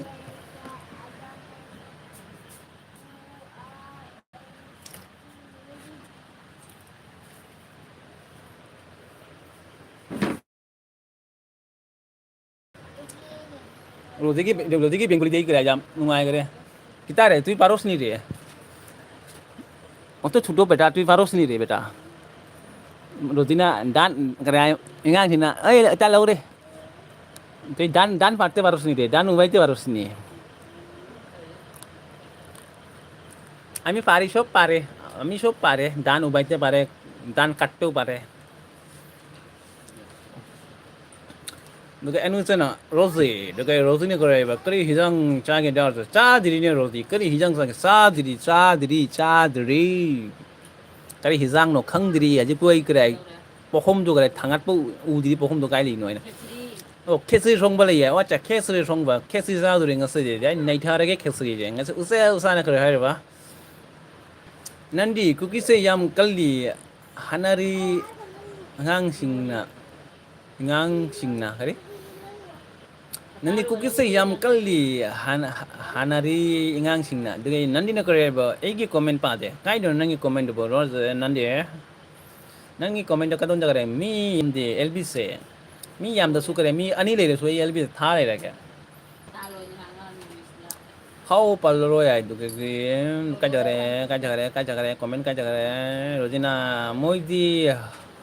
harau ni video number. Acha Rosina kerja hari apa? Cek anu kari karam pali ke? Nungai na pali ni mayam Roy. Roti nang kumai pali ke? ꯇꯦꯛꯇꯅ ꯈꯣꯠꯇꯅ ꯄꯥꯜꯂꯤꯕꯣ ꯁꯔꯨꯒ ꯇꯦꯛꯇꯅ ꯈꯣꯠꯇꯅ ꯄꯥꯜꯂꯤꯕꯣ ꯅꯪꯕꯣ ꯑꯗꯨꯒ ꯔꯣꯖꯅ ꯀꯔꯤ ꯍꯥꯏꯕ ꯑꯣ ꯌꯥꯝ ꯊꯦꯡꯉꯤꯅ ꯑꯗꯨꯒ ꯏꯆꯦꯎꯁꯥꯅ ꯀꯔꯤ ꯍꯥꯏꯕ ꯀꯩꯁꯨꯝ ꯇꯧꯈꯤꯅꯨꯀꯣ ꯀꯩꯁꯥꯝ ꯇꯧꯈꯤꯅꯨꯀꯣ ꯑꯗꯨꯗꯒꯤ मिलन यामना करे I am back again RJ thank you Roshni करे ब्रो तुम के को थवाई को करी थावाओ को गुड नाइट ओरगे थाउरो को गुड नाइट ओरगे लगे इसे सोना करे आज से इबुदी ब्लू का पीबी देने एके उसा ब्लू आरे दी ठोक ला ब्लू पीरा केने कइनो ब्लू पीबो केने से ने ब्लू पीरा केने से लोरो ब्लू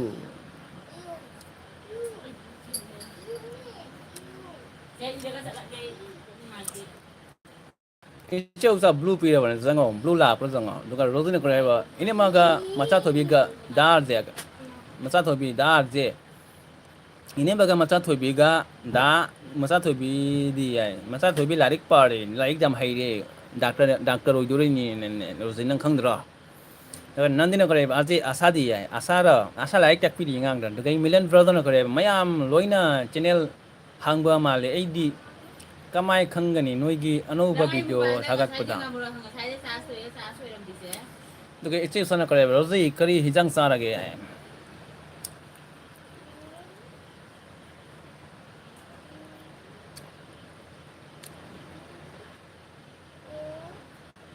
ओइजरो मचा थोइबी आय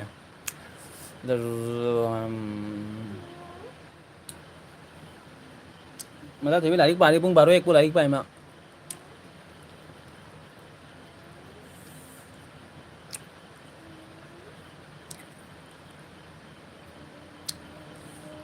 komen noise papa parage mayam warabo chausa nga chai chidi duga gi nandina kare on ulbasuna bai ulbasing henga ko munarose konatro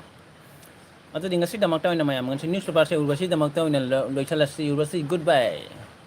duga nandina kare ba ai na dore ne hakting khalia kare hakting kaliba bis namdalom na konduga daga rozne kare ba marum kare marum gi sak mali dar se dar se marum gi sak ni de hoi kana lai che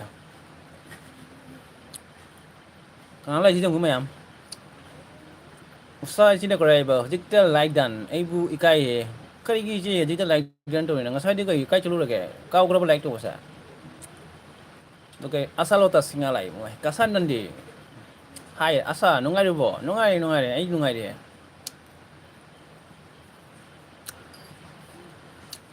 daga rozine kare ba che asalota hai ai rozi nang bu kumai to ri kene nang bu nungai na pali bo na kumai to ri kene nang bo nangi dp ka change to le re mine kino ne dp de noi je nuti ki dp change to bra ise YouTube करे Facebook दुमाने no photo change तो ले बड़ा profile से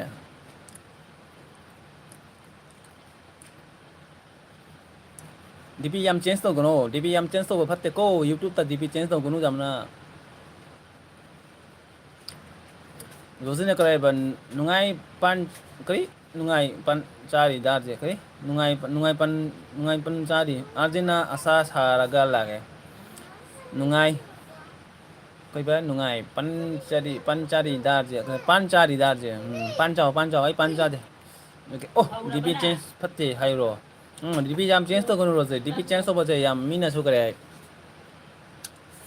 खंगबो तो करे कोना नंगी करे चैनल की तो करे नंगी डीपी तो करे खंगबो तो करे खंगो रो है बदुगा अनुभव मीना ए कोई नो सी जे डीपी चेंज तो बजाम फत्ते डीपी चेंज तो नहीं ngasi बो डीपी चेंज तो बचे ही मा फारे चैनल डीपी चेंज तो रोकते ngasi बो वा आई डीपी चेंज तो दे कई दमक तनो करे डीपी चेंज तो बजे मीना करे काव गया बा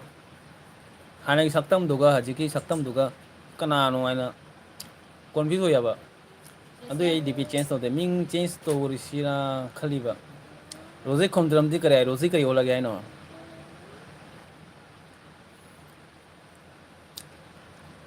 डीपी जाम चेंज तो डीपी ले जो डीपी जुम तमो कोना चैनल चारोगा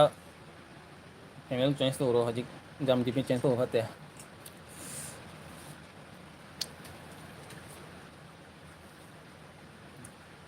비노 망크레 비노티 뚱그레 난디 왔어 거나는 오 레이고 아이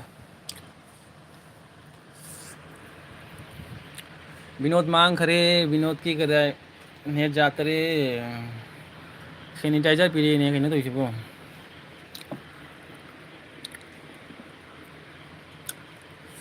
व्यू का दे दा तल्ले रोजी यहाँ पे किसी व्यू का देने मतलब लाखन नहीं व्यू का भी लाखन नहीं व्यू का नहीं ये करे मणिपुर की नेट जाता वो दुका तो रही ने ऐसे व्यू का ऐसे करे सुन वीडियो थंगली ने व्यू का क्या कार हो दिला ऐ मैं ले आई ना वीडियो थंगली ने हवाई थोंग बचा रही दो उधर मथंग तो देखा इसिंग जगह है थुम का चारा के जो इसिंग का थुम का चाका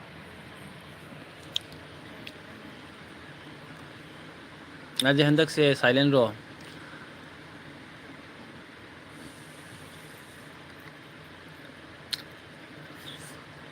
मथंग दी थुम का चाका तो लगा चारा के मैं आज हंदक से साइलेंट रो तो के इसे उसने करे विधम तन डांसिंग जो संग मो इसे जाने नो करे ने इसे रोज ने करे इसे एडिट तो बा लोइत्री वीडियो अमा अच्छा रोज नंदी ने करे मी अमा दी व्यू अनि कहाय करे 2K काय है मी अमा दी व्यू 2K काय कनानो लगे रोज ने करे चारो दाल से आई दी जहां मा चारा नि मणिपुर ने लागती बहुदी सोरेंग बरेंग तोरा चारा तो नि वीडियो फजागेरा फजरोई दिरा चादो लांग सो लांग तो मिन्ना चारागा तो मिन्ना वीडियो लोसन दुइने आई गराय सुजाम नजी करे बिगि द मता खंदे मरमदी मणिपुर की करे नेट जाता बनिना दुगगी मी अमदी व्यू 2K का दे चार दुगई इताबिना ऑन दुगई रोजिना चेरो बेटा सस वेर बेटा ता नंदिने करे बा रवि यारानी चटपा रवि यारानी चटपा पुंग क्या तारे ने पुंग नली को मयाम नली को पुंग गारो पुंग बारो बुतोगे मी कीरे मने ने पुंग बारो बुतोगे लोई चला मने जो ए पुंग बारो के तो गया लोई चेन गनी को चेन गनु Gesar rabi tar rozi ya, cek rabi tanto kaki barobo ni rozi, nang ngai ngang mutra, तो kaki rozi ni करे बा, नंदी ने करे rabi tar जब जा रहे तो कर rozi ni करे बा barobo, ngak करे ने rozi से barobo है बता, की गिरा बा rozi की गिरा बो,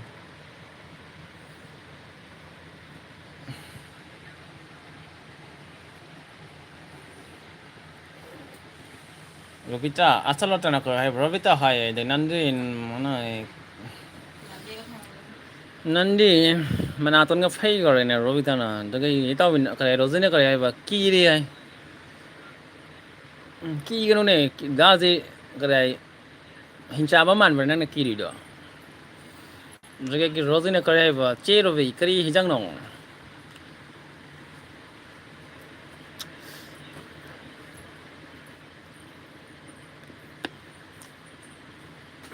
Mayam tum,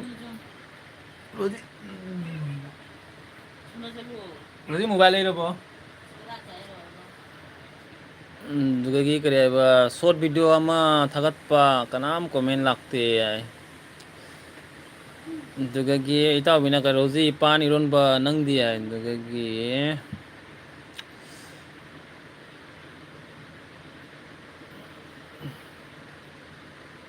hang di dah kau YouTube pari se. Mai pak pau itu dah ori itu dah khang dere, matam lain by YouTube pagi dah khang dere.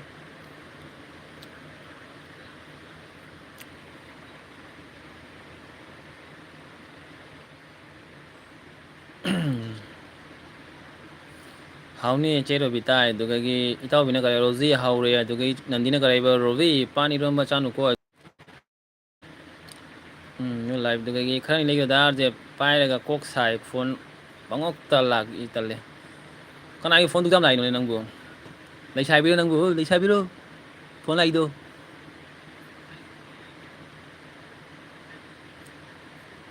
Tu kaki nanti nak kerja rozi pani yam na cara di cu yam cawai, kaya gino nanti pan cara di cu cawai tu kaya gino ba. Rosie nice DP ay dugagi itaw bina ka okay nandi ay pan chari chu yam sawai du kay duna pai diri ni loi mo noi number kra blog ko thamun krai Rosie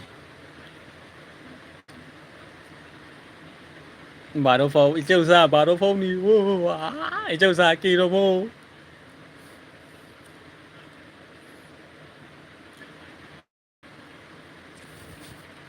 thank you che Robi ay dugagi icheu sa na 12 bo ay itaw engang masayam nungai tare ei chat lagi ko hoi krai to chalo nasar ngai chalo ingang nungai sai ta krai sanarami du dina kem to rom dinga sai da sanalai rami hojik blog ni puna makki ay dugagi nandina kare bai su Robi ki number block to rani ay loi to no ro noi noi ingang sanu ngai te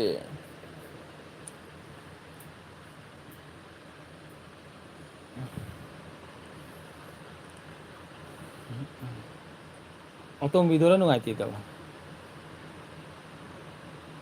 kari oina no che Robi aisu Robi ki number block to rani ay kari gino noi noi number block to nai dei to sa songam dra nandi to si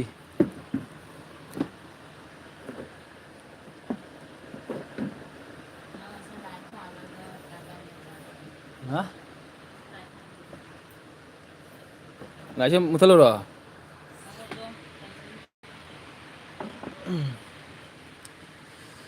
dugagi robo ingang kidore ay dugagi taw bina kare Rosie room hori ba lokhu bada ore ay Rosie na dar che gi chak khujam amani chari do masadi noide ai ki video jenga ba Rosie nang hawai ga chak ka deni chari do bra noi ngam gadara hawai ga chak ka baza ka deni chari do nang ngam gadru dugagi Robita na kare ba cheusa room hore o shu room hori shu ore shu room hau shu hore o shu ori ai inga na raga wai dugagi che Robi hidak pijo ai dugagi icheu sana Robi ingang kidore dugagi mi puna makki video yengaga lagi mini dar je ai kaino Rojina message dile do video dugagi hidak pijare lokhuriba duga oiriba lokhu makhnao kadai isinga saba pido dugai nandina kadai bai gi comment mathakta kayo nang comment miss hoira ba ja hojik mayam yamna section view ko mi yam nanari bani ko ai matam ni ji na bai matam ni ji kalen tha digi kalen thai bra indamda kare olang da digi indamda changak pai se mi ahum Rosie mi ahum kapning nge Rosie mi ahum hidak pija ke lokhu bida duga oiriba duga egi comment mata ba re duga Rosie namoy ai ngamoy ai duga Rosie na mi ahum mi ahum loisalani Rosie punga garo ta ba loisalani ya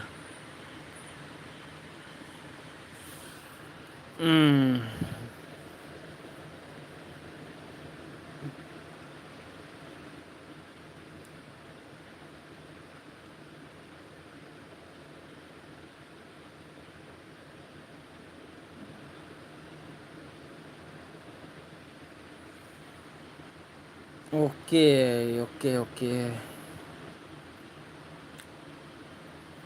강제다. 거 itu dulu. Nice di Dipali debi nan muzi. Acha. Cumi nanti take care. Dagagi kriya ba mi na ba yang duga kon corona so amuk taura mane. Kai di corona no ji. Corona ka pala kanu. Rosie na kare ai di pele wati ga dollar ga lakte hai Rosie dollar kai lagan dollar video chen di dollar ka lao ye video kare 1k 2k 3k lo ra gani dollar chang di 1k da dollar ma chang bani dollar ꯑꯃ ꯅꯠꯇꯦ ꯗꯣꯂꯔꯕꯨ ꯑꯃꯕꯨ ꯆꯪꯗꯦ 1Kꯗ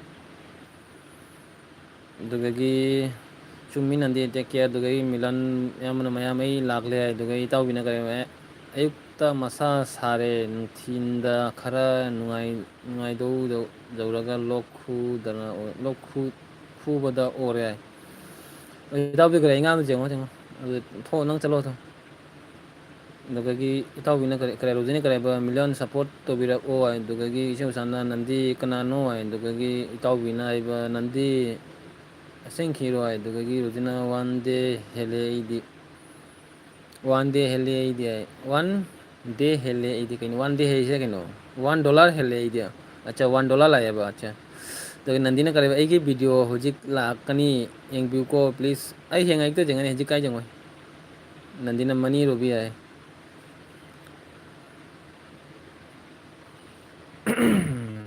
ꯏꯆꯦ ꯄꯦꯟꯖꯩ ꯃꯥꯡꯈ꯭ꯔꯕ ꯏꯆꯦ ꯄꯦꯟꯖꯩ code ꯒꯣꯏꯁꯤꯔꯦ ꯑꯗꯨꯒ ꯑꯣ ꯃꯤꯂꯟꯅ ꯀꯔꯤ ꯍꯥꯏꯕ 29 ꯀꯩꯅꯣ ꯄꯤꯔꯛꯑꯦ ꯑꯩꯉꯣꯟꯗ ꯀꯣꯡꯒ꯭ꯔꯦꯆꯨꯂꯦꯁꯟ ꯐꯥꯔꯁ ꯁꯨꯄꯔ ꯆꯥꯔ 29 ꯄꯤꯔꯦ thank you Milan super chat dollar super chat 29 ꯄꯤꯔꯦ ꯑꯩꯉꯣꯟꯗ ꯃꯤꯂꯟꯅ ꯊꯦꯡꯛ ꯌꯨ ꯑꯗꯨꯒꯒꯤ ꯏꯇꯥꯎꯕꯤꯅ ꯑꯣ ꯗꯣꯂꯔ $1 ꯈꯪꯉꯦ ꯑꯗꯨꯗꯒꯤ ꯏꯇꯥꯎꯕꯤꯅ ꯑꯣ ꯍꯥꯏꯗꯧꯔꯁꯤꯅ ꯋꯥꯎ ꯃꯤꯂꯟ ꯍꯥꯏ ꯁꯨꯄꯔ ꯆꯥꯠ 29 ꯊꯦꯡꯀ꯭ꯌꯨ ꯃꯌꯥꯝ ꯀꯔꯤ ꯃꯊꯦꯜ ꯆꯥꯔꯒꯦ ꯌꯥꯏ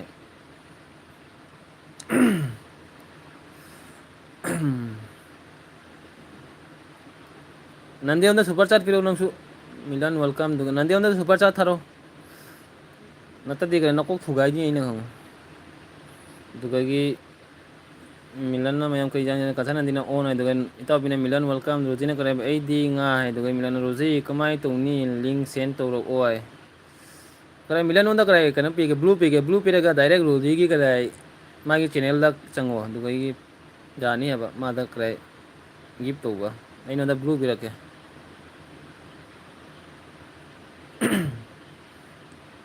ꯕ꯭ꯂꯨ ꯂꯥꯛꯑꯕꯅꯤ ꯀꯗꯥꯏ ꯃꯤꯂꯟ ꯌꯦꯡꯉꯣ ꯏꯌꯥꯝꯕ ꯕ꯭ꯂꯨ ꯄꯤꯔꯕꯅꯤ ꯕ꯭ꯂꯨꯗꯣ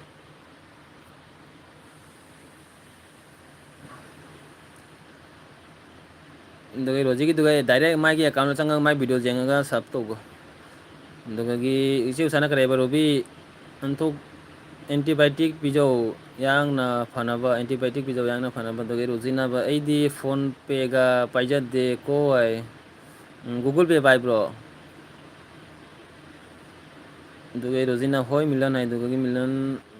ꯏꯌꯥꯝꯕꯅ ꯀꯔꯤ ꯔꯣꯕꯤꯇꯥ ꯊꯦꯡꯀ꯭ꯌꯨ ꯁꯣ ꯃꯁ ꯅꯟꯗꯤꯅ ꯑꯩ ꯁꯤ ꯄꯤꯔꯗꯤ ꯀꯔꯤꯒꯤꯅꯣ ꯁꯤ ꯄꯤꯗꯗꯤ ꯀꯔꯤꯒꯤꯅꯣ ꯁꯤ ꯄꯤꯔꯗꯤ ꯑꯩꯒꯤ ꯀꯥꯟꯅꯕ ꯂꯥꯛꯀꯅꯦꯕ ꯔꯣꯖꯤꯅ ꯃꯤꯂꯟꯁꯦ ꯀꯗꯥꯏꯒꯤꯅꯣ ꯗꯥꯔꯁꯦ ꯃꯤꯂꯟ ꯃꯅꯤꯄꯨꯔꯒꯤꯅꯤ ꯍꯥꯏꯕꯅꯤꯅꯦ ꯃꯥ ꯀꯔꯤ ꯍꯥꯏ ꯍꯥꯏꯗ꯭ꯔꯕꯥꯠꯇ ꯂꯩ ꯍꯥꯏ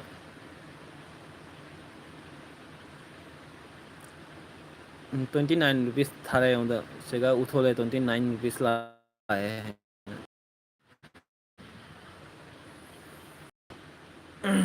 ꯁꯧꯒ꯭ꯔꯤ ꯃꯅꯥ ꯐꯨꯠꯂꯒ ꯆꯥꯔꯛꯑꯣ ꯍꯥꯏ ꯀꯅꯥ ꯑꯩꯁꯦ ꯑꯩꯔꯣ ꯑꯩꯉꯣꯟꯗ ꯍꯥꯏꯔꯣ ꯏꯆꯦ ꯎꯁꯥ ꯁꯧꯒ꯭ꯔꯤ ꯃꯅꯥ ꯐꯨꯠꯂꯒ ꯆꯥꯔꯛꯑꯣ ꯍꯥꯏꯗꯣ ꯏꯇꯥꯎꯕꯤꯅ ꯑꯣꯟ ꯑꯗꯨꯗꯒꯤ ꯀꯔꯤꯅ ꯃꯤꯂꯟ ꯑꯌꯥꯝꯕꯅ ꯀꯔꯤ ꯍꯥꯏꯕ ꯔꯣꯖꯤ ꯀꯔꯤꯒꯤ ꯐꯣꯟ ꯄꯦ ꯒꯨꯒꯜ ꯄꯦ ꯄꯦꯇꯤꯑꯦꯝ ꯄꯦ ꯑꯦꯀꯥꯎꯟꯁꯨ ꯍꯥꯡꯗ꯭ꯔꯤꯗꯣ ꯍꯥꯏ ꯄꯩꯁꯥ ꯂꯩꯔꯝꯃꯣꯏ ꯍꯥꯏꯔꯛꯑꯅꯤꯕ ꯄꯩꯁꯥ ꯂꯩꯇꯦ ꯍꯥꯏꯔꯛꯑꯅꯤ ꯑꯗꯨꯒ ꯏꯆꯦ ꯎꯁꯥꯅ ꯀꯔꯤ ꯍꯥꯏꯕ ꯔꯣꯕꯣ ꯑꯉꯥꯡꯗꯣ ꯌꯦꯡꯕꯤꯌꯨ ꯍꯥꯏ ꯑꯉꯥꯡꯗꯣ ꯌꯦꯡꯕꯤꯌꯨ ꯑꯖꯦ ꯄꯤꯁꯥ ꯅꯥꯏ ꯄꯤꯁꯥ ꯅꯥꯏꯁꯨ ꯑꯩꯁꯨ ꯄꯤꯁꯥ ꯅꯥꯏ ꯏꯆꯦ ꯎꯁꯥꯅ ꯔꯣꯕꯣ ꯑꯉꯥꯡꯗꯣ ꯏꯆꯦꯅ ꯑꯣꯟ ꯍꯥꯏꯔꯦ ꯑꯗꯨꯗꯒꯤ ꯃꯤꯂꯟ ꯏꯌꯥꯝꯕꯅ ꯀꯔꯤ ꯅꯟꯗꯤ ꯀꯃꯥꯏꯅ ꯇꯧꯗꯣꯏꯅꯣ ꯁꯦꯟ ꯇꯧꯔꯛꯑꯣ ꯆꯦꯅꯦꯜ ꯑꯩꯉꯣꯟꯗ ꯁꯦꯟ ꯇꯧꯕ ꯅꯠꯇꯦ ꯗꯥꯏꯔꯦꯛ ꯀꯔꯤ ꯃꯥꯒꯤ ꯆꯦꯅꯦꯜꯗꯣ ꯀ꯭ꯂꯤꯛ ꯇꯧꯔꯣ ꯃꯤꯂꯟ ꯏꯌꯥꯝꯕ ꯑꯗꯨ ꯀ꯭ꯂꯤꯛ ꯇꯧꯔꯒ ꯗꯥꯏꯔꯦꯛ ꯃꯥꯒꯤ ꯆꯦꯅꯦꯜꯗꯨꯒ ꯆꯪꯉꯣꯕ ꯔꯣꯖꯤꯒꯤ ꯆꯦꯅꯦꯜ ꯆꯪꯒꯦꯔꯥ ꯅꯟꯗꯤꯒꯤ ꯆꯦꯅꯦꯜ ꯆꯪꯒꯦꯔꯥ ꯀꯗꯥꯏ ꯏꯆꯦ ꯎꯁꯥꯒꯤ ꯆꯦꯅꯦꯜ ꯆꯪꯒꯦꯔꯥ ꯃꯌꯥꯝꯒꯤ ꯆꯦꯅꯦꯜ ꯆꯪꯉꯒ ꯀ꯭ꯂꯤꯛ ꯇꯧꯔꯁꯨ ꯃꯥꯏ ꯆꯦꯅꯦꯜ ꯂꯥꯛꯑꯅꯦꯕ ꯆꯦꯅꯦꯜ ꯂꯥꯛꯑꯒ ꯑꯗꯨꯒ ꯆꯦꯅꯦꯜꯗꯨꯒ ꯆꯪꯉꯣ ꯃꯥꯏ ꯚꯤꯗꯤꯑꯣ ꯂꯩꯔꯝꯒꯅꯤ ꯚꯤꯗꯤꯑꯣꯗꯨꯒ ꯆꯠꯂꯒ ꯁꯞꯄꯣꯔꯠ ꯇꯧꯕꯤꯔꯝꯃꯣ ꯑꯗꯨꯗꯒꯤ ꯑꯥꯔ ꯖꯦ ꯄꯩꯁꯥ ꯅꯥꯏ ꯅꯪ ꯄꯩꯁꯥ ꯂꯩꯔꯣꯏ ꯑꯗꯨꯒ ꯃꯤꯂꯟꯅ ꯀꯔꯤ ꯅꯟꯗꯤ ꯀꯃꯥꯏꯅ ꯇꯧꯗꯣꯏꯅꯣ ꯁꯦꯟ ꯇꯧꯔꯛꯑꯣ ꯆꯦꯅꯦꯜꯅꯤꯡꯗ ꯀꯁꯥꯔ ꯃꯣꯅꯤꯇꯥꯅ ꯀꯔꯤꯕ ꯗꯥꯔꯁꯦ ꯆꯥꯛ ꯆꯥꯔꯕꯣ ꯆꯥꯗ꯭ꯔꯤ ꯀꯁꯥꯔ ꯃꯣꯅꯤꯇꯥ ꯅꯣꯏ ꯆꯥꯔꯕꯣ ꯑꯗꯨꯗꯒꯤ ꯄꯩꯁꯥ नाई रे भाई ꯑꯗꯨꯗꯒꯤ ꯍꯣꯏ ꯍꯣꯏ नाई सबल पैसा नाई हमारो पैसा नाई दुगगी इचे उसाना करे मिलियन सपोर्ट तो बिरमो दुगई नंदिना करे बा कसai monitana करे बा गुड नाइट दार जे लाइक डन थैंक यू आइगी लाइक तो रोमई दमकता दुगगी रोजिना करे बा मिलियन ब्रो लिंक ता चंगागा सब तो बिरो ओ दुगई रोजिना नोक्सले रोजी आई join तो रखे नंगी दुगा बाय दार जे ngangi school exam ले ये ओए bye bye bye bye bye bye bye bye million bro link ता चंगागा सब तो बिरो लिंक दो चंगबिरा सब तो बिरो मागी दो दुगगी नंदी सु करे लिंक थारे ने लिंक था बदी जांगबनी नंसु दुगा निंगथौना करे बा दाबिनो तो हुइना तानारकना वाईफाई का लोइना मांग करे ओंकिरा निंगथौ प्लीज लाए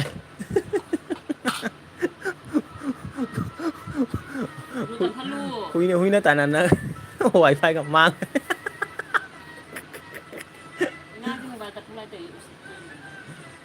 दुगगी करे आई निंगथौना करे बा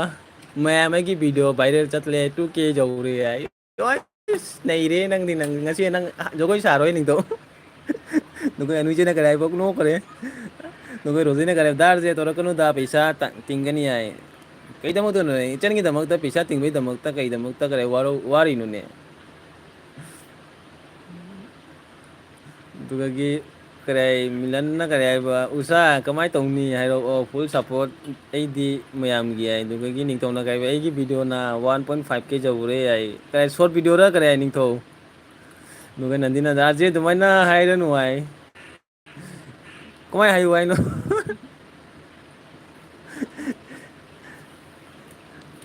दुगई रोजिना करे बा नो करे आई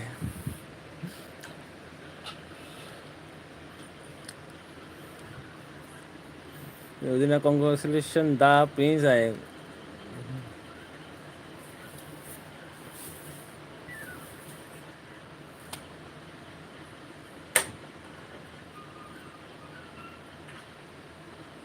सुपर चाट पीबदा करे पिसा चंगदबई ने आइगी सुपर चाट तो मेलगा जों पिसा चंगबा जों दुगई कांग्रेचुलेशन दा प्रिंस आई किरो आई मादा निंगथौना आजे आई बाय ओरगे आई सावरे आई बाय ओइगिनो लैबो नंदी नंग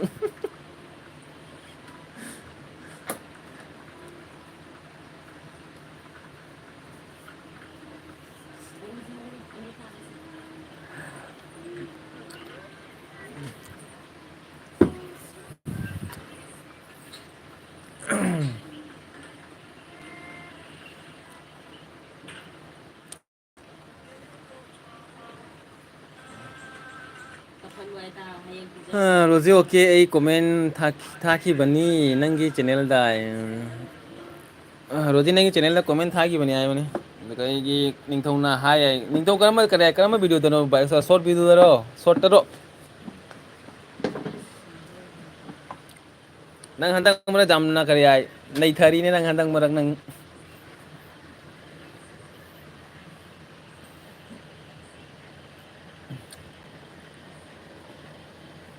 मोबाइल से 411% तो हुई आज नंग आई कप्पा येंगे हाइरो येनिंग दे दा कप्पा नंदी आई बु थमोय काय ले रे सिगा नंग न कप्पा दे कई माय लेनी 1.6 डॉलर शॉर्ट वीडियो दा ओ थैंक यू ओके मिलन आइसु एगी सु पिरो है एगी चाने भी जेंगे के दोइन जंग तो सत्तो चानु भी तुम इदो ब्लैक एंड व्हाइट नहीं है उरो ये तो इचानु भी मोबाइल पाए रगा जेंगसो ब्रा मखोंगा थांगा लगा मयाम जंगो तो मोबाइल पाए लाई साबी नहीं मयाम जंगो थैंक यू मिलन ना ब्लैक एंड व्हाइट नहीं तो ब्लैक एंड व्हाइट ये ना मामा नो संजय कौन संजय तो हाय तो हाय मयाम तो से Manu, pizza rồi tôi luôn. Manu, xuống. Hai, hai tụi rồi hai.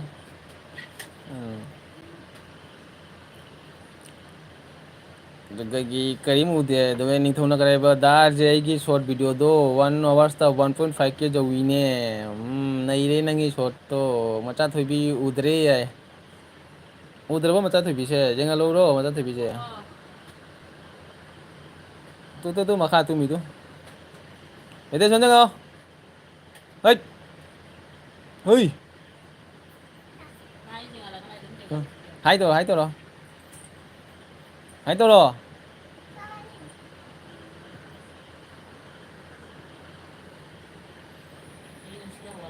dar jayegi short video do 1.1 hours ta 1.5 ke rozina macha thobi udre uro ba jig rozi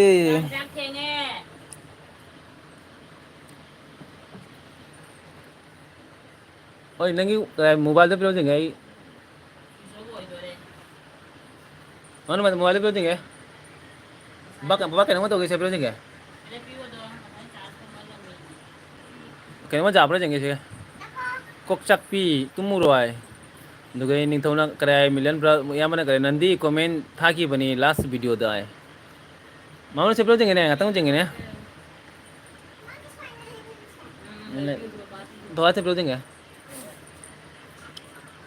पापा super चाट जंगे जंगे pro जंगे दोनों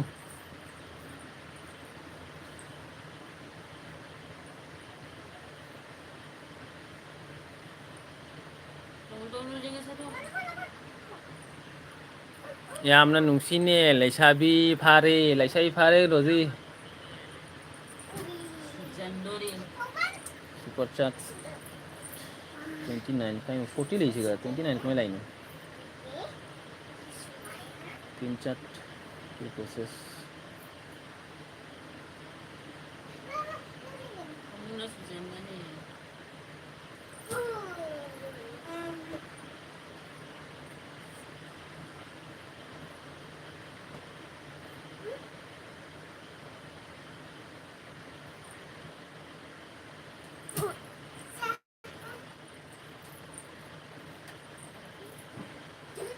ना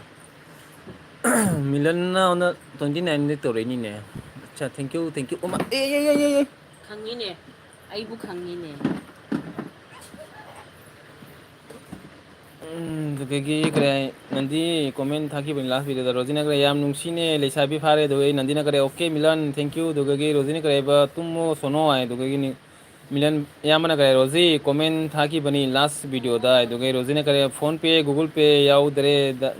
दरे दी super star याद बनी होने phone करे ए जे phone पे याउ या बा करे आएगी छदी पिछा करे ए जे 40 रुपीस जंगन बनी ने 40 रुपीस नहीं ऐसे जंगन सुपर चाट पे हेलो. दुगे मिलन ना करे 29 था रही नहीं थैंक यू दुगे इचो सना ओन है दुगे रोजी ना करे मिलन थैंक यू सो मच दुगे रोजी ना करे करी हिजांग चागे मिलन नहीं ओम आएगी दमता थाबी रखबे दमता थैंक यू मिलन खंगना करे कनानो दी खंग दिरको आई म खरन जेंग तारे मासे जाम नुंसी नहीं दमता सुपर चाट थाबी रे जाम थैंक यू दुगगी मोमिता इचे ना करे हाय आज इचे मोमिता हाय हेलो इचे मोमिता करी जांग सागे एगिसु याउ दे एगिसु याउ दे मिलन ना थाबी रे एगिसु याउ दरे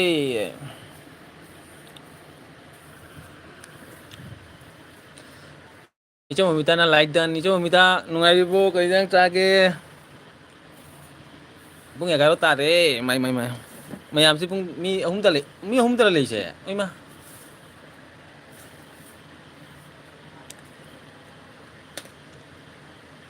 pung kya sune pung ani makai tha 부모님 가로 다들 봐. anje tum ni nge iche penje kai chalo ge ne nang bung sai digi nang koi sei ne kare khnau se na re ne ngai digi iche penje mangu re ne kamai na tau duino arje ai ki kare makha da kare $S ai le do $S तो चला गा super charge लाकनी तो super charge चला गा Google पे तो लगा था रख तूने तो कहेगी खमेन गा 보리가 통바 두가기 이제 벤제나 이제 tumninge 이제 tum기노 나코 뿡 바로부 레이고 nanti kare ba kamai na to duino arze kare super chat gi kare makha da kare comment to makha da right side ta dollar gi kare s dollar lebini duga changa ga to dini duga gi che momita na hai rozi kare hijang sa gi duga arze kok nungai tare ai ba duga gi che sana milan ai gi channel sida changbiro aduga short video amada sap to video loina yeng laga duga gi chai che pinjena phone lagle kana gi phone lai no ni che nungdang siga bu pung 11 tare phone kana lai no दुबगी Milan brother ना करे Nandi account number पिरक के पैसा बु आए होय मा दुगई रोजी ना करे बच्चे Mamita nga chai che di ai दुगई che उसान ममिता वेलकम दुगई मिलन ना करे मना रोजी चिकन दुम बिरयानी चाहिए दुगई चिकन दुम बिरयानी चे ममिता ना वा खमेनगा बोरीगा थोंगबा रोजी आई दुगई चे पेंजे नारजे कई तोबगी वानो कई तोबई वानो इचे करे सुपर चाट थाबै नि देचे आगी मखा सुपर चाट थाबै दो अदुगी वारिनि 29 थारे 29 रुपीस थारे अब कैनो ना मिलन ना दुगगी चे ममिताना हाई उसाई दुगगी रोजी ना करेबा हाउनी मिलन नाय दुगगी रोजी ना करेबा हाउनी चे ममिता दुगई नंदिना करेबा मिलन करी हाई नो आय ममिता इचे ना आइबा हाई पेंजे कमाई करम तो उरिगे आई दुगगी चे पेंजे ना मिलन सपोर्ट तो नसी आई दुगई मिलन यामना उसा लेमा लिंक थारो ओ आई दुगई चारा पेंजे चना आईदी खंग दे आई आ मखादा लेबदो खंग दरोइ चे नंग मोनेटाइज तो उरेगा हाई करीम खंग हम दे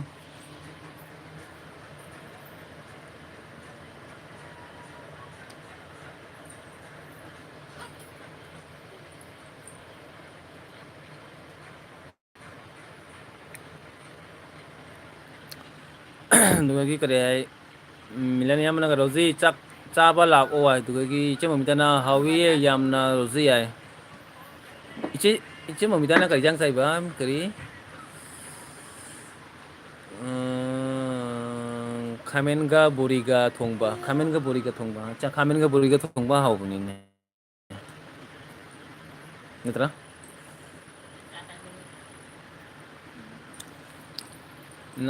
90 rupees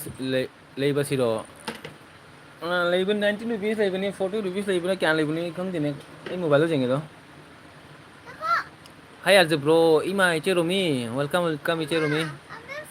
90 rupees लेबा सिरो 90 rupees लेबा 90 rupees 40 rupees मा लेबनि अब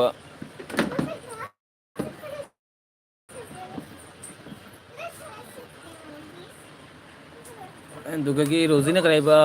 लाख 3 मिलन है लाख 3 मिलन दुगई रोजी ना करेबा वेलकम चे रोमी दुगगी चे पेंजे ना वेलकम करे रोमी वेलकम है दुगई ममिता ना हाय रोमी ना रोजी करी हिजांग सागे नुंगसिबी है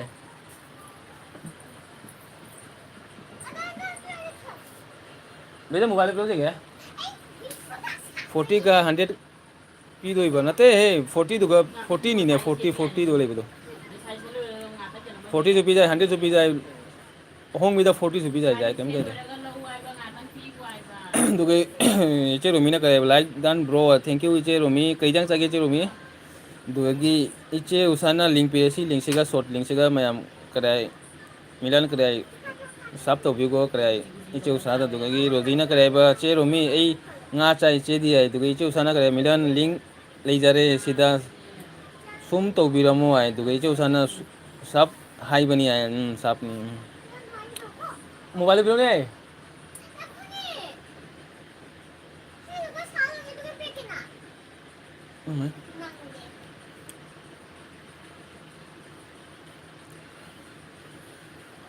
मिलियन नकम 29 थारे 29 रुपीस थारे मिलियन गुरुंग 29 रुपीस अकम थारे माना super chat thank you million तो कहीं की नंदीना करे बा मिलन पैसा पूगे आजेदा पी न पाए तो कहीं की मिलन ने मना रोजी था बनी है तो कहीं चारे पंजे ना थैंक यू मिलन है तो कहीं रोजी ना इचे रोमीना करे बा आई मता गुगीनी तनगा करे मटर गुगनी गा तनगा अच्छा ममिता इचे ना करे बा करी हिजांग सागे रोमी है तो कहीं मिलन ने मना करे उसा लास्ट वीडियो दाई था की बनी है थैंक यू मिलन करे इचे उसागी चैनल सपोर्ट इचे ममिता तो सपोर्ट हो बिरो इचे रोमी तो सपोर्ट हो बिरो दुगगी ichi usana kare ba romi su lag e thenga ga thabal thogle tawrisi ai dugi milan yamana kare ba char ga penjai okay ai dugi arje ngasi paisa yam phange ko ai 58 rupees phange super chat dugi thank you milan ai dugi rozina kare ba dar je gi dollar jumping ai 58 rupees la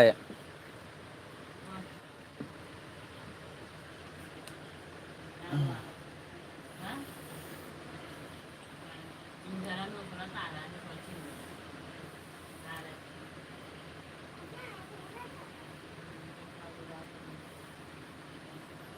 dugi dane ga dugai ichi romina kare ba hai usa diar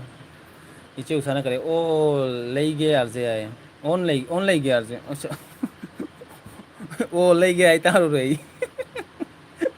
on leige arje nandina kare arje 40 rupees milan kare 40 ni milan ai dugagi mumita chana nungai ri bo rumidi nungai kare nungai ri e rumidi nungai ri bo ai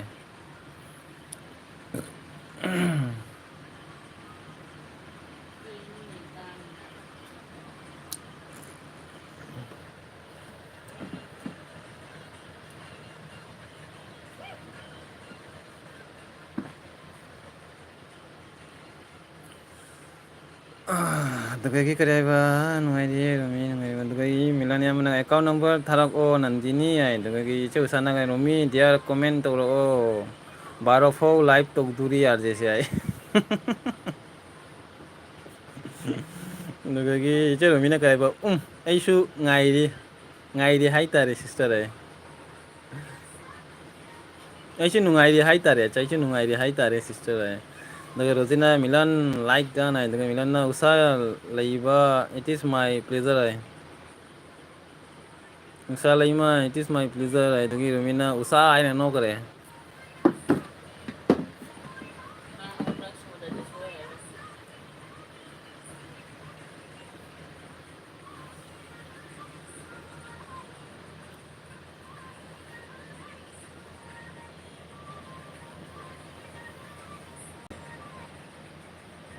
Wala dia mga saway niya. milan sela mai ai da che sao Nakapagan ko. che sao duga sao Nakapagan ko ba?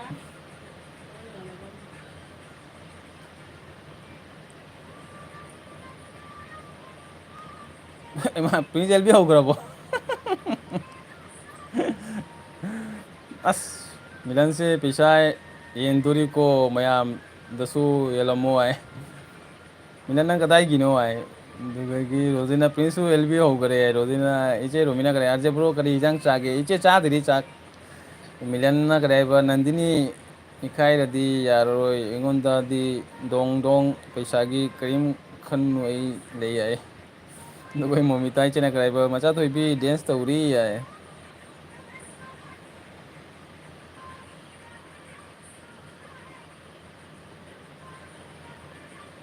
dugagi rozi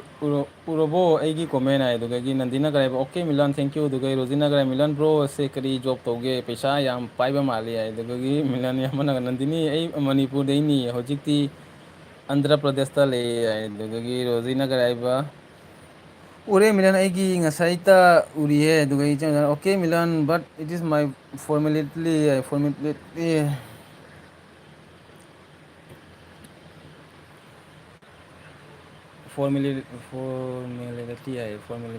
dugagi imong nupi se haibana kaino ai dugagi iche usana common life ho kare arje haurasan iche usana kare milan yamana kare usa lima aigi comment thaki bani nangi video da dugagi char benjina bema jogoi sakhre ai rozina ra macha thobi sari phajai ai dogo okay milan hai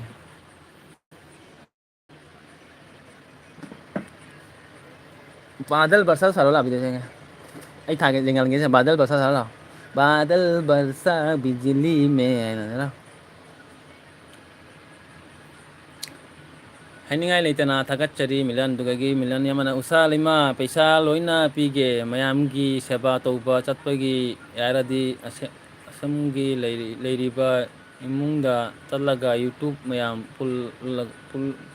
ꯄꯨꯜꯂꯁꯤ ꯍꯥꯏꯔ ꯑꯁꯤꯝꯒꯤ ꯂꯩꯔꯕ ꯏꯃꯨꯡꯗ ꯁꯨꯃꯥꯏꯒꯤ ꯂꯩꯔꯕ ꯏꯃꯨꯡꯗ ꯆꯠꯂꯒ YouTube ꯃꯌꯥꯝ ꯄꯨꯜꯂꯁꯤ ꯌꯥꯏ ꯑꯗꯨꯒ ꯔꯣꯖꯤꯅ ꯀꯔꯥꯏꯕ ꯆꯦ ꯅꯟꯗꯤꯒꯤ ꯚꯤꯗꯤꯑꯣ ꯂꯥꯛꯂꯦ ꯌꯥꯏ ꯅꯟꯗꯤꯅ ꯑꯥꯔꯖꯦ ꯀꯌꯥꯝ ꯋꯥꯠꯂꯤꯒꯦ ꯄꯨꯡ ꯕꯥꯔꯣ ꯅꯟꯗꯤꯅ ꯑꯥꯔꯖꯦ ꯀꯌꯥꯝ ꯋꯥꯠꯂꯤꯒꯦ ꯃꯣꯃꯤꯇꯥ ꯁꯤꯁꯇꯔ ꯀꯔꯤ ꯍꯤꯖꯥꯡ ꯆꯥꯒꯦ ꯑꯗꯨꯒ ꯃꯤꯂꯟꯅ ꯑꯩ ꯉꯁꯤ ꯂꯥꯛꯂꯤꯅꯤ ꯔꯣꯖꯤ ꯌꯥꯏ ꯑꯩ ꯉꯁꯤꯇ ꯂꯥꯛꯂꯤꯅꯤ ꯔꯣꯖꯤ ꯌꯥꯏ ꯏꯆꯦ ꯎꯁꯥꯅ ꯀꯔꯦ ꯅꯟꯗꯤ ꯋꯥꯔꯕꯣ ꯍꯥꯏ ꯅꯟꯗꯤ ꯋꯥꯔꯦ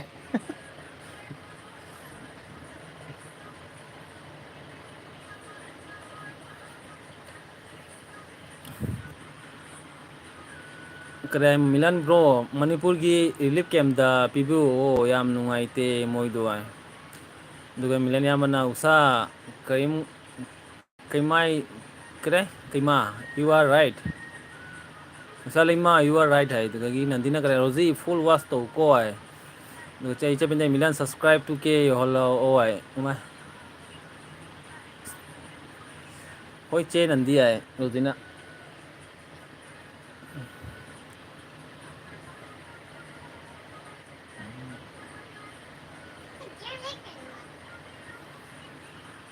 ꯎꯁꯥ ꯊꯥꯒꯠꯇ꯭ꯔꯁꯨ ꯌꯥꯏꯌꯦ ꯎꯁꯥ ꯊꯥꯒꯠꯇ꯭ꯔꯁꯨ ꯌꯥꯏꯌꯦ ꯌꯥꯏ ꯑꯗꯨꯒ ꯑꯩ ꯅꯟꯗꯤꯅ ꯀꯔꯥꯏꯕ ꯎꯁꯥ ꯑꯩ ꯋꯥꯗꯦ ꯌꯥꯏ ꯆꯣꯡꯉꯦ ꯑꯗꯨꯒ ꯍꯧꯖꯤꯛ ꯀꯩꯅꯣ ꯃꯤꯆꯅ ꯀꯔꯥꯏꯕ ꯆꯦꯞꯄꯤꯟꯖꯩ ꯀꯔꯤ ꯍꯤꯖꯥꯡ ꯆꯥꯒꯦ ꯌꯥꯏ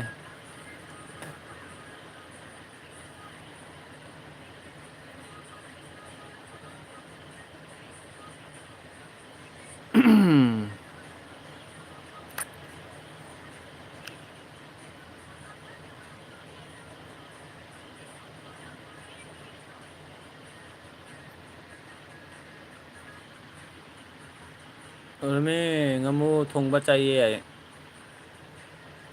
ꯑꯩꯕꯨ ꯍꯤꯖꯥꯡꯁꯦ ꯀꯩ ꯌꯦꯟꯖꯥꯡꯅꯣ ꯌꯦꯡꯗ꯭ꯔꯤꯅꯦ ꯃꯌꯥꯝ ꯑꯩꯒꯤ ꯌꯦꯟꯖꯥꯡꯁꯦ ꯃꯌꯥꯝꯗ ꯌꯦꯡꯍꯜꯂꯛꯀꯦꯀꯣ ꯑꯩ ꯀꯔꯤ ꯌꯦꯟꯖꯥꯡꯅꯣ ꯌꯦꯡꯍꯜꯂꯛꯀꯦ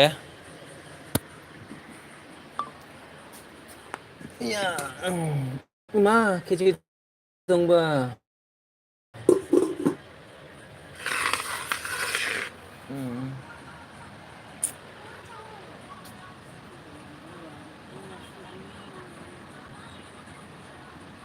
ꯑꯩꯒꯤ ꯆꯥꯛ ꯆꯥꯗ꯭ꯔꯤ ꯇꯨ ꯈꯦꯆꯤ ꯊꯣꯡꯕꯒ ꯂꯦꯕꯨꯒ ꯑꯂꯨ ꯕꯥꯖꯤꯒ ꯇꯤꯜꯍꯧꯒ ꯑꯩꯒꯤ ꯆꯥꯛ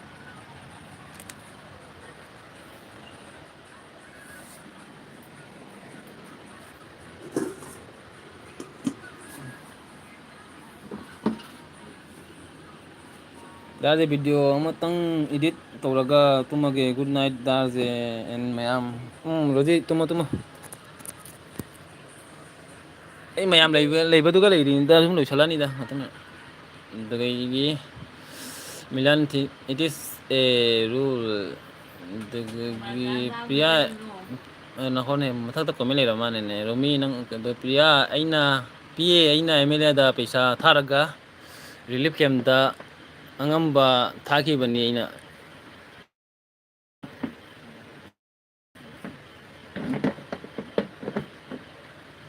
ꯑꯗꯨꯗꯒꯤ ꯗꯥꯔꯁꯦ ꯚꯤꯗꯤꯑꯣ ꯇꯧꯔꯒ ꯇꯨꯝꯃꯒꯦ ꯑꯗꯨꯒ ꯏꯆꯦ ꯎꯁꯥꯅ ꯃꯤꯂꯟ ꯗꯤꯁ ꯔꯨꯜ ꯍꯥꯏ ꯑꯗꯨꯒ ꯃꯤꯂꯟ ꯌꯥꯝꯕꯅ ꯈꯔ ꯆꯥꯔꯒ ꯄꯦꯟꯖꯩ ꯗꯥꯎꯟ ꯋꯥꯔꯤ ꯍꯥꯏ ꯑꯗꯨꯗꯒꯤ ꯏꯆꯦ ꯎꯁꯥꯅ ꯑꯩ ꯑꯣꯟ ꯑꯗꯨꯒ ꯏꯆꯦ ꯔꯨꯃꯤꯅ ꯀꯔꯤ ꯏꯆꯦ ꯑꯗꯨꯒꯤ ꯉꯥꯗꯣ ꯃꯁꯛ ꯌꯥꯝ ꯊꯤꯕ ꯍꯥꯎꯕ꯭ꯔꯣ ꯑꯩꯗꯤ ꯆꯥꯗꯦ ꯍꯥꯏ ꯃꯁꯝ ꯌꯥꯝ ꯊꯤꯕ ꯍꯥꯏ ꯆꯦ ꯑꯗꯨꯒꯤ ꯉꯥꯗꯣ ꯃꯁꯛ ꯌꯥꯝ ꯊꯤꯕ ꯍꯥꯎꯕ꯭ꯔꯣ ꯑꯩꯗꯤ ꯆꯥꯗꯦ ꯍꯥꯏ ꯑꯗꯨꯗꯒꯤ ꯆꯥꯔ ꯄꯦꯟꯖꯩ ꯌꯥꯔꯣꯏꯀꯣ ꯊꯦꯡꯀ꯭ꯌꯨ ꯁꯣ ꯃꯆ ꯃꯤꯂꯟ ꯍꯥꯏ ꯑꯗꯨꯒ ꯔꯣꯖꯤꯅ ꯀꯔꯤ ꯃꯤꯂꯟ ꯌꯥꯝ ꯅꯨꯡꯉꯥꯏ ꯇꯥꯕꯗ ꯑꯣꯜ ꯗ ꯕꯦꯁ ꯃꯥꯏ ꯄꯥꯛꯄ ꯑꯣꯏꯔꯨ ꯍꯥꯏ ꯑꯗꯨꯗꯒꯤ ꯃꯤꯂꯟ ꯌꯥꯝꯕꯅ ꯎꯁꯥ ꯂꯩꯃ ꯋꯤꯁ ꯔꯨꯜ ꯇꯦꯜ ꯃꯤ ꯁꯝ ꯄꯣꯏꯟ ꯍꯥꯏ ꯑꯗꯨꯗꯒꯤ ꯏꯆꯦ ꯎꯁꯥꯅ ꯑꯣꯟ ꯍꯥꯏ ꯑꯗꯨꯒ ꯔꯣꯖꯤꯅ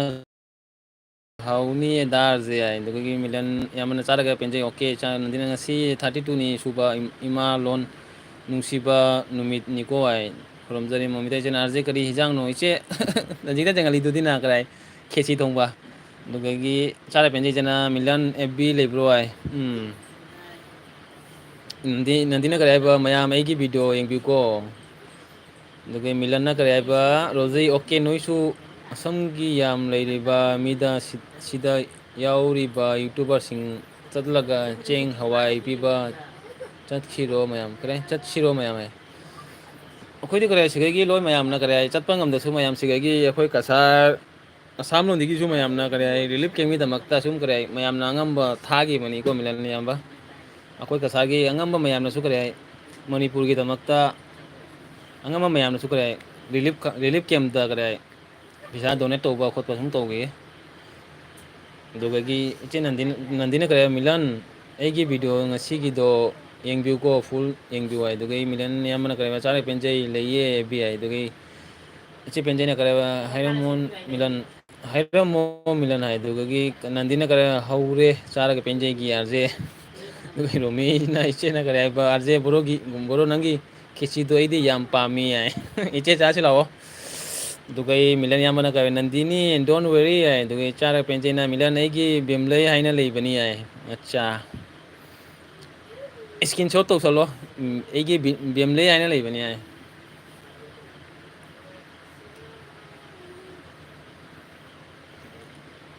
ꯆꯤꯡꯒꯅꯨꯅꯦ ꯅꯪ ꯌꯥꯝ ꯍꯩꯄꯥ ꯁꯤꯡꯕꯤꯔꯣ ꯅꯪ ꯁꯤ ꯂꯧꯗꯣꯏꯗꯤ ꯑꯩ ꯇꯣꯛꯈ꯭ꯔꯒꯦ ꯃꯦꯝ ꯑꯩꯒꯤ ꯐꯦꯁꯕꯨꯛ ꯌꯨꯖꯔ ꯅꯦꯝ ꯀꯅꯤ ꯅꯨꯡꯁꯤꯕ ꯀꯦꯅꯤ ꯅꯨꯡꯁꯤꯕ ꯀꯦꯅꯤ ꯅꯨꯡꯁꯤꯕ ꯑꯩ ꯑꯖꯦ ꯅꯣꯛꯀꯅꯨ ꯅꯪ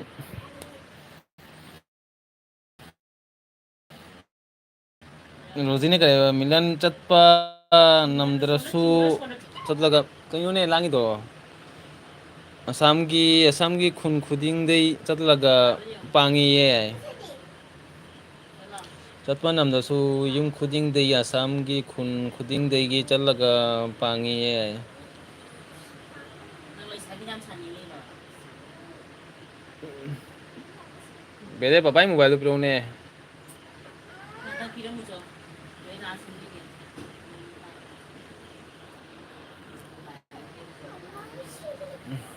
ꯑꯩꯒꯤ ꯅꯦꯠꯁꯦ ꯀꯗꯥꯏ ꯑꯟꯂꯤꯃꯤꯇꯦꯠ ꯐ꯭ꯔꯤꯅꯦꯕ ꯅꯟꯗꯤ ꯕꯥꯇꯣꯟ ꯄꯤꯔꯝꯃꯣ ꯂꯥꯛꯑꯣ ꯀꯗꯥꯏ ꯐꯣꯟ ꯑꯩ ꯄꯤꯒꯦ ꯄꯣꯊꯥꯔꯁꯨ ꯀꯔꯤꯝ ꯀꯥꯏꯔꯣꯏ ꯑꯩꯒꯤꯁꯦ ꯑꯟꯂꯤꯃꯤꯇꯦꯠꯅꯦꯕ ꯅꯦꯠꯁꯦ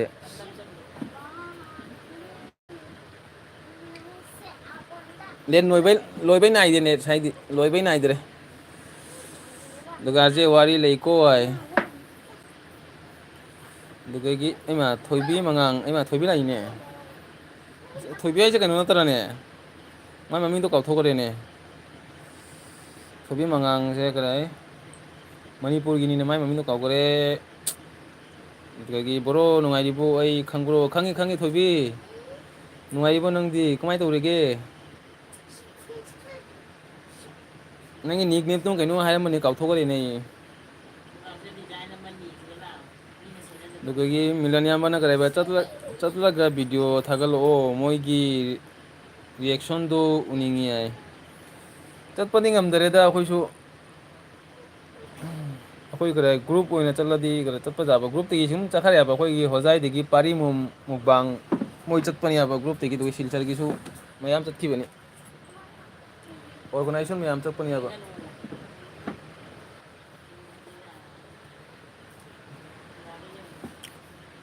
ꯆꯤꯡꯒꯅꯨ ꯑꯗꯨꯒꯤ ꯌꯥꯔꯕꯣ ꯔꯣꯖꯤꯅ ꯀꯔꯤ ꯍꯥꯏꯕ ꯊꯣꯏꯕꯤ ꯅꯦꯠ ꯌꯥꯔꯕꯣ ꯍꯥꯏ ꯊꯣꯏꯕꯤꯁꯦ ꯀꯔꯤ ꯍꯥꯏ ꯌꯥꯝ ꯅꯨꯡꯁꯤ ꯉꯁꯤ ꯑꯩꯒꯤ ꯑꯦꯜ ꯕꯤ ꯂꯥꯛꯄꯁꯦ ꯃꯤꯂꯟ ꯌꯥꯝꯕꯅ ꯀꯔꯤ ꯔꯣꯖꯤ ꯍꯥꯏ ꯑꯗꯨꯗꯒꯤ ꯀꯁꯟ ꯅꯟꯗꯤꯅ ꯔꯣꯖꯤ ꯚꯥꯏ ꯑꯩꯒꯤ ꯚꯤꯗꯤꯑꯣ ꯌꯦꯡꯉꯨꯆꯣ ꯍꯥꯏ ꯏꯆꯦ ꯎꯁꯥꯅ ꯀꯔꯤ someone supporting someone then every person commonly saying thanks ꯅꯪ ꯌꯦꯡꯉꯨꯅ ꯍꯌꯦꯡ ꯀꯩ ꯀꯩ commonly ꯇꯧꯔꯕ saying thanks it is naturally rule I think ꯍꯥꯏ ꯑꯁꯥ ꯁꯤꯡꯉꯥ ꯂꯥꯛꯏꯅꯦ ꯑꯁꯥ ꯁꯤꯁꯇꯔ 29 ꯂꯥꯏꯛ ꯗꯟ ꯍꯥꯏ ꯊꯦꯡꯀ꯭ꯌꯨ ꯑꯁꯥ ꯆꯥꯛ ꯆꯥꯔꯕꯣ ꯑꯁꯥ ꯁꯤꯁꯇꯔ ꯑꯗꯨꯒ ꯆꯥꯔ ꯄꯦꯟꯇꯤꯅ ꯀꯔꯤ Milan God bless you thank you so much ꯑꯗꯨꯗꯒꯤ ꯏꯆꯦ ꯎꯁꯥꯅ ꯑꯣꯟ ꯔꯣꯃꯤ ꯏꯆꯦꯅ ꯀꯔꯤ ꯍꯥꯏꯕ ꯑꯣꯏ ꯃꯥ ꯊꯣꯏꯕꯤ ꯅꯨꯡꯉꯥꯏꯔꯤꯕꯣ ꯅꯪꯕꯨ ꯍꯥꯏ ꯎꯁꯥ ꯏꯆꯦꯅ ꯀꯔꯤ ꯑꯣꯟ ꯊꯣꯏꯕꯤ ꯃꯉꯥꯡꯅ ꯀꯔꯤ ꯅꯦꯠ ꯌꯥꯗ꯭ꯔꯤ ꯋꯥꯏꯐꯥꯏꯅꯤ ꯍꯥꯏ ꯊꯣꯏꯕꯤ ꯀꯔꯤ ꯏꯟꯖꯥꯡ ꯆꯥꯔꯒꯦ ꯀꯃꯥꯏꯅ ꯇꯧꯔꯤꯒꯦ ꯃꯤꯒꯤꯁꯤꯅ ꯃꯆꯥ ꯈꯥꯏꯔꯤꯁꯤꯅ ꯅꯣꯏꯁꯦ ꯂꯩꯇꯕꯁꯦ ꯌꯥꯝ ꯅꯨꯡꯉꯥꯏꯇꯦꯅꯦ ꯑꯗꯨꯒ ꯑꯩ ꯅꯟꯗꯤꯅ ꯀꯔꯤ ꯍꯥꯏꯕ ꯑꯥꯔꯖꯦꯒꯤ ꯅꯦꯠꯁꯦ ꯄꯤꯌꯨ ꯍꯥꯏ ꯑꯩꯒꯤ ꯅꯦꯠꯁꯦ ꯂꯧꯔꯣ ꯂꯥꯛꯑꯣ ꯅꯟꯗꯤ ꯆꯥꯔꯒ ꯄꯦꯟꯖꯩ ꯆꯦꯅ ꯋꯦꯜꯀꯝ ꯊꯣꯏꯕꯤ ꯍꯥꯏ ꯑꯗꯨꯒ ꯊꯣꯏꯕꯤꯅ ꯀꯔꯤ ꯍꯥꯏꯕ ꯑꯗꯨꯝ ꯑꯁ ꯄꯥꯏꯗꯦꯅꯦ ꯁꯤ ꯀꯥꯡꯁꯦ ꯌꯥꯗꯦꯅꯦ ꯅꯨꯡꯉꯥꯏꯐꯝ ꯈꯪꯗꯦꯗ ꯆꯦ ꯍꯥꯏ ꯃꯤꯂꯟ ꯌꯥꯝꯕꯅ ꯀꯔꯤ ꯎꯁꯥ ꯂꯩꯃ ꯑꯣꯀꯦ ꯑꯗ ꯔꯣꯖꯤꯅ ꯀꯔꯤ ꯍꯥꯏꯕ ꯃꯤꯂꯟ ꯆꯠꯄꯗꯤ ꯌꯥꯔꯣꯏ ꯑꯩꯈꯣꯏ ꯑꯩꯈꯣꯏ ꯏꯆꯥ ꯏꯁꯨ ꯄꯤꯛꯏ ꯑꯩꯕꯨ ꯀꯨꯀꯤꯅ ꯍꯥꯠꯈ꯭ꯔꯗꯤ ꯀꯅꯥꯅ ꯏꯆꯥ ꯊꯥꯛꯄꯤꯅꯤ ꯌꯥꯏ ꯑꯁꯥ ꯁꯤꯁꯇꯔꯅ ꯃꯌꯥꯝ ꯍꯥꯏ ꯌꯥꯏꯔꯦ ꯑꯗꯨꯒ ꯔꯣꯖꯤꯅ ꯑꯣ ꯊꯣꯏꯕꯤ ꯌꯥꯏ ꯔꯣꯃꯤꯁꯤꯅ ꯈꯔ ꯑꯁꯥ ꯅꯨꯡꯁꯤꯕꯤ ꯌꯥꯏ ꯑꯗꯨꯒ ꯃꯤꯂꯟ ꯑꯃꯅꯒ ꯔꯣꯖꯤ ꯈꯔ ꯑꯉꯛꯄꯗ ꯈꯔ ꯑꯉꯛꯄꯗ ꯀ꯭ꯌꯨꯑꯣ ꯊꯨꯅ ꯂꯩꯌꯨ ꯑꯩ ꯂꯩꯁꯤꯗꯤ ꯈꯔ ꯑꯉꯛꯄꯗ ꯀꯤꯅꯨꯑꯣ ꯊꯨꯅ ꯂꯩꯌꯣ ꯊꯧꯅꯥ ꯂꯩꯌꯣ ꯑꯩ ꯂꯩꯁꯤꯗꯤ ꯊꯧꯅꯥ ꯂꯩꯌꯣ ꯑꯩ ꯁꯤꯗꯤ ꯍꯥꯏꯕ ꯑꯗꯨꯗꯒꯤ ꯊꯣꯏꯕꯤꯅ ꯀꯔꯤ ꯍꯥꯏꯕ ꯀꯨꯏꯔꯦ ꯃꯌꯥꯝ ꯎꯗꯕ ꯋꯥꯔꯤ ꯁꯥꯟꯅꯗꯕ ꯑꯩꯈꯣꯏꯒꯤ ꯅꯦꯠꯁꯦ ꯈꯔ ꯅꯪ ꯀꯧꯔꯁꯤꯒ ꯑꯩꯈꯣꯏ ꯅꯦꯠꯁꯦ ꯈꯔ ꯊꯥꯕꯤꯔꯛꯑꯣ ꯅꯨꯡꯉꯥꯏꯗꯣꯏꯅꯤ ꯌꯥꯏ ꯑꯩꯈꯣꯏ ꯅꯦꯠꯁꯦ ꯈꯔ ꯊꯥꯕꯤꯔꯛꯑꯣ ꯅꯨꯡꯉꯥꯏꯗꯣꯏꯅꯤ ꯌꯥꯏ ꯅꯣꯏꯒꯤ ꯑꯣꯖꯥ ꯕꯤꯔꯦꯟꯗꯨꯒ ꯍꯥꯏꯕꯤꯔꯛꯑꯣ ꯅꯦꯠꯁꯦ ꯈꯔ ꯊꯥꯕꯤꯔꯛꯑꯣ ꯌꯥꯡꯅ ꯍꯥꯏꯅ ꯌꯥꯝ ꯋꯥꯔꯦ ꯑꯩꯈꯣꯏꯁꯨ ꯍꯥꯏꯔꯣ ꯑꯗꯨꯗꯒꯤ ꯀꯁꯥ ꯅꯟꯗꯤꯅ ꯀꯔꯤ ꯍꯥꯏꯕ ꯔꯣꯖꯤ ꯃꯅꯤꯄꯨꯔꯗꯕꯨ ꯆꯠꯂꯕ ꯅꯪ ꯁꯣꯏꯗꯦ ꯑꯩ ꯊꯥꯡꯉꯦ ꯑꯁꯥꯅ ꯆꯥꯔꯦ ꯕꯣꯔꯣꯗꯤ ꯆꯥꯔꯕꯣ ꯆꯥꯗ꯭ꯔꯤ ꯀꯔꯤ ꯑꯁꯥ ꯁꯤꯁꯇꯔ ꯀꯔꯤ ꯌꯥꯡ ꯆꯥꯒꯦ ꯑꯁꯥ ꯔꯣꯖꯤꯅ ꯇꯨꯃꯤꯟꯅ ꯂꯩꯔꯣꯏ ꯑꯗꯨꯅ ꯁꯦꯠꯄꯤꯔꯁꯨ ꯃꯥ ꯀꯩꯒꯤꯅꯣ ꯁꯨꯃꯥꯏꯅ ꯇꯧꯔꯤꯗꯣ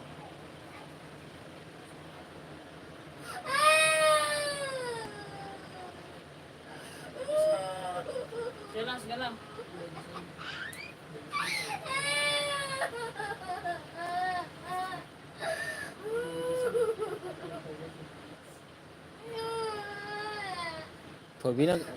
ꯊꯣꯏꯕꯤꯅ ꯀꯔꯤꯕ ꯀꯥꯡꯁꯣꯏ ꯆꯥꯏꯌꯦ ꯍꯥꯏ ꯑꯗꯨꯗꯒꯤ ꯀꯁꯥꯔ ꯃꯩꯇꯩꯅ ꯀꯔꯤꯕ ꯑꯥꯔꯖꯦ ꯑꯩ ꯑꯃꯨꯛ ꯂꯥꯛꯑꯦ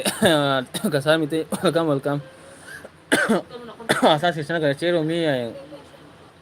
ꯑꯗꯨꯒ ꯃꯤꯂꯦꯅꯤꯌꯝ ꯑꯃꯅ ꯀꯔꯤ ꯆꯥꯔꯒ ꯄꯦꯟꯖꯩ ꯏꯠ ꯏꯁ ꯐꯥꯏꯟ ꯍꯥꯏ ꯑꯗꯨꯒ ꯔꯣꯖꯤꯅ ꯀꯔꯤ ꯆꯦ ꯅꯟꯗꯤ ꯅꯣꯛꯈꯔꯦ ꯑꯗꯨꯒ ꯀꯁꯥꯔ ꯃꯩꯇꯩꯅ ꯑꯁꯥ ꯁꯤꯡꯉꯥꯏ ꯖꯨꯁ ꯄꯤꯊꯈꯔꯦ ꯃꯥꯅꯦ ꯀꯁꯥꯔ ꯃꯩꯇꯩꯅ ꯑꯣꯀꯦ ꯑꯁꯥ ꯑꯗꯨꯒ ꯑꯁꯥꯅ ꯀꯔꯤ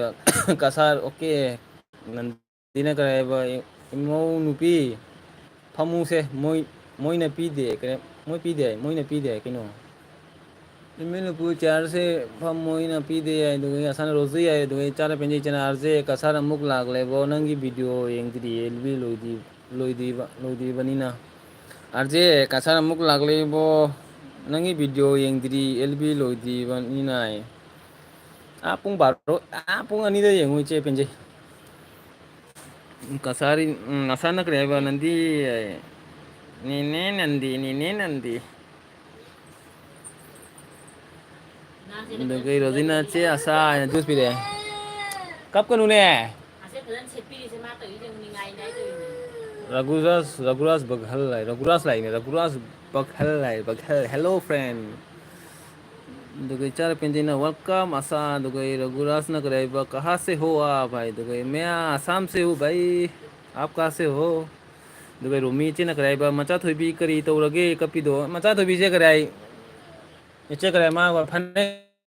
ꯁꯦꯠꯄꯤꯗꯦ ꯍꯥꯏꯅ ꯀꯞꯄꯤꯕ ꯖꯒꯣꯏ ꯁꯥꯕꯒꯤꯗꯃꯛꯇ ꯖꯒꯣꯏ ꯁꯥꯅꯤꯡꯕꯅ ꯃꯥ ꯑꯗꯨꯅ ꯁꯦꯠꯄꯤꯔꯤꯁꯦ ꯁꯦꯠꯂꯁꯨ ꯀꯔꯤ ꯍꯥꯏ ꯃꯥꯅ ꯑꯄꯥꯝꯕꯗꯨꯅꯤꯅꯦ ꯃꯥꯅ ꯄꯥꯝꯗꯗꯤ ꯀꯔꯤ ꯍꯥꯏ ꯀꯔꯤ ꯌꯥꯗ꯭ꯔꯦ ꯍꯥꯏꯕ ꯈꯣꯠꯄꯅꯦ ꯇꯧꯋꯦꯕ ꯌꯥꯝꯅ ꯌꯥꯔꯕ ꯌꯦꯡꯉꯨ ꯑꯗꯨꯗꯒꯤ ꯏꯆꯦ ꯑꯁꯥꯅ ꯁꯤꯁꯇꯔ ꯑꯁꯥꯅ ꯀꯔꯤ ꯍꯥꯏꯕ ꯃꯆꯥ ꯊꯣꯏꯕꯤ ꯀꯔꯤ ꯇꯧꯔꯒꯦ ꯕ꯭ꯔꯣ ꯍꯥꯏ ꯀꯞꯄꯤꯅꯤ ꯈꯔꯦ ꯃꯥꯈ꯭ꯔꯦ ꯃꯥꯏ ꯈꯔꯦ ꯐꯅꯦꯛꯁꯦ ꯐꯖꯅ ꯁꯦꯠꯄꯤꯗꯦ ꯍꯥꯏꯅ ꯀꯞꯄꯤꯕ ꯑꯗꯨꯒ ꯔꯣꯖꯤꯅ ꯀꯔꯤ ꯍꯥꯏꯕ ꯃꯆꯥ ꯊꯣꯏꯕꯤ ꯀꯅꯥ ꯐꯨꯏꯅꯣ ꯁꯥꯎꯔꯦ ꯔꯣꯖꯤꯅ ꯊꯣꯏꯕꯤꯅ ꯀꯔꯤ ꯍꯥꯏꯕ ꯏꯆꯦ ꯁꯣꯅꯤꯌꯥ ꯍꯣꯏꯗꯤ ꯂꯥꯛꯇꯦꯅꯦ ꯍꯥꯏ ꯑꯣꯟꯅꯩꯗꯣꯏꯔꯥ ꯅꯠꯇ꯭ꯔꯒ ꯏꯆꯦ ꯁꯣꯅꯤꯌꯥ ꯂꯥꯛꯑꯝꯃꯦ ꯉꯁꯥꯏ ꯂꯥꯛꯑꯝꯃꯒ ꯆꯠꯈꯔꯦ ꯑꯗꯨꯗꯒꯤ ꯅꯟꯗꯤꯅ ꯀꯔꯤ ꯍꯥꯏꯕ ꯀꯔꯤꯒꯤꯅꯣ ꯔꯥꯖꯦ ꯏꯃꯧ ꯅꯨꯨꯄꯤꯗꯣ ꯀꯞꯄꯤꯅꯦ ꯅꯪꯒꯤ ꯅꯃꯧ ꯅꯨꯄꯤꯁꯦ ꯌꯥꯝꯅ ꯀꯔꯤ ꯍꯥꯏ ꯀꯩꯅꯣ ꯇꯧꯋꯤꯗ ꯇꯥꯔꯕ ꯅꯤꯡꯉꯥꯏ ꯌꯥꯝ ꯀꯜꯂꯤꯗ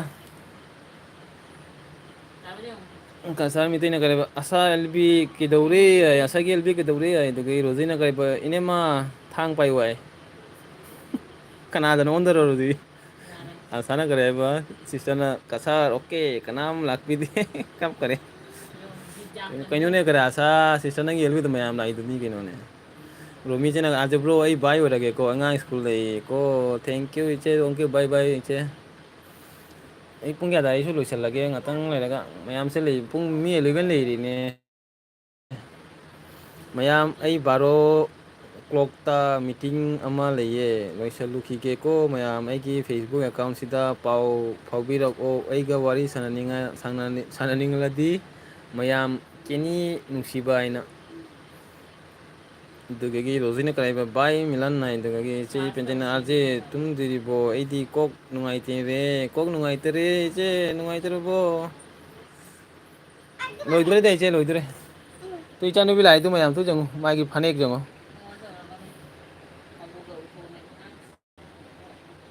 जंगु लैसाबिन को लैसाबिन माइ फनेक से उरा खुदैना फनेक सेलिनि हाइ तोरो से मयाम दा हाइ तोरो इने दा हाइ तोरो से हाइ तोरो हाइ तोरो Asde bro ai meeting lai loisaluki ko bye bro tum lage oh milan yamba thank you ai gi elbida lakoi damakta super chat pi damata thank you ai gi bisum video da lako mil mai marang marang ta sum krai elbi ja krai sum nong phadok tha ba hai da nong phadok tha kani noti gi di elbi tharo dugai nandina krai ban milan bye bye hai ga kapi ya kai no rozi bye Nandi bai kasar mite nai medical dal real semi ko oi ma medical dal real semi Cara penje jana Milan say you again tomorrow Milan see you again tomorrow ai tomorrow dal awai da iche penje dugi Milan yamana kareba kasar bai dugi kasar nandina rozi karino tori do ai dugi Milan cara penje bai dugi iche romina good night everyone dugi momita jana Milan chat lagi hai ro ai thoi na kareba mabung tum lage bai oh mukurai thoi good night thank you ai gelbi da lakui da mata nungaina layu ko tam nungai tere manipur gi handaki matang se ga yam na kare ai normal live lakwa ora sono doga milan yam na kare okay chara ga pinje ai do rozina kare che nandi kita usi ai do milan yam na kare momita hoi meeting le ye 12 o'clock ta doga gi chara pinje na okay milan good night goodbye ai do goodbye acha do che romi ai hai do bye ai do milan na kare momita bye do ka chara rozi kari nate do rozina kare nandi gi momong nupi di ohan ganu ko darje nandi gi momong nupi di ohan ganu ko darje ai kani gina rozi asa na fajare ai do gi momita jena oh milan bai khoi da su khara support to logo ai momita jena hai ibema ga mobile da ngau gre je iche penje na ibema se hajik pau tum sanari ne che wali da pung baro ek to tumi doge rozine kare fajaye macha thubi doga saitena maya mai gi new video upload to bani yengbiu sinju kare sinju gi video dona tra sa sister nga sai jenga me ai comment rokri ko doge chara kasana dine kare bai mau nu pi se moi gi manakta lainu ine bok ki manakta lago se doge rozina kare ba che asa yenge ai doge rozina macha thubi nang nandi gi mau nu pi di oinu ko ai karigino rozi momita waina hoi yengle asai dugai kasar nantina ka imunu pis asai gi video yang ko ai asana lab emoji ai pung ahum phare mayam loisala sila mayam aje kok sikle loisala sila mayam good night hai bro mayam ai gel bi da Hindi mo saan ka ba kaya asawa? lakoi amakta thank you Ha? hu mayam loisala si pung ahum phare gel bi se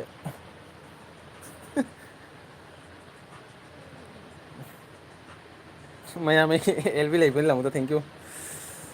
kamai pung ahum pha ginu khangau dre ko ne maya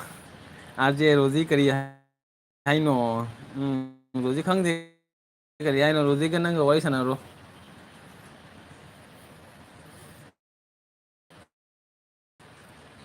ai pam de dugi ni ai ine nandi देखिबो ai nine nandi देखिबो ai aje pung 12 bo solo pung 12 solo ai acha nandi na pung 12 bo le gaya ro adu di le ge nandi ꯐꯝꯃꯒꯦ ꯑꯗꯨꯗꯤ ꯑꯩꯁꯨ ꯆꯤꯌꯥꯔꯗ ꯐꯝꯃꯦ ꯆꯤꯌꯥꯔꯗ ꯍꯧꯒꯠꯂꯕꯅꯤ ꯐꯝꯃꯒꯦ ꯇꯧꯕꯅꯤ ꯐꯝꯃꯒꯦꯕ ꯅꯟꯗꯤ ꯑꯩꯁꯨ ꯑꯩꯁ ꯐꯝꯃꯦꯍꯦ ꯅꯪꯗꯤ ꯄꯨꯡ ꯕꯥꯔꯣ ꯁꯣꯜꯂꯒꯦ ꯑꯣꯏ ꯊꯥꯗꯣꯔꯦ ꯅꯪ ꯃꯊꯟꯗ ꯂꯩꯒꯗꯅꯤ ꯂꯣꯏ ꯆꯠꯂꯁꯨ ꯑꯥꯔꯁꯦ ꯄꯨꯡ ꯕꯥꯔꯣ ꯁꯨꯍꯜꯂꯣ ꯍꯥꯏ ꯄꯨꯡ ꯕꯥꯔꯣ ꯁꯨꯍꯜꯂꯗꯧꯔꯅꯦ ꯔꯣꯖꯤꯅ ꯕꯥꯏ ꯑꯁꯥꯅ good night bro good night আশা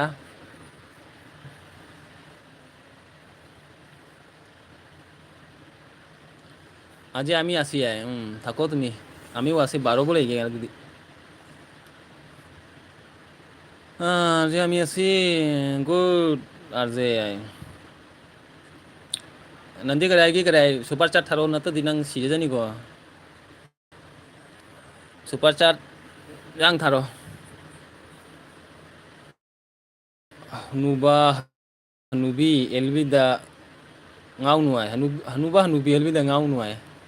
kana dono dina ngangi da hanuba nubi aja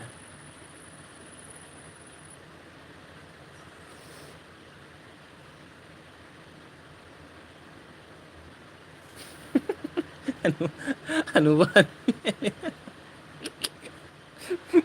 pilih Rosina hanuba hanubi elbida ngau nuai kana dono ai นั่นหนูว่านันดีหนูบี maya loina chatpa yarani yarje gaiga chep chatpa wai le achikpa wari le yai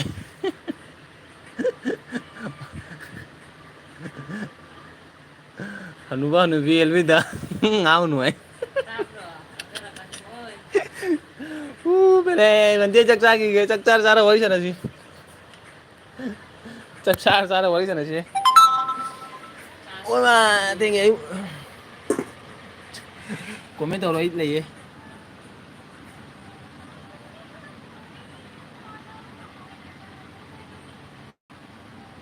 Ai bu hanu biu rồi đi. Ai hanu boy nang hanu biu rồi đi. Murok purok tera.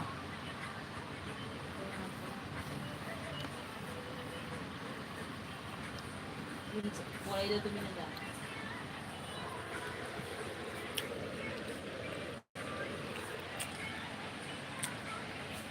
Kulene boy mahal ya. Adugay na mo lang hapag kanina yung murot ko Kaya ba? Lah. simula lang mo oh haba simula lang Nakoy mukbang ay cak cari nanti. Huwag ginidid.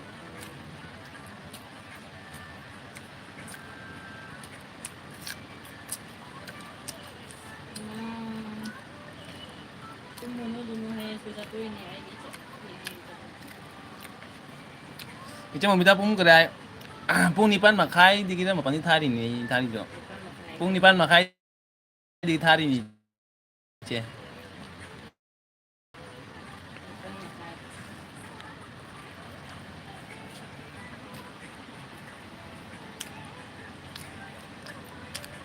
खेती से फुल्ले है बोल बंदी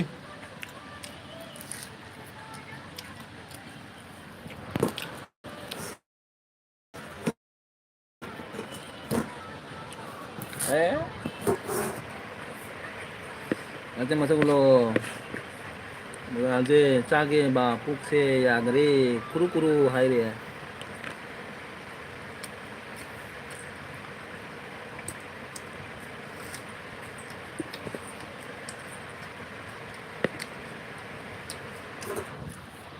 dia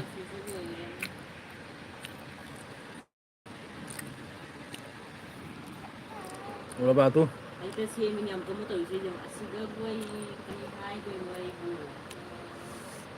lebu ga saudara ga tuh lebu Siguro nga. berapa makanya masih kan itu Ano na nando ito. Kung kayo single na nang handa kay hai san mo do.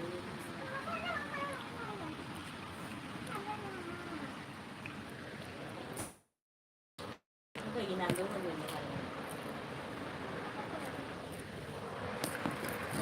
cái yang yang này itu jangan tuh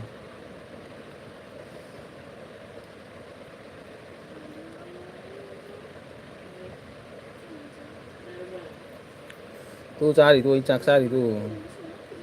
ꯆꯥꯗꯦ ꯁꯤ ꯃꯆꯥꯅꯤ ꯆꯥꯔꯕ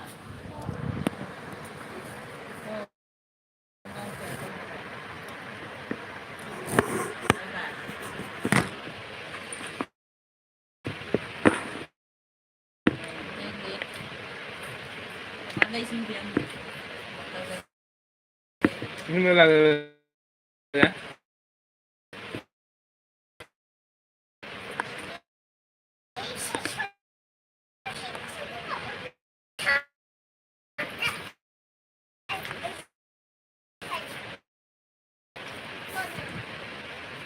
anh làm ra là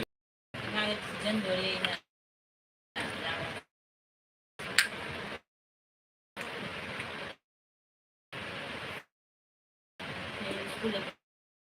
dân rồi đi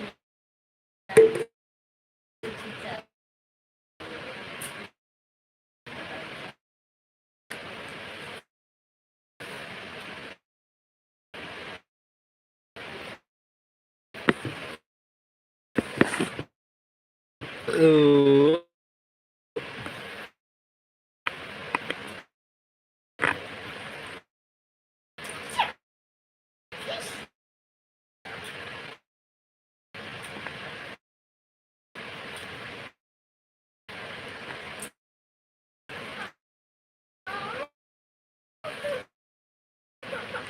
mai lên đi ra với thiện cho cả lebu chanu sẽ là không nè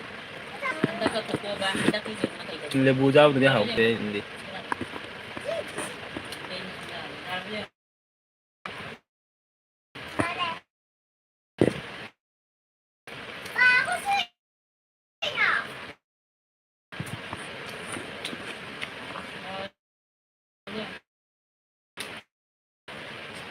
Fadna ता दे ai nugai chuma mutan le ai dugai aigi punamakki support ni aigi punsidi mayamgi seba toba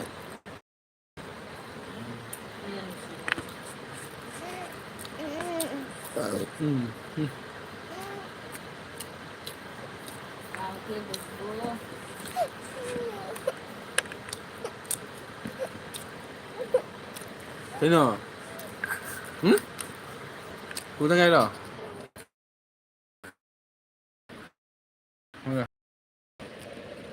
lùi đây tôi mày làm tôi tao lùi đấy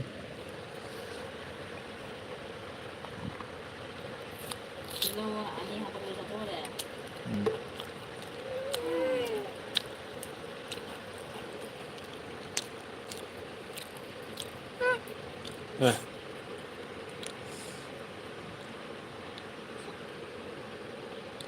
nimbu hau ni ai tôi nimbu thế này đấy nimbu sung nó lời đấy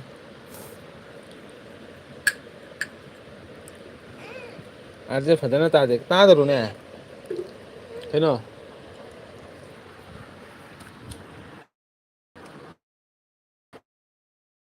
cha này bây giờ chết con nó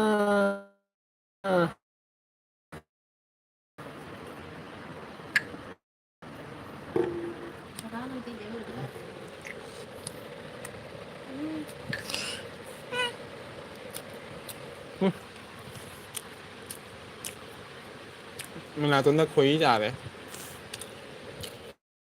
rồi nâng cao được các bạn một bạn chẳng là cao được cao mình làm tuần thứ kia nghe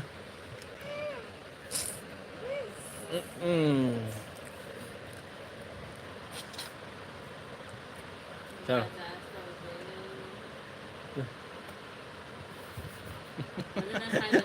mà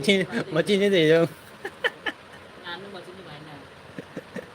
le mua hồng ni tụi cái này là chứ em nu ấy là xôm đỡ thả đấy thì cha nó biết cái cha đi tu xin anh nung xì vừa mà nì cha nó biết ga cha bao thế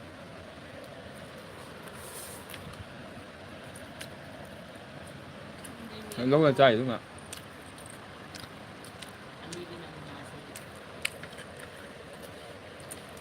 sao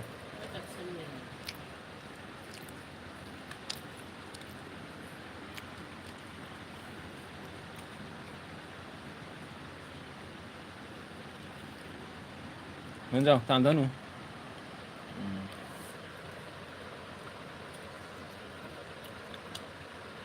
Betul lah macam lom dah thak rene. Jare tani sing loi tanda ni.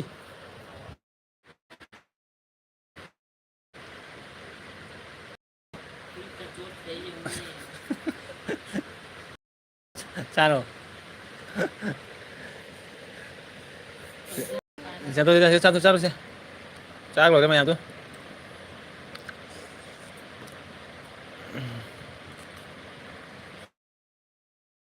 Ana thak ko bu. Kaya betul ya thak betul kaya. Singgo ya mi ba puna thaga ma da kaya. Matong ngam da loi phi loi chot ke tu sing loi thada kaya tu. Kaya ngam da na to ini tu sing loi thada ju bra. Betul ya pura thang ala thai e ho da ba. Ichana thak ko budi karim kaya. Em to de da tu ka cha de da. Ma ngam moi hai ba tu ni. Sing loi thada re tu phi loi chot kaya.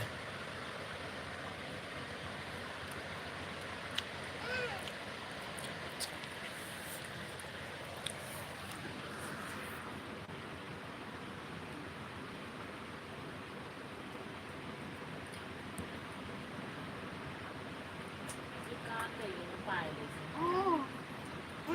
người ta phải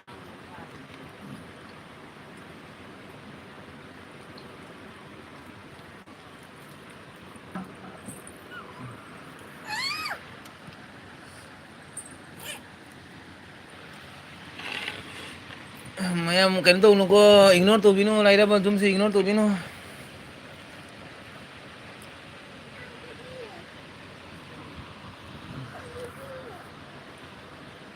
thì đi đi xem này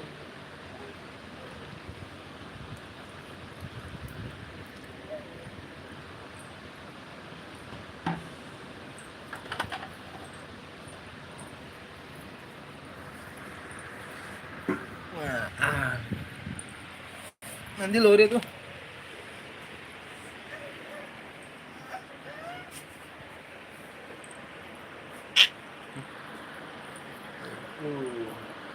cái hoa đẹp sẽ sinh ra lối cho đây cũng nào là cái đây ăn không được nào không được em bà chỉ có ngồi rồi thôi sơ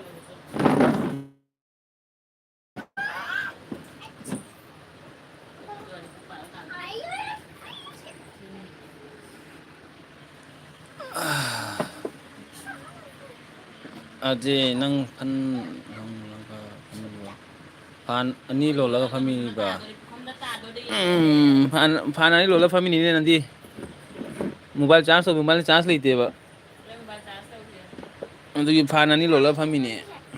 là con việc đầu tiên cho đây để Emang nupi, lai ko na chana takpa bu, na chana takpa bu. Emang nupi lai ko ay aje sing bigene, aje sing bigene. Is, na ithari nang tu je, ha? Ay sing bige ka ini.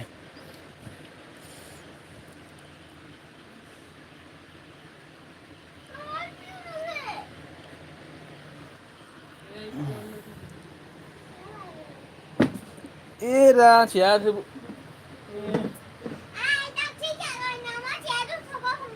Hả?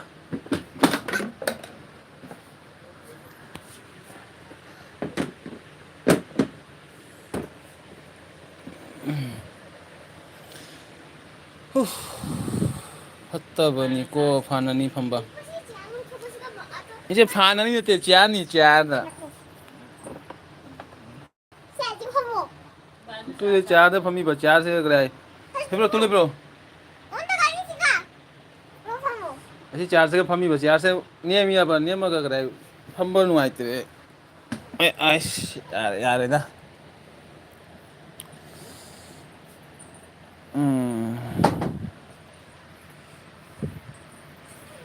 Ate na tu ani lo lagi hai ro ai. Kaya kaya chair ki मतलब ना करा table थंगाला फमी नहीं ओ chair ani lon ba fatte ai ro ꯑꯠꯆꯥ ꯏꯆꯦ ꯈꯪꯗꯦꯅꯦ ꯑꯩꯗꯤ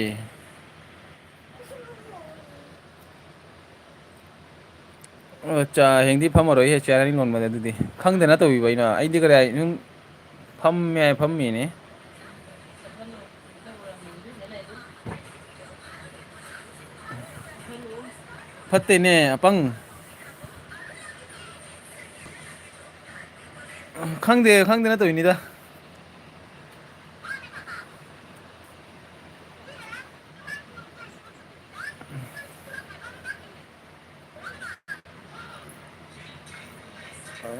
ꯅꯪ ꯉꯁꯤ ꯍꯥꯏꯕꯗꯨꯒ ꯈꯪꯉꯦ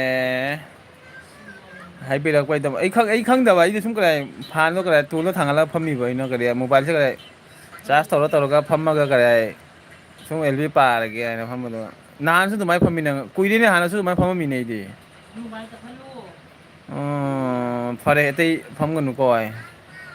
ꯈꯨꯃꯟꯁꯨ ꯑꯦꯜꯕꯤ ꯊꯥꯔꯤꯅꯦ ꯌꯥꯏ ꯍꯣꯏ ꯏꯆꯦ ꯊꯥꯔꯤꯕ ꯃꯥꯅꯦ ꯃꯥꯁꯨ ꯑꯩ ꯂꯣꯏꯁꯤꯜꯂꯅꯤ ꯄꯨꯡ ꯀꯌꯥ ꯇꯥꯔꯦ ꯃꯤꯅꯤꯠ ꯃꯥꯄꯜ 9 minutes ꯑꯣꯟꯂꯤ ꯐꯣꯔ 9 minutes ꯑꯗꯨ ꯂꯣꯏꯔꯒ ꯂꯣꯏꯁꯤꯜꯂꯒꯦ ꯑꯣ ꯅꯪ ꯁꯣꯏꯗꯔꯦ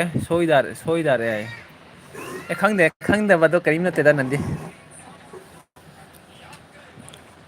ꯈꯪꯉꯒ ꯐꯝꯕꯗꯤ ꯑꯇꯣꯞꯄꯅꯤ ꯈꯪꯗꯅ ꯐꯝꯕꯅꯤꯅ ꯀꯔꯤꯝ ꯑꯣꯏꯔꯣꯏꯗ ꯍꯥꯏꯔꯔꯣꯏ ꯊꯥꯗꯊꯒꯦ ꯑꯗꯨ ꯃꯦꯊꯣꯛꯇꯣ ꯏꯁꯤꯡꯅꯤ ꯇꯥꯏꯁꯦ ꯒ꯭ꯌꯥꯟ ꯇꯥꯅ ꯅꯣꯏ ꯊꯥꯗꯩꯅꯤ ꯑꯣ ꯅꯪ ꯁꯣꯏꯗꯔꯦ ꯅꯪꯗꯤ ꯑꯗꯨꯃꯥꯏꯅ ꯍꯥꯏꯔꯛꯀꯅꯨ ꯑꯩ ꯀꯤꯖꯩꯌꯦ ꯑꯗꯨꯃꯥꯏꯅ ꯍꯥꯏꯔꯛꯀꯅꯨ ꯃꯤꯁꯨ ꯇꯨꯝꯃꯅꯤ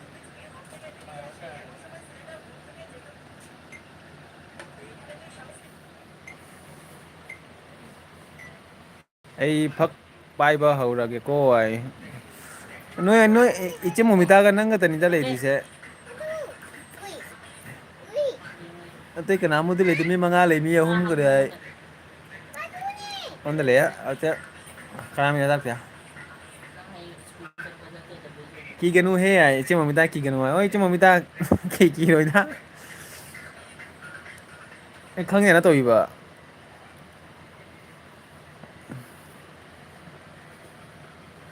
ꯃꯄꯥꯟꯗ ꯂꯩꯔꯒ ꯆꯥꯎꯔꯛꯄꯅꯤꯅ ꯏꯆꯦ ꯀꯔꯤ ꯍꯥꯏ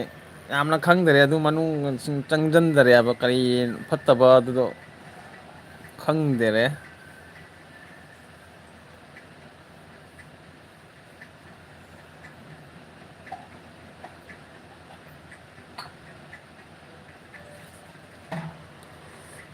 ꯑꯖꯤ ꯍꯌꯦꯡ ꯑꯌꯨꯛꯇ ꯀꯣꯜ ꯇꯧꯔꯛꯀꯦꯀꯣ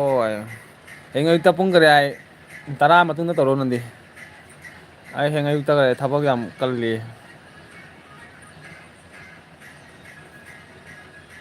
ꯀꯞꯍꯜꯂꯨꯅꯦ ꯔꯨꯅꯨ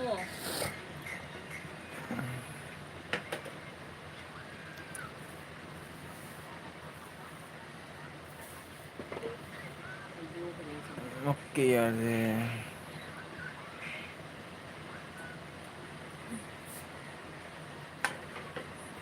ꯑꯁꯤꯗꯁꯨ ꯏꯁꯤꯡꯁꯦ ꯍꯩꯗꯣꯛꯑꯦꯕ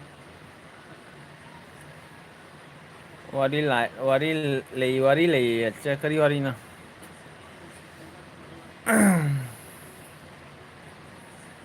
ꯍꯣꯏ ꯌꯥꯕ ꯀꯔꯤ ꯋꯥꯔꯤꯅꯣ ꯁꯨꯝ ꯂꯤꯔꯣ ꯀꯔꯤꯝ ꯀꯥꯏꯗꯦꯗ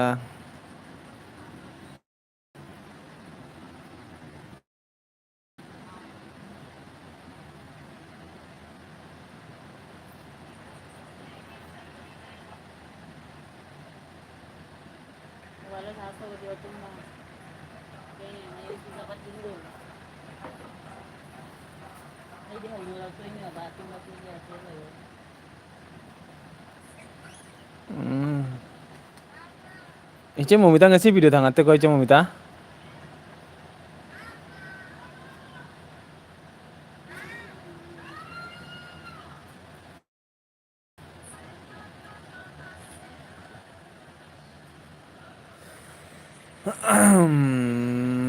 ꯅꯟꯗꯤꯁꯦ ꯋꯥꯔꯤ ꯂꯩ ꯍꯥꯏꯈꯤꯕꯅꯤꯅ ꯑꯖꯩ ꯆꯠꯂꯒꯦ ꯅꯟꯗꯤ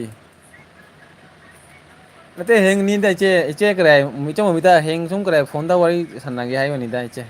ꯑꯗꯨ ꯀꯔꯤꯝ ꯅꯠꯇꯦꯗ ꯏꯆꯦꯗ ꯀꯔꯤꯝ ꯈꯟꯒꯅꯨ ꯐꯠꯇꯕ ꯏꯆꯝ ꯏꯆꯥꯎ ꯂꯣꯏꯗꯣꯔꯦꯗ ꯀꯔꯤꯝ ꯅꯠꯇꯦꯗ ꯂꯩꯌꯨꯗ ꯃꯣꯃꯤꯇꯥ ꯉꯥꯏꯈꯣ ꯌꯥꯎꯋꯦ ꯉꯥꯏꯈꯣ ꯏꯆꯟ ꯍꯣꯏꯗ ꯑꯩꯈꯣꯏꯒꯤ ꯋꯥꯔꯤꯅꯤꯗ ꯀꯔꯤꯝ ꯋꯥꯔꯤ ꯅꯠꯇꯦꯗ ꯑꯩꯈꯣꯏꯁꯦ ꯈꯔ ꯍꯤꯖꯝꯅꯦꯕ ꯃꯥꯁꯨ ꯍꯤꯖꯝ ꯑꯩꯁꯨ ꯍꯤꯖꯝ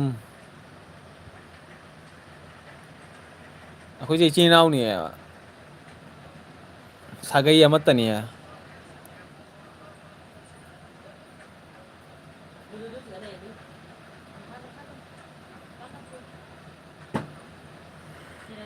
ꯐꯥꯒꯤ ꯇꯧꯕꯅꯤ ꯅꯟꯗꯤ ꯌꯥꯏ ꯊꯥꯒꯠꯇꯦ ꯊꯥꯒꯠꯇꯦ ꯂꯥꯛꯇꯦ ꯅꯣꯇꯤꯐꯤꯀꯦꯁꯟ ꯑꯗꯨꯒꯤꯅꯦꯕꯁꯦ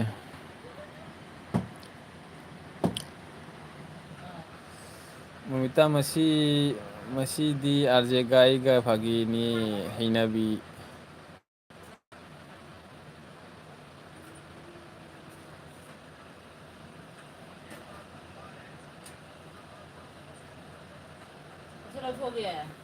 ꯄꯥꯕꯤꯌꯨ ꯇꯧꯈ꯭ꯔꯣ ꯅꯟꯗꯤ ꯑꯩ ꯌꯨꯝ ꯇꯨ ꯃꯝꯃꯦ ꯇꯨ ꯃꯝꯃꯦ ꯑꯩ ꯏꯃꯥ ꯏꯆꯦ ꯀꯔꯤ ꯏꯆꯦ ꯎꯁꯥ ꯂꯩꯔꯝꯃꯤꯅꯦ ꯏꯃꯥ ꯏꯃꯥ ꯆꯠꯂꯝꯗ꯭ꯔꯤꯅꯦ ꯏꯆꯧ ꯆꯥꯁꯦ ꯅꯟꯗꯤ ꯇꯨꯝꯈꯤꯔꯣꯏꯗ꯭ꯔꯣ ꯑꯩ ꯏꯆꯦꯧꯁꯥ ꯇꯨꯝꯅꯤꯡꯗ꯭ꯔꯤꯕꯣ ꯍꯧꯖꯤꯛꯄꯣ ꯇꯨꯝꯃꯣ ꯏꯆꯦꯧꯁꯥ ꯊꯦꯡꯉꯦ ꯋꯥꯔꯝꯃꯅꯤꯌꯦ ꯑꯋꯥꯕꯅꯤ ꯑꯩꯈꯣꯏꯁꯨ ꯀꯔ ꯑꯦꯜꯕꯤ ꯀꯔ ꯃꯌꯥꯝꯒꯤ ꯑꯦꯜꯕꯤ ꯌꯥꯎꯕꯁꯨ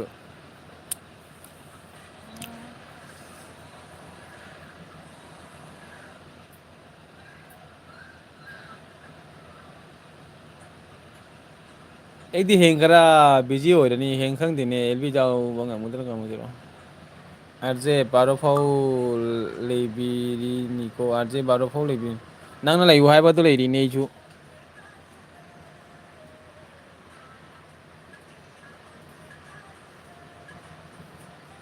ꯑꯥꯔꯖꯦꯟꯅ ꯇꯨꯝꯕꯒ ꯄꯤꯗꯦ ꯍꯥꯏ ꯏꯆꯨꯞꯆꯥ ꯃꯆꯤꯟ ꯊꯤꯔꯤꯅꯦ ꯁꯤꯁꯦ ꯏꯆꯦ ꯃꯨꯠ ꯀꯔꯤ ꯅꯨꯡꯉꯥꯏ ꯀꯔꯤꯝ ꯅꯨꯡꯉꯥꯏꯇꯦꯗ ꯏꯆꯦ ꯀꯩꯅꯣ ꯃꯨꯠ ꯅꯨꯡꯉꯥꯏꯇꯦꯗꯣ ꯁꯨꯝ ꯂꯩꯔꯤꯁꯦ ꯂꯩꯔꯤꯅꯦ ꯀꯔꯤ ꯃꯨꯠ ꯅꯨꯡꯉꯥꯏꯗꯣꯏꯅꯦ ꯁꯨꯝꯈ꯭ꯔꯦ ꯃꯌꯥꯝꯁꯨ ꯂꯩꯕꯗ ꯋꯥꯔꯤ ꯁꯥꯟꯅꯕ ꯑꯗꯨꯝ ꯊꯥꯎ ꯍꯥꯏꯕ ꯑꯗꯨꯝ ꯊꯥꯔꯤꯕ ꯂꯩꯌꯨ ꯍꯥꯏꯕꯗꯣ ꯊꯥꯔꯤꯅꯤꯗ ꯀꯔꯤꯝ ꯅꯨꯡꯉꯥꯏꯕ ꯂꯩꯇꯦꯗ ꯁꯨꯝ ꯂꯩꯔꯤꯁꯦ ꯁꯨꯝ ꯂꯩꯔꯤꯅꯤ ꯏꯆꯦ ꯀꯩ ꯅꯨꯡꯉꯥꯏꯗꯣꯏꯅꯣ ꯄꯩꯁꯥꯒ ꯄꯥꯏꯗꯦꯗ ꯄꯩꯁꯥ ꯄꯥꯏꯗꯦ ꯈꯔ ꯃꯨꯠ ꯅꯨꯡꯉꯥꯏꯒꯦ ꯍꯥꯏꯇꯥꯕꯅꯤꯗ ꯄꯩꯁꯥ ꯄꯥꯏꯗꯦ ꯅꯅꯥꯎꯁꯦ ꯀꯔꯤ ꯍꯥꯏꯅꯤ ꯄꯩꯁꯥ ꯄꯥꯏꯗꯦ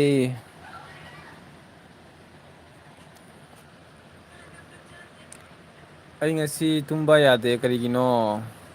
ꯑꯗꯨꯒꯤꯗꯃꯛꯇ ꯄꯨꯡ ꯕꯥꯔꯣꯕꯨ ꯂꯩꯌꯨ ꯍꯥꯏꯔ ꯅꯪꯅ ꯑꯥꯔꯖꯦ ꯀꯩꯅꯣ ꯐꯥꯒꯤ ꯇꯧꯕꯅꯤ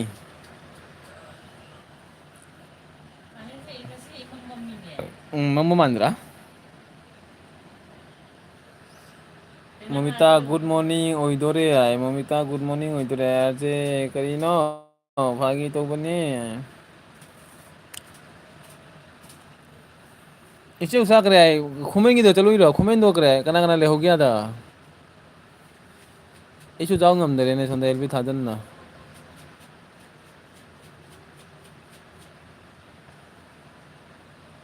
ꯈꯨꯃꯟꯅ ꯉꯥꯛꯇꯪꯉꯣꯟꯗ ꯍꯥꯏ ꯍꯥꯏꯔꯝꯃꯒ ꯃꯥꯡꯈ꯭ꯔꯦ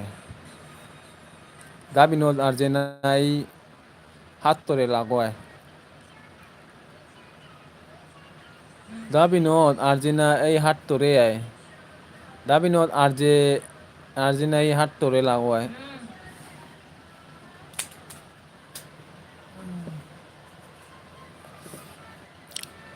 ꯏꯆꯦ ꯃꯣꯃꯤꯇꯥꯅ ꯀꯔꯤ ꯍꯣꯏ ꯑꯣꯏꯗꯣꯔꯦ ꯒꯨꯗ ꯃꯣꯔꯅꯤꯡ ꯃꯤꯅꯤꯠ ꯑꯃ ꯉꯥꯏꯔꯤ ꯌꯥꯏ ꯃꯤꯅꯤꯠ ꯑꯃ ꯃꯤꯅꯤꯠ ꯑꯃ ꯉꯥꯏꯔꯦ ꯂꯣꯏꯁꯤꯜꯂꯁꯤꯀꯣ ꯃꯌꯥꯝ ꯄꯨꯡ ꯑꯍꯨꯝ ꯃꯈꯥꯏ ꯐꯥꯔꯦꯅꯦ ꯑꯩꯅ ꯑꯦꯜꯕꯤ ꯊꯥꯔꯤꯁꯦ ꯍꯣꯏꯃꯥ ꯍꯣꯏꯃꯥ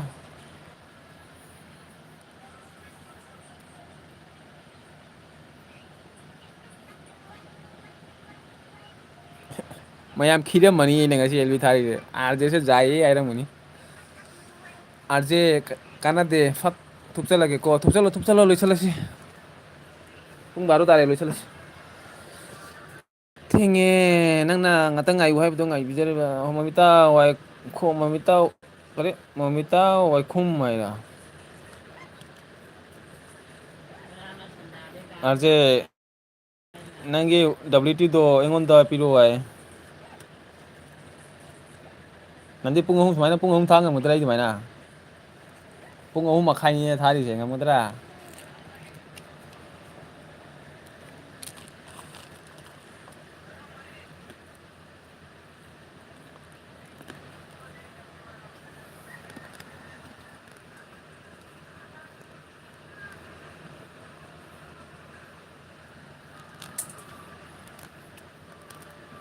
ꯃꯌꯥꯝ ꯕꯥꯏ ꯑꯗꯨꯒ ꯀꯔꯤ ꯏꯆꯦ ꯎꯊꯅ ꯀꯔꯤ ꯑꯥꯔꯖꯦ ꯋꯥꯗ꯭ꯔꯣ ꯑꯩ ꯅꯍꯥꯟ ꯄꯨꯡ 2 ꯊꯥꯕꯗꯣ ꯃꯤꯠꯀ ꯀꯩꯅꯣꯝ ꯇꯧꯔꯤ ꯏꯆꯦ ꯑꯩ ꯀꯔꯤ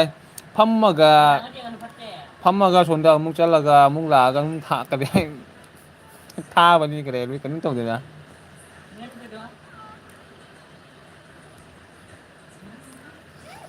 ꯈꯨꯃꯟ ꯇꯧꯔꯤꯕꯅꯤ ꯌꯥꯏ ꯈꯨꯃꯟ ꯇꯧꯔꯤꯕꯅꯤ ꯀꯊꯥ ꯅꯟꯗꯤ ꯎꯁꯥ ꯕꯥꯏ ꯕꯥꯏ ꯃꯌꯥꯝ ꯏꯆꯦ ꯎꯁꯥ ꯏꯆꯦ ꯃꯣꯃꯤꯇꯥ ꯀꯊꯥ ꯅꯟꯗꯤ ꯕꯥꯏ ꯕꯥꯏ ꯑꯣꯏꯔꯁꯤ ꯃꯌꯥꯝ ꯒꯨꯗ ꯅꯥꯏꯠ ꯍꯥꯏꯔꯝꯕꯤꯔꯣ ꯂꯣꯏꯁꯤꯜꯂꯁꯤ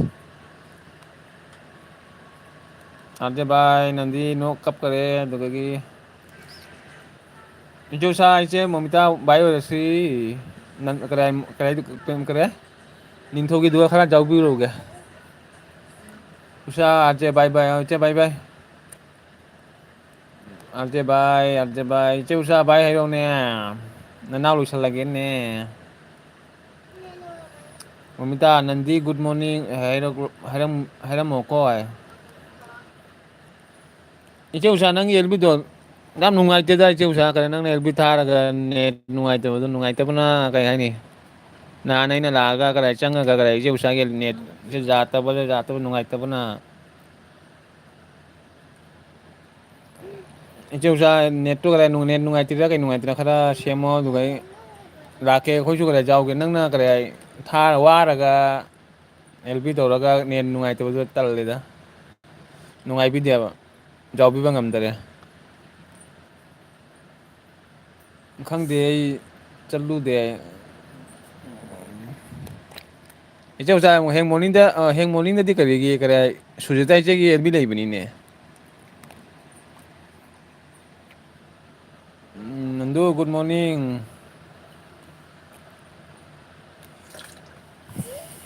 ꯑꯗꯣ ꯋꯥ ꯉꯥꯡꯉꯛꯀꯅꯨ ꯅꯪꯅ ꯆꯥꯅꯤ ꯍꯥꯏꯗꯣ ꯑꯥꯔꯖꯦ ꯆꯠꯂꯦ ꯍꯥꯏꯌꯦ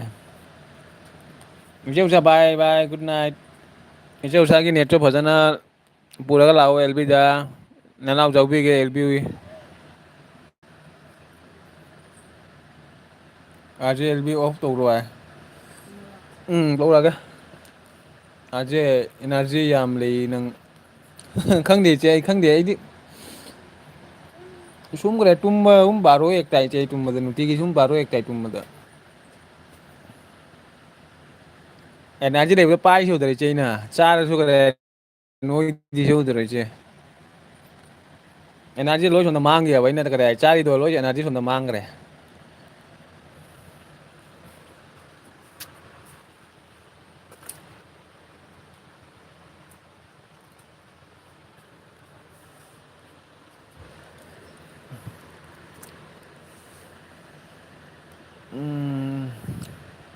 ꯂꯣꯏꯁꯤꯜꯂꯒꯦ ꯅꯟꯗꯤ ꯂꯣꯏꯁꯤꯜꯂꯒꯦ ꯕꯥꯏ ꯕꯥꯏ ꯏꯆꯦ ꯎꯁꯥ ꯕꯥꯏ ꯕꯥꯏ ꯒꯨꯗ ꯅꯥꯏꯠ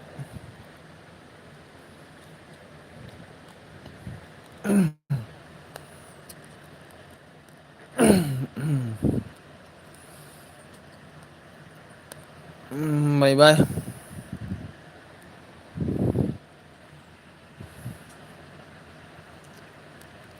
ꯕꯥꯏ ꯕꯥꯏ ꯅꯟꯗꯤ ꯈꯨꯃꯟꯒꯤꯗ ꯆꯠꯂꯁꯤ ꯂꯥꯛꯑꯣ bye bye good night good morning ꯑꯥꯔꯖꯦ ꯏꯆꯦ bye bye good night good morning same to you bye by